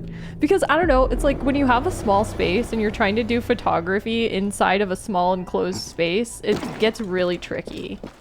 Like, dealing with the lighting and shit, and it gets hot too. It's like, ugh. I just wish I had like a bigger area to work with. I'm gonna get this fast travel point all the way out in the middle of nowhere. Let the lovin' come back to me.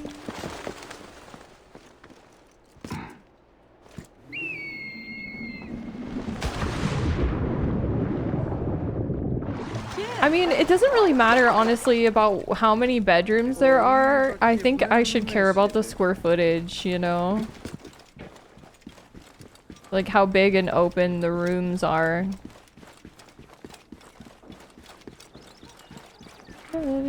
Penis. Uncircumcised penis.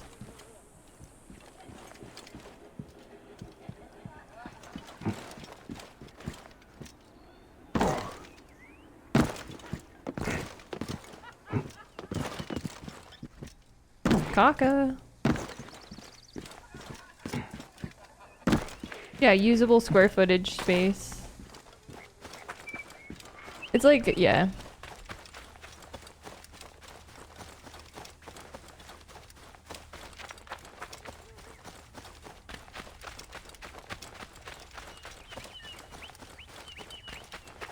Who even knows to be brought you?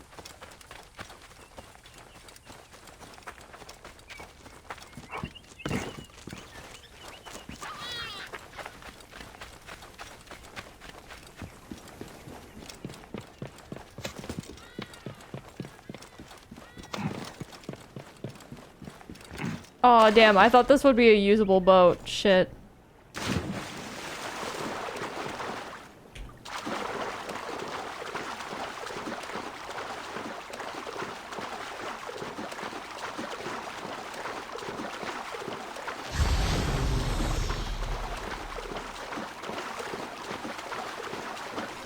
Oh, bro! Hey! Hey, let me on. Ah, Merwer. Bededuk. Ah.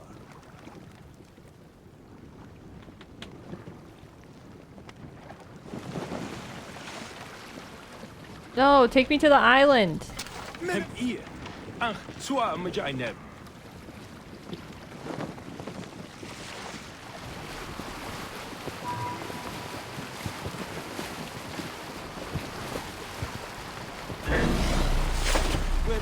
Hippo attack! Oh no!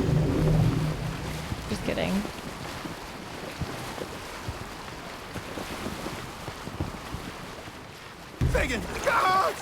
Thank you for letting me use your boat, sir.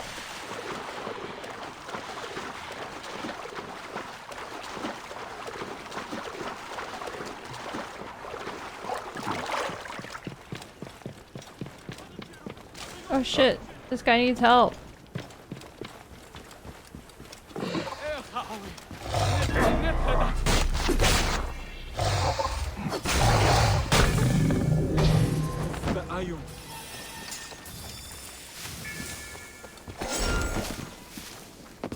جسم مهانهت وعد أمن وهب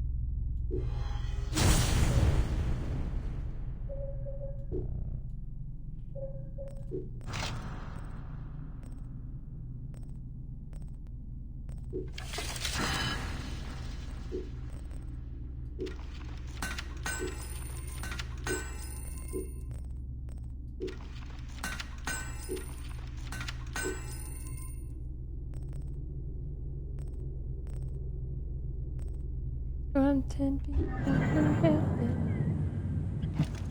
Grab the reaper underneath my bed.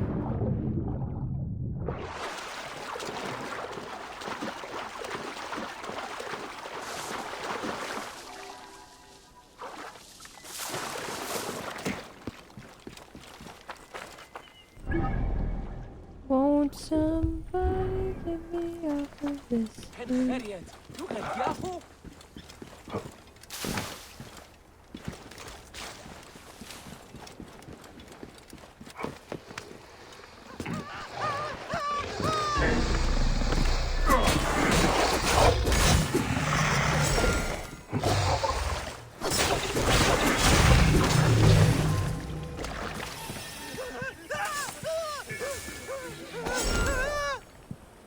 They're gone, dude. You're fine.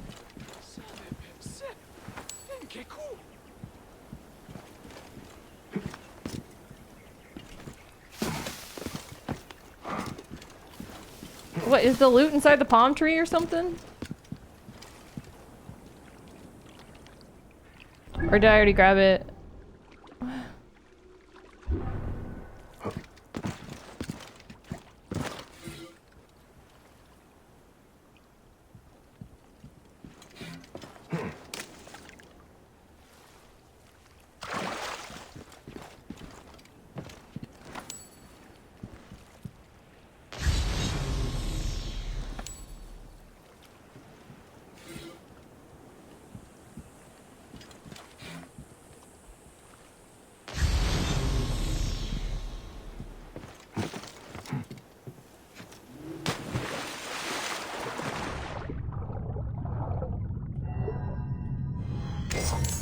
Ah, there we go.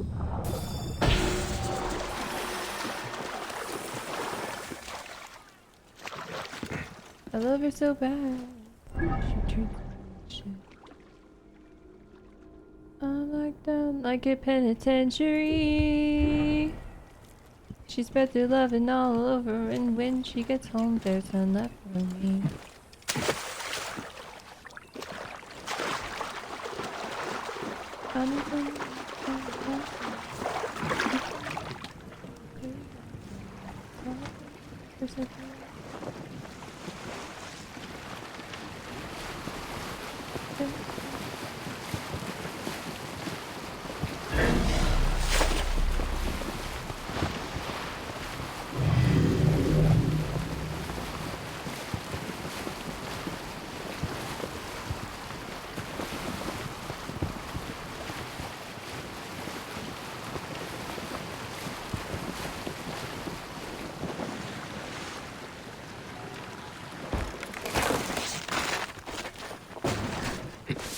I broke the boat.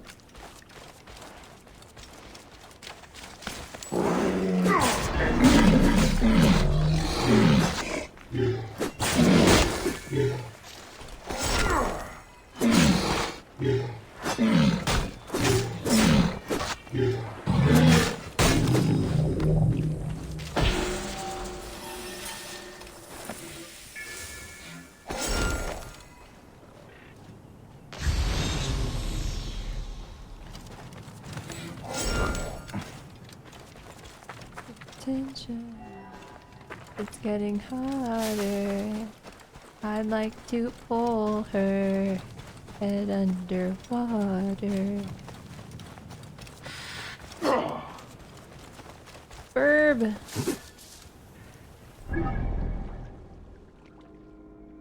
My girl. My girl.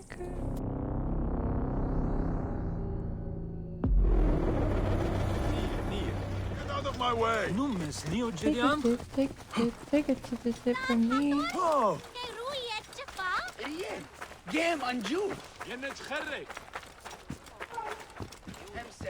Medjay, you seem the type of man who can track someone who has gone missing.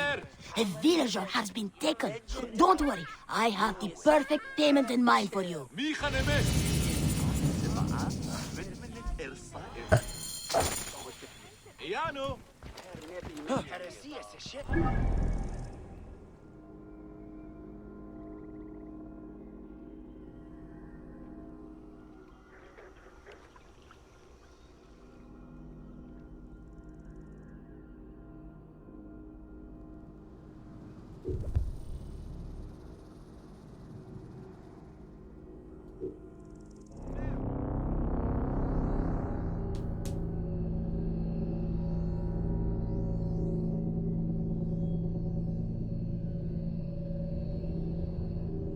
Got gamer fingers.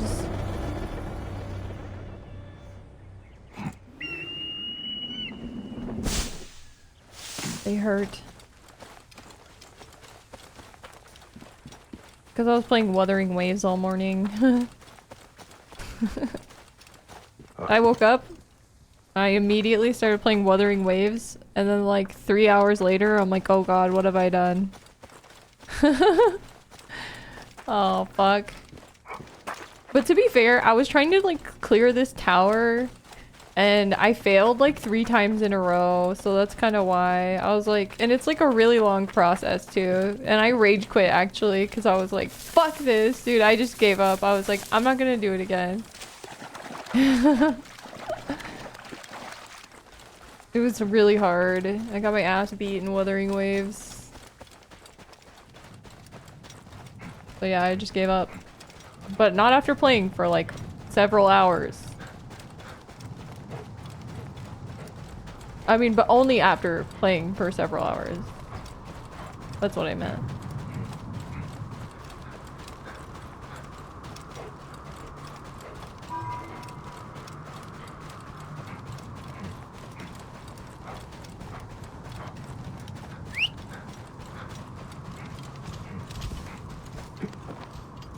Whoa.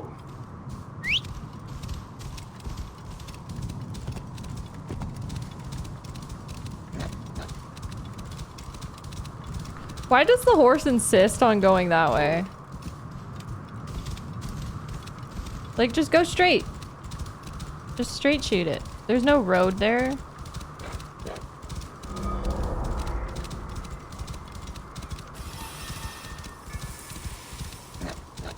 Whoa.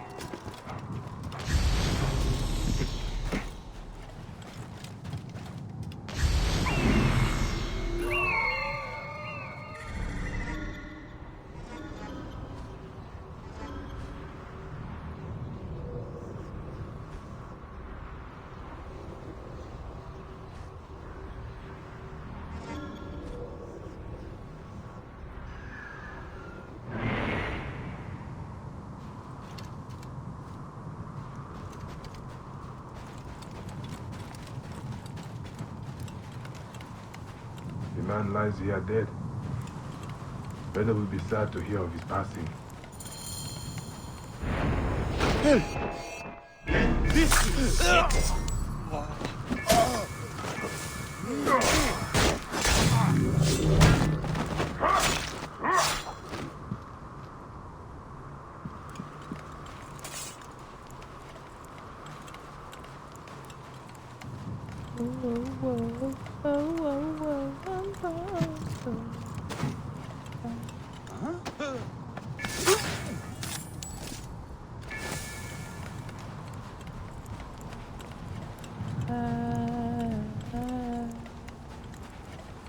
Why does it say there's like treasure all the way down inside the core of the fucking earth?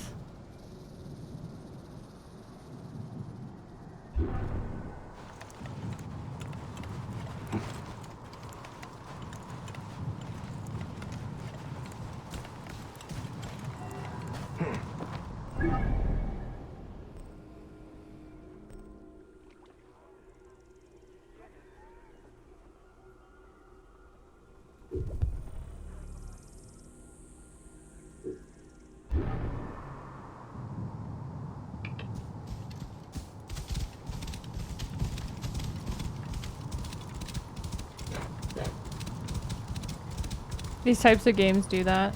Oh yeah, dude, my fingers get so tired. Oh, you know what else I did?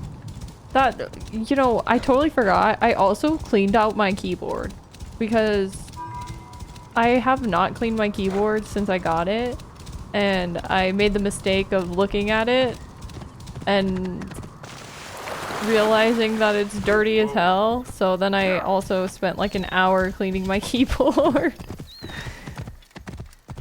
I took off all of the keys and then like cotton swabbed with alcohol. This is heavily guarded.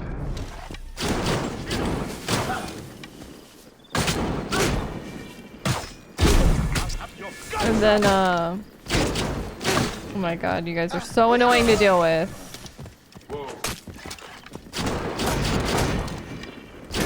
I mean, my keyboard was like not that bad, but I didn't want it to get any worse. So it was pretty. There was like some keys that like had like a little bit of a layer of like scum on them almost. Oh my god, my horse! Oh my god! Oh no!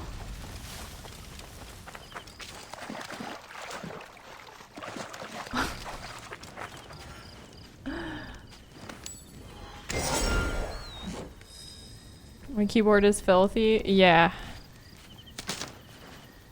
You can't get a good clean on your keyboard without taking all the keycaps off. If somebody says like, oh, I cleaned my keyboard and they didn't take off the keycaps, I'm like, no, you didn't.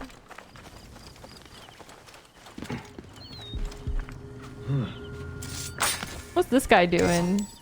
Oblivious as fuck.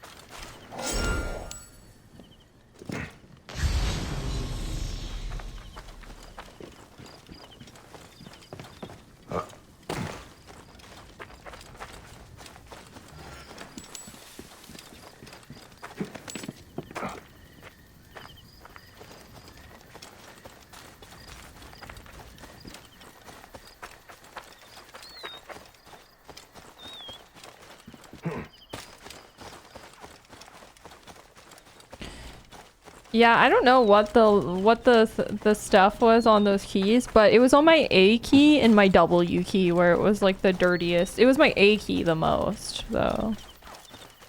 My A key was like, it was bad.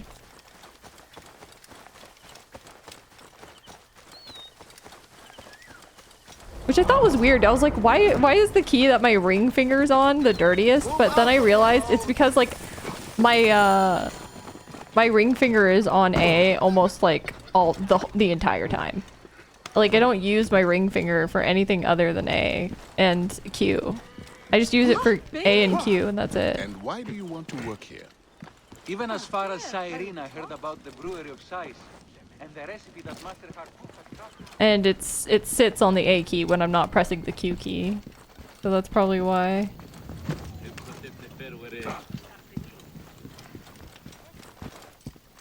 Hanechero. You are Bayek, yes? My master is anxious that you get... Now, what to do with this weapon? Usiwa never know peace. I will go to the Sarajina camp to learn if there is any truth to this letter. Then he's not. Oh my god, I got the mummy outfit.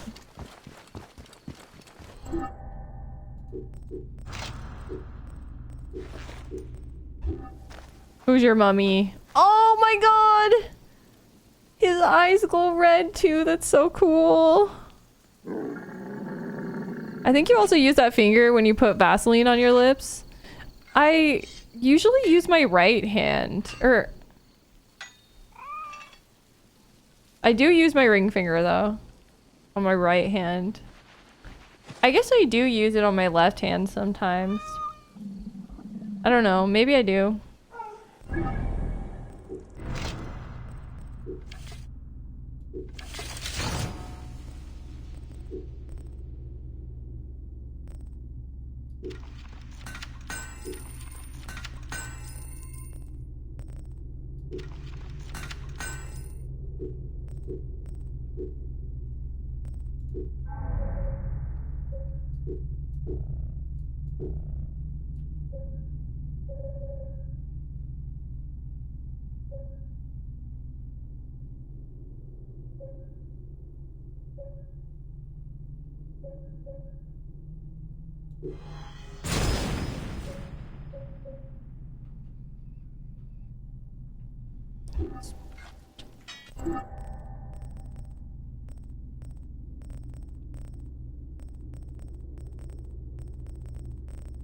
I fucking love this song.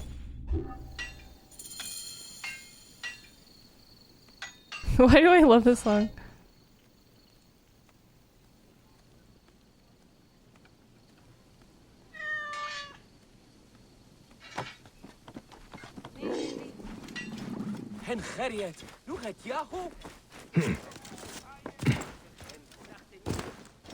Hey, you! Stop!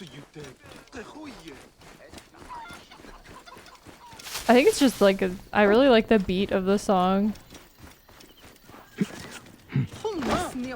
Do do do.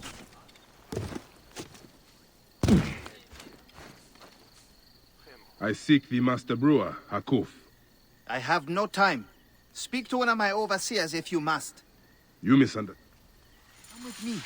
Let us retire where we have a roof overhead. There are many terrible stories about the scarab. I am sure Apollodorus told you. From Chicago. She Tales freaky, of she got mutilation, busted. disappearances, and folk buried in the desert and left to die. A horrendous fate. Trapped in the shimmering sand, your mind and body pounded by the remorseless sun. Waiting for the final release into the duat. Vaseline doesn't dry? Man, I wish that was true about it being on my lips. I feel like I need to reapply Vaseline so often. Stories. There are real villains in size, but the scarab, if he exists, it is not safe to speak of him.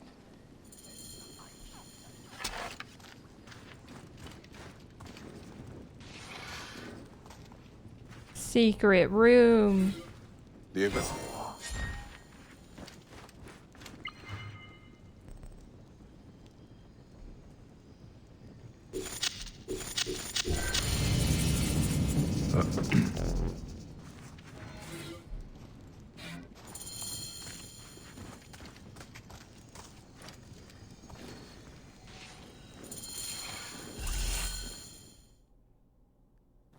The last man who asked questions about the scarab was near beaten to death, with his tongue cut out. Who was he? Orgupa, father-in-law to the most powerful man in the region, Tahaka. That boy, Kawab, is his grandson.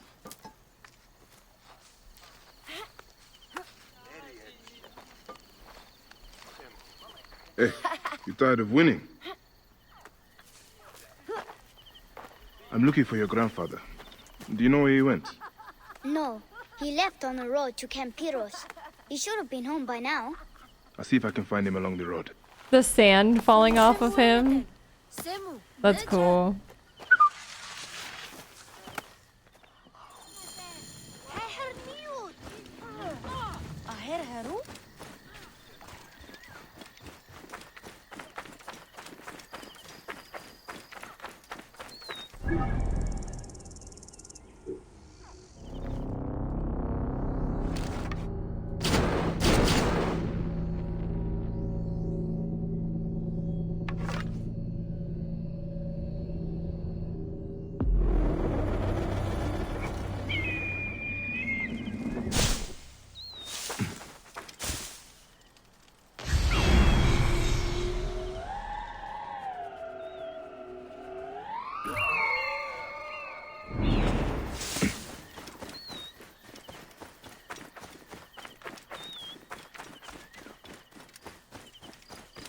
This area is off limits.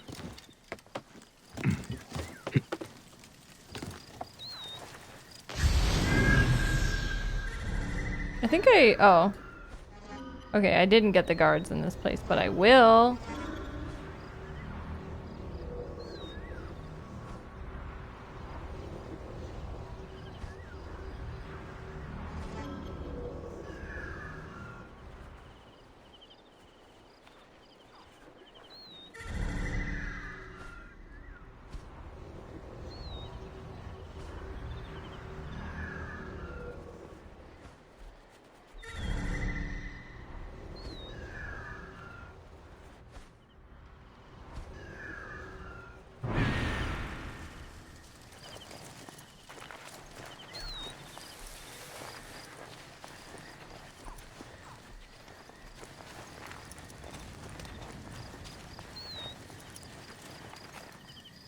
What happened to the beggar? The mute? Die, idiot! Hey.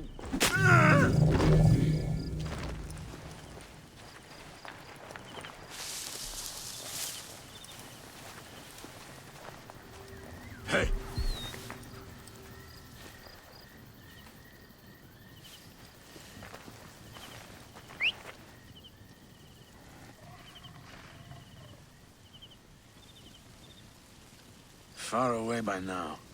Still, better stay alert. Wanna let it burn, wanna let it burn.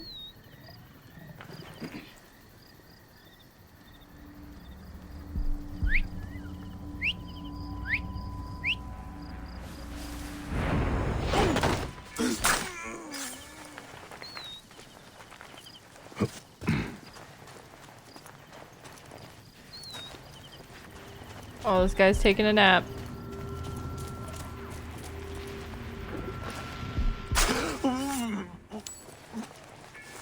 What are we to do with the beggar that Marcos caught in the Felak? Time to die, Fide. Ah! My knife missed!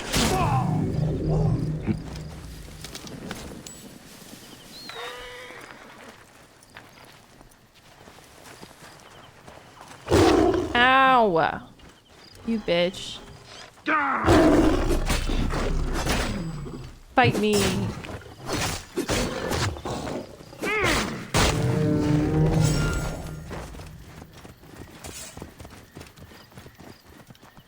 Where's the other tiger?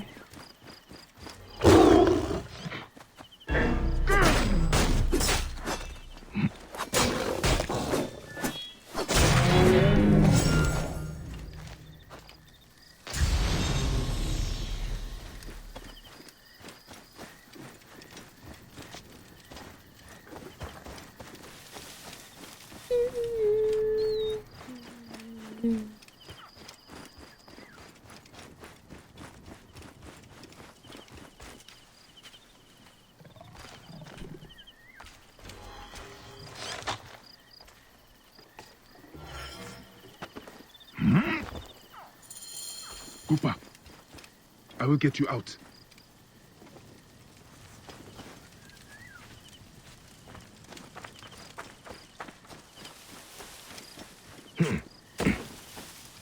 I think you will survive.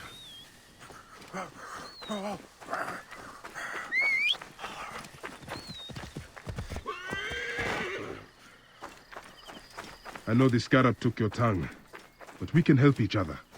Akuf told me that you are investigating the scarab. Help me, and I can ensure he dies. Damn, they cut out his tongue. That's gnarly. Should have just killed him, honestly.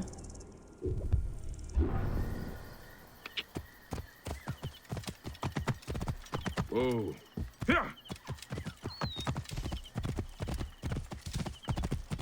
That's faked.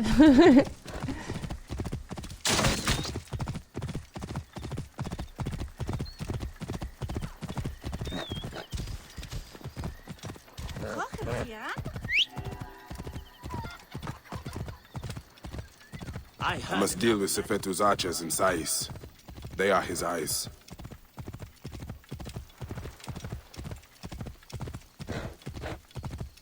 Whoa. Yeah, I'm really enjoying my time playing this game. Even though I skip some of the cutscenes sometimes, but not all of them. Grandfather, are you alright? It's just like the ones that are repetitive, like, oh, thank you so much. It's like, okay, great. Like, Thirsty. I don't need to watch them glaze me up. The soldiers did not take kindly to him, but he will be all right. Where's your father, Kawab? We must speak of this. Father is away, on his great walk. Mother, grandfather is hurt. Soldiers mistook him for a beggar again. Father, what have you done this time? He was searching for the scarab. I hope he can help me. And in return, I can protect your family. The scarab is nonsense. Everyone knows this. He wants you to read them.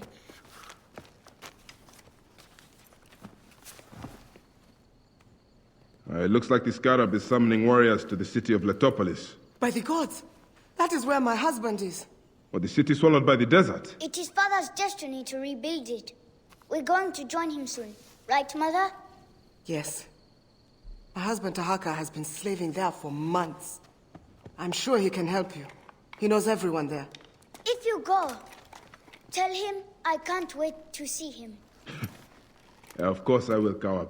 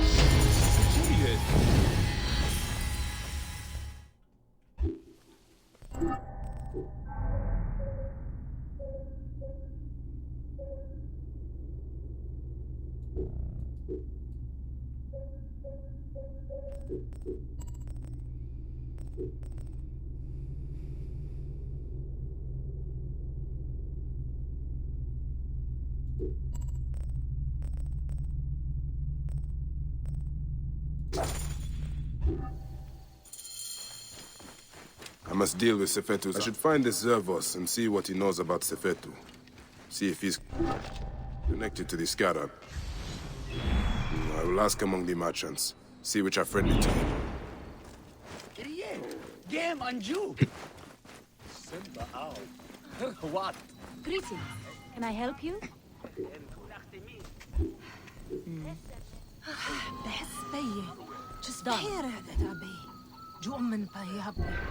I get so much more money now for that stuff.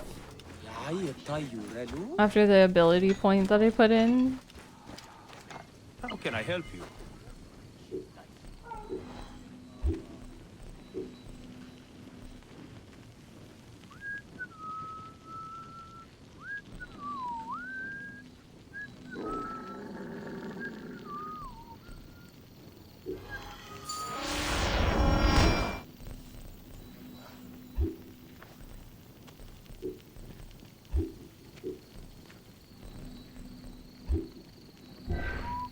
See you later. Oh, merchants are only available during the day. Lol. I was like, why can't I talk to them? Huh?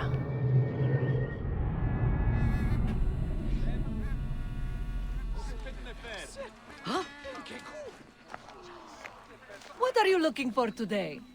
The harbor master, Zervos. Do not ask about him. The guards killed him. Good day to you, Neb. Any metal work I can do for you this day? I am just looking. You know about... The harbor master. Why are... I have heard he is missing. What would you do if Sefetu... Ah, I see. I don't know anything about it. Finest metal work in size. Oh. Hanimis?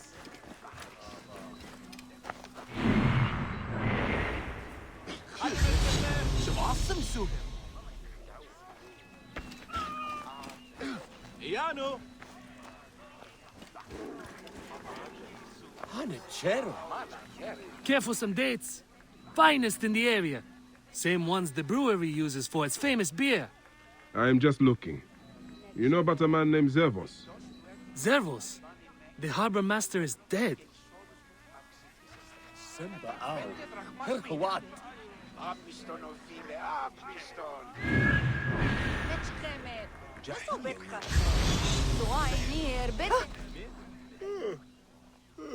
You look like a strapping sword.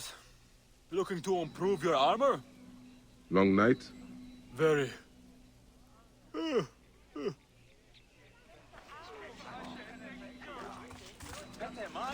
He's EP.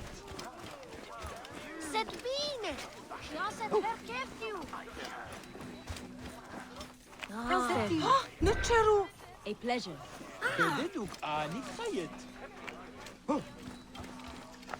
Good day for business?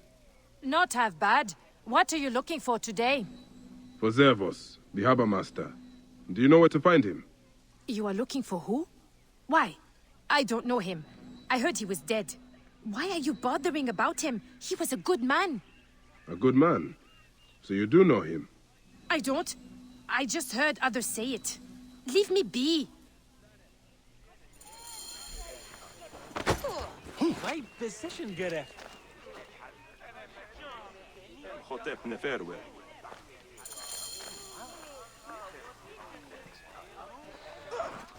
That old mute was skulking around again.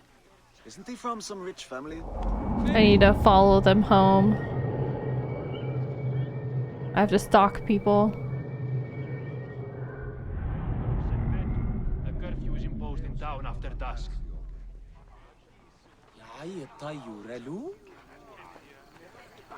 Genachte, Hiert en Berg. That old mute was skulking around again. Here if we're innocent. Here. Inek ahet.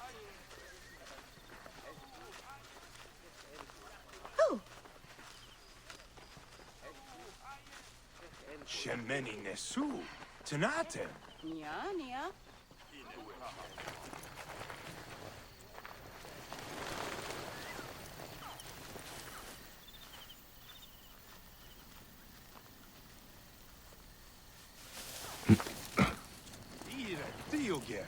No one on the streets after dark. By order of Sefetu.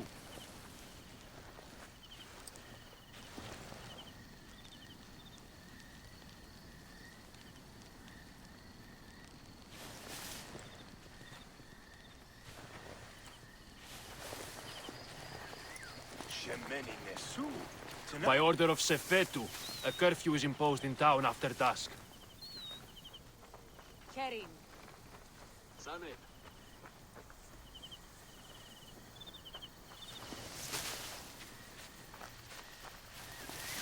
I'm being real sneaky. No one on the streets after dark. By order of Sefetu. By order of Sefetu, a curfew is imposed in town after dusk. They have no idea. We are not fighting men. You can take the bounty off my head.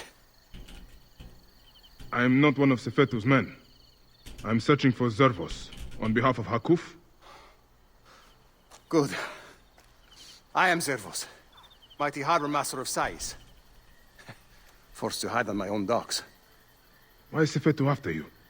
That dog. He is strangling the whole town. Taxes us to death. He burned my cousin's farm. That's right. I've been doing what I can, helping people hide their imports and exports. What Sefetu does not see, he cannot tax. And he figured it out. His men raided my business and my house. But I hid my records on my felucca. If they haven't found my boat yet, they soon will. Looks like I'm gonna need to contact the what I can FCC to get my fucking internet fixed. Great. My felucca is tied up at the Sais docks. Love that. I would prefer to have it back in one piece, but I gotta go full Karen mode. Call the fucking FCC. Or I'll not call them, email them, whatever.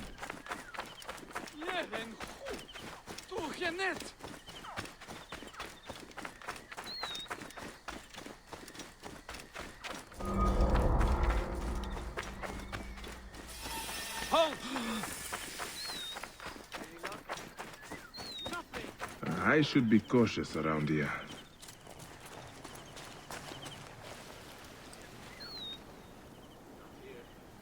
You got on my knees.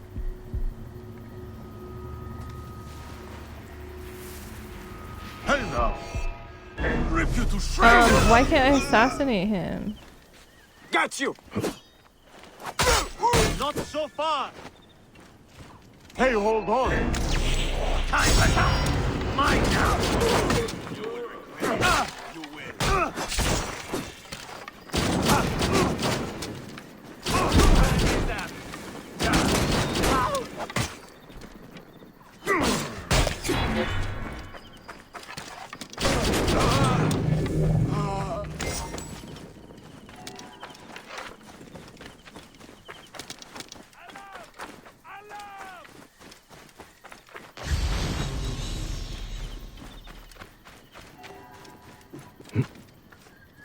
I catch you, you will bleed.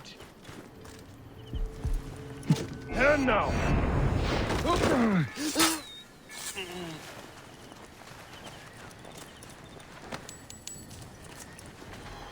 You find anything yet? No, that blasted Zervos hid his papers as well as he hid himself. Keep looking. If we find something to hang him on... To kill you!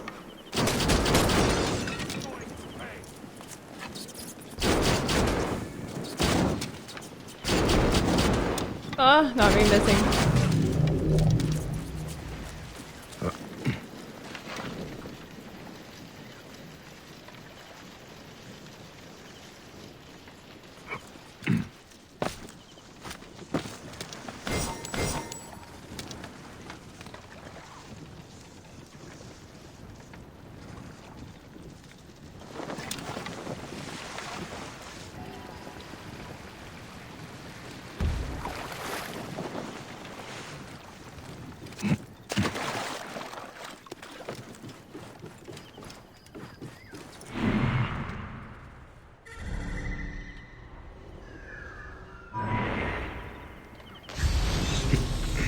I don't think. Oh, just when I said I don't think there's any more enemies. You're dead! Your life ends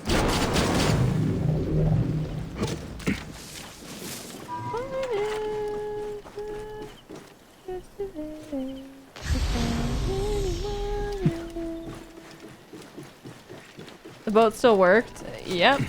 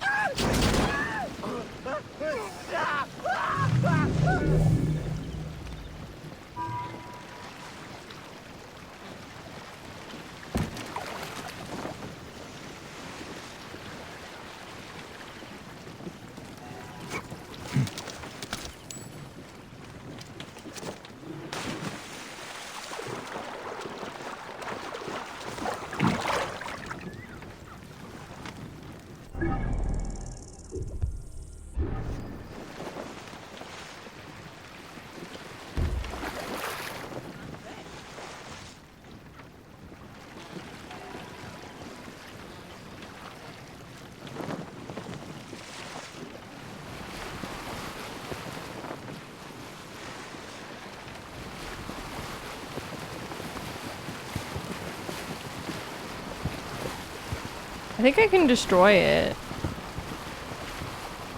I can just destroy it, I think. Or I guess not.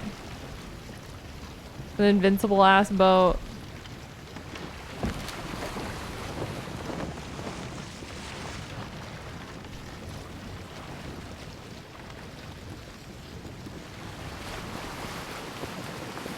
Might as well just drive it.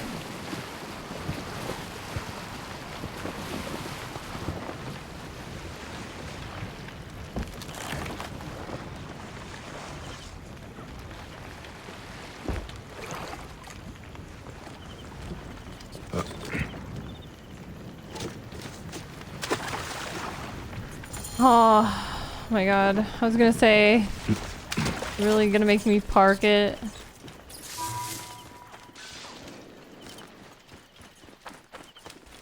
Heresy is a shit.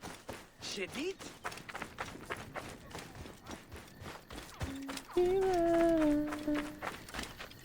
You needn't hide any longer.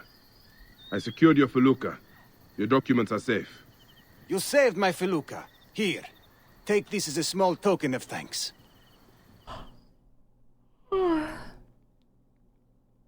You have made things better here. You clearly have people who are willing to help you out, Zervos. Why don't you take on Sefetu? Sefetu is too powerful, too greedy. He knows there is no one strong enough to stop him. We are not fighting men. Sefetu surrounds himself with soldiers. His base at Fort Nikiu is guarded with ballistae. Fool that I am. I helped them import them.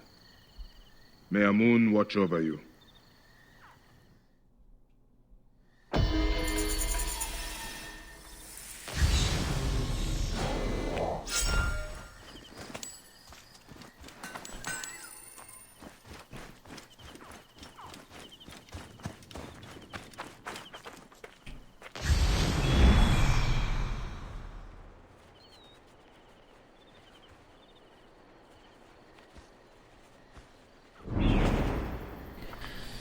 Okay, chat.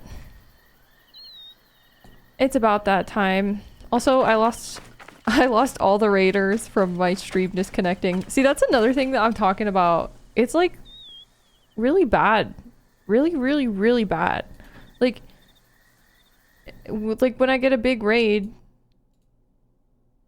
and my internet cuts out, it resets the view count.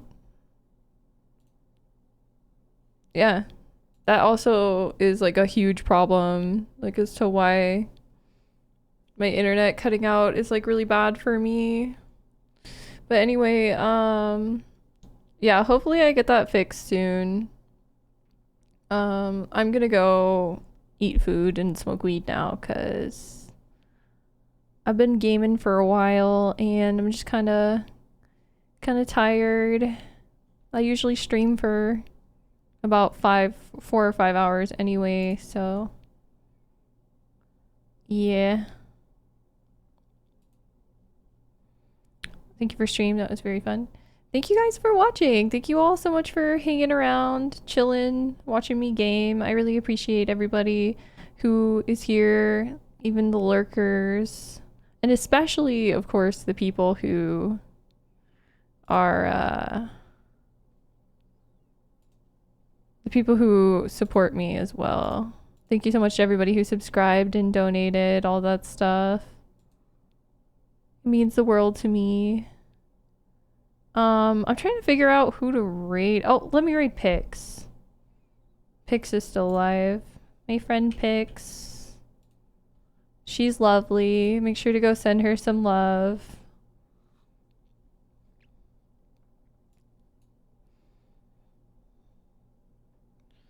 But yeah. I'm gonna go eat more pickled onions. I'm gonna smoke and then I'm gonna eat pickled onions. Yes, pickled onion time. This is what I've been waiting for. She has started playing Magic the Gathering. Oh, really? Oh my god, I gotta talk to her. I actually just got some Magic cards today because I've been building Pauper decks because I don't really like Commander. I think Commander is annoying because like there's so many fucking cards and I can barely hold them in my hand, and shuffling, oh my god, shuffling's the worst. So yeah, I've been focusing on things other than Commander. I feel like everybody really likes Commander right now, but I just kind of don't like it. Also, it takes so long. A game, one single game, it takes forever. It's like a whole hour for one game. Anyway, I'll see you guys next time. Thank you so much for watching. Goodbye. Love you, chat.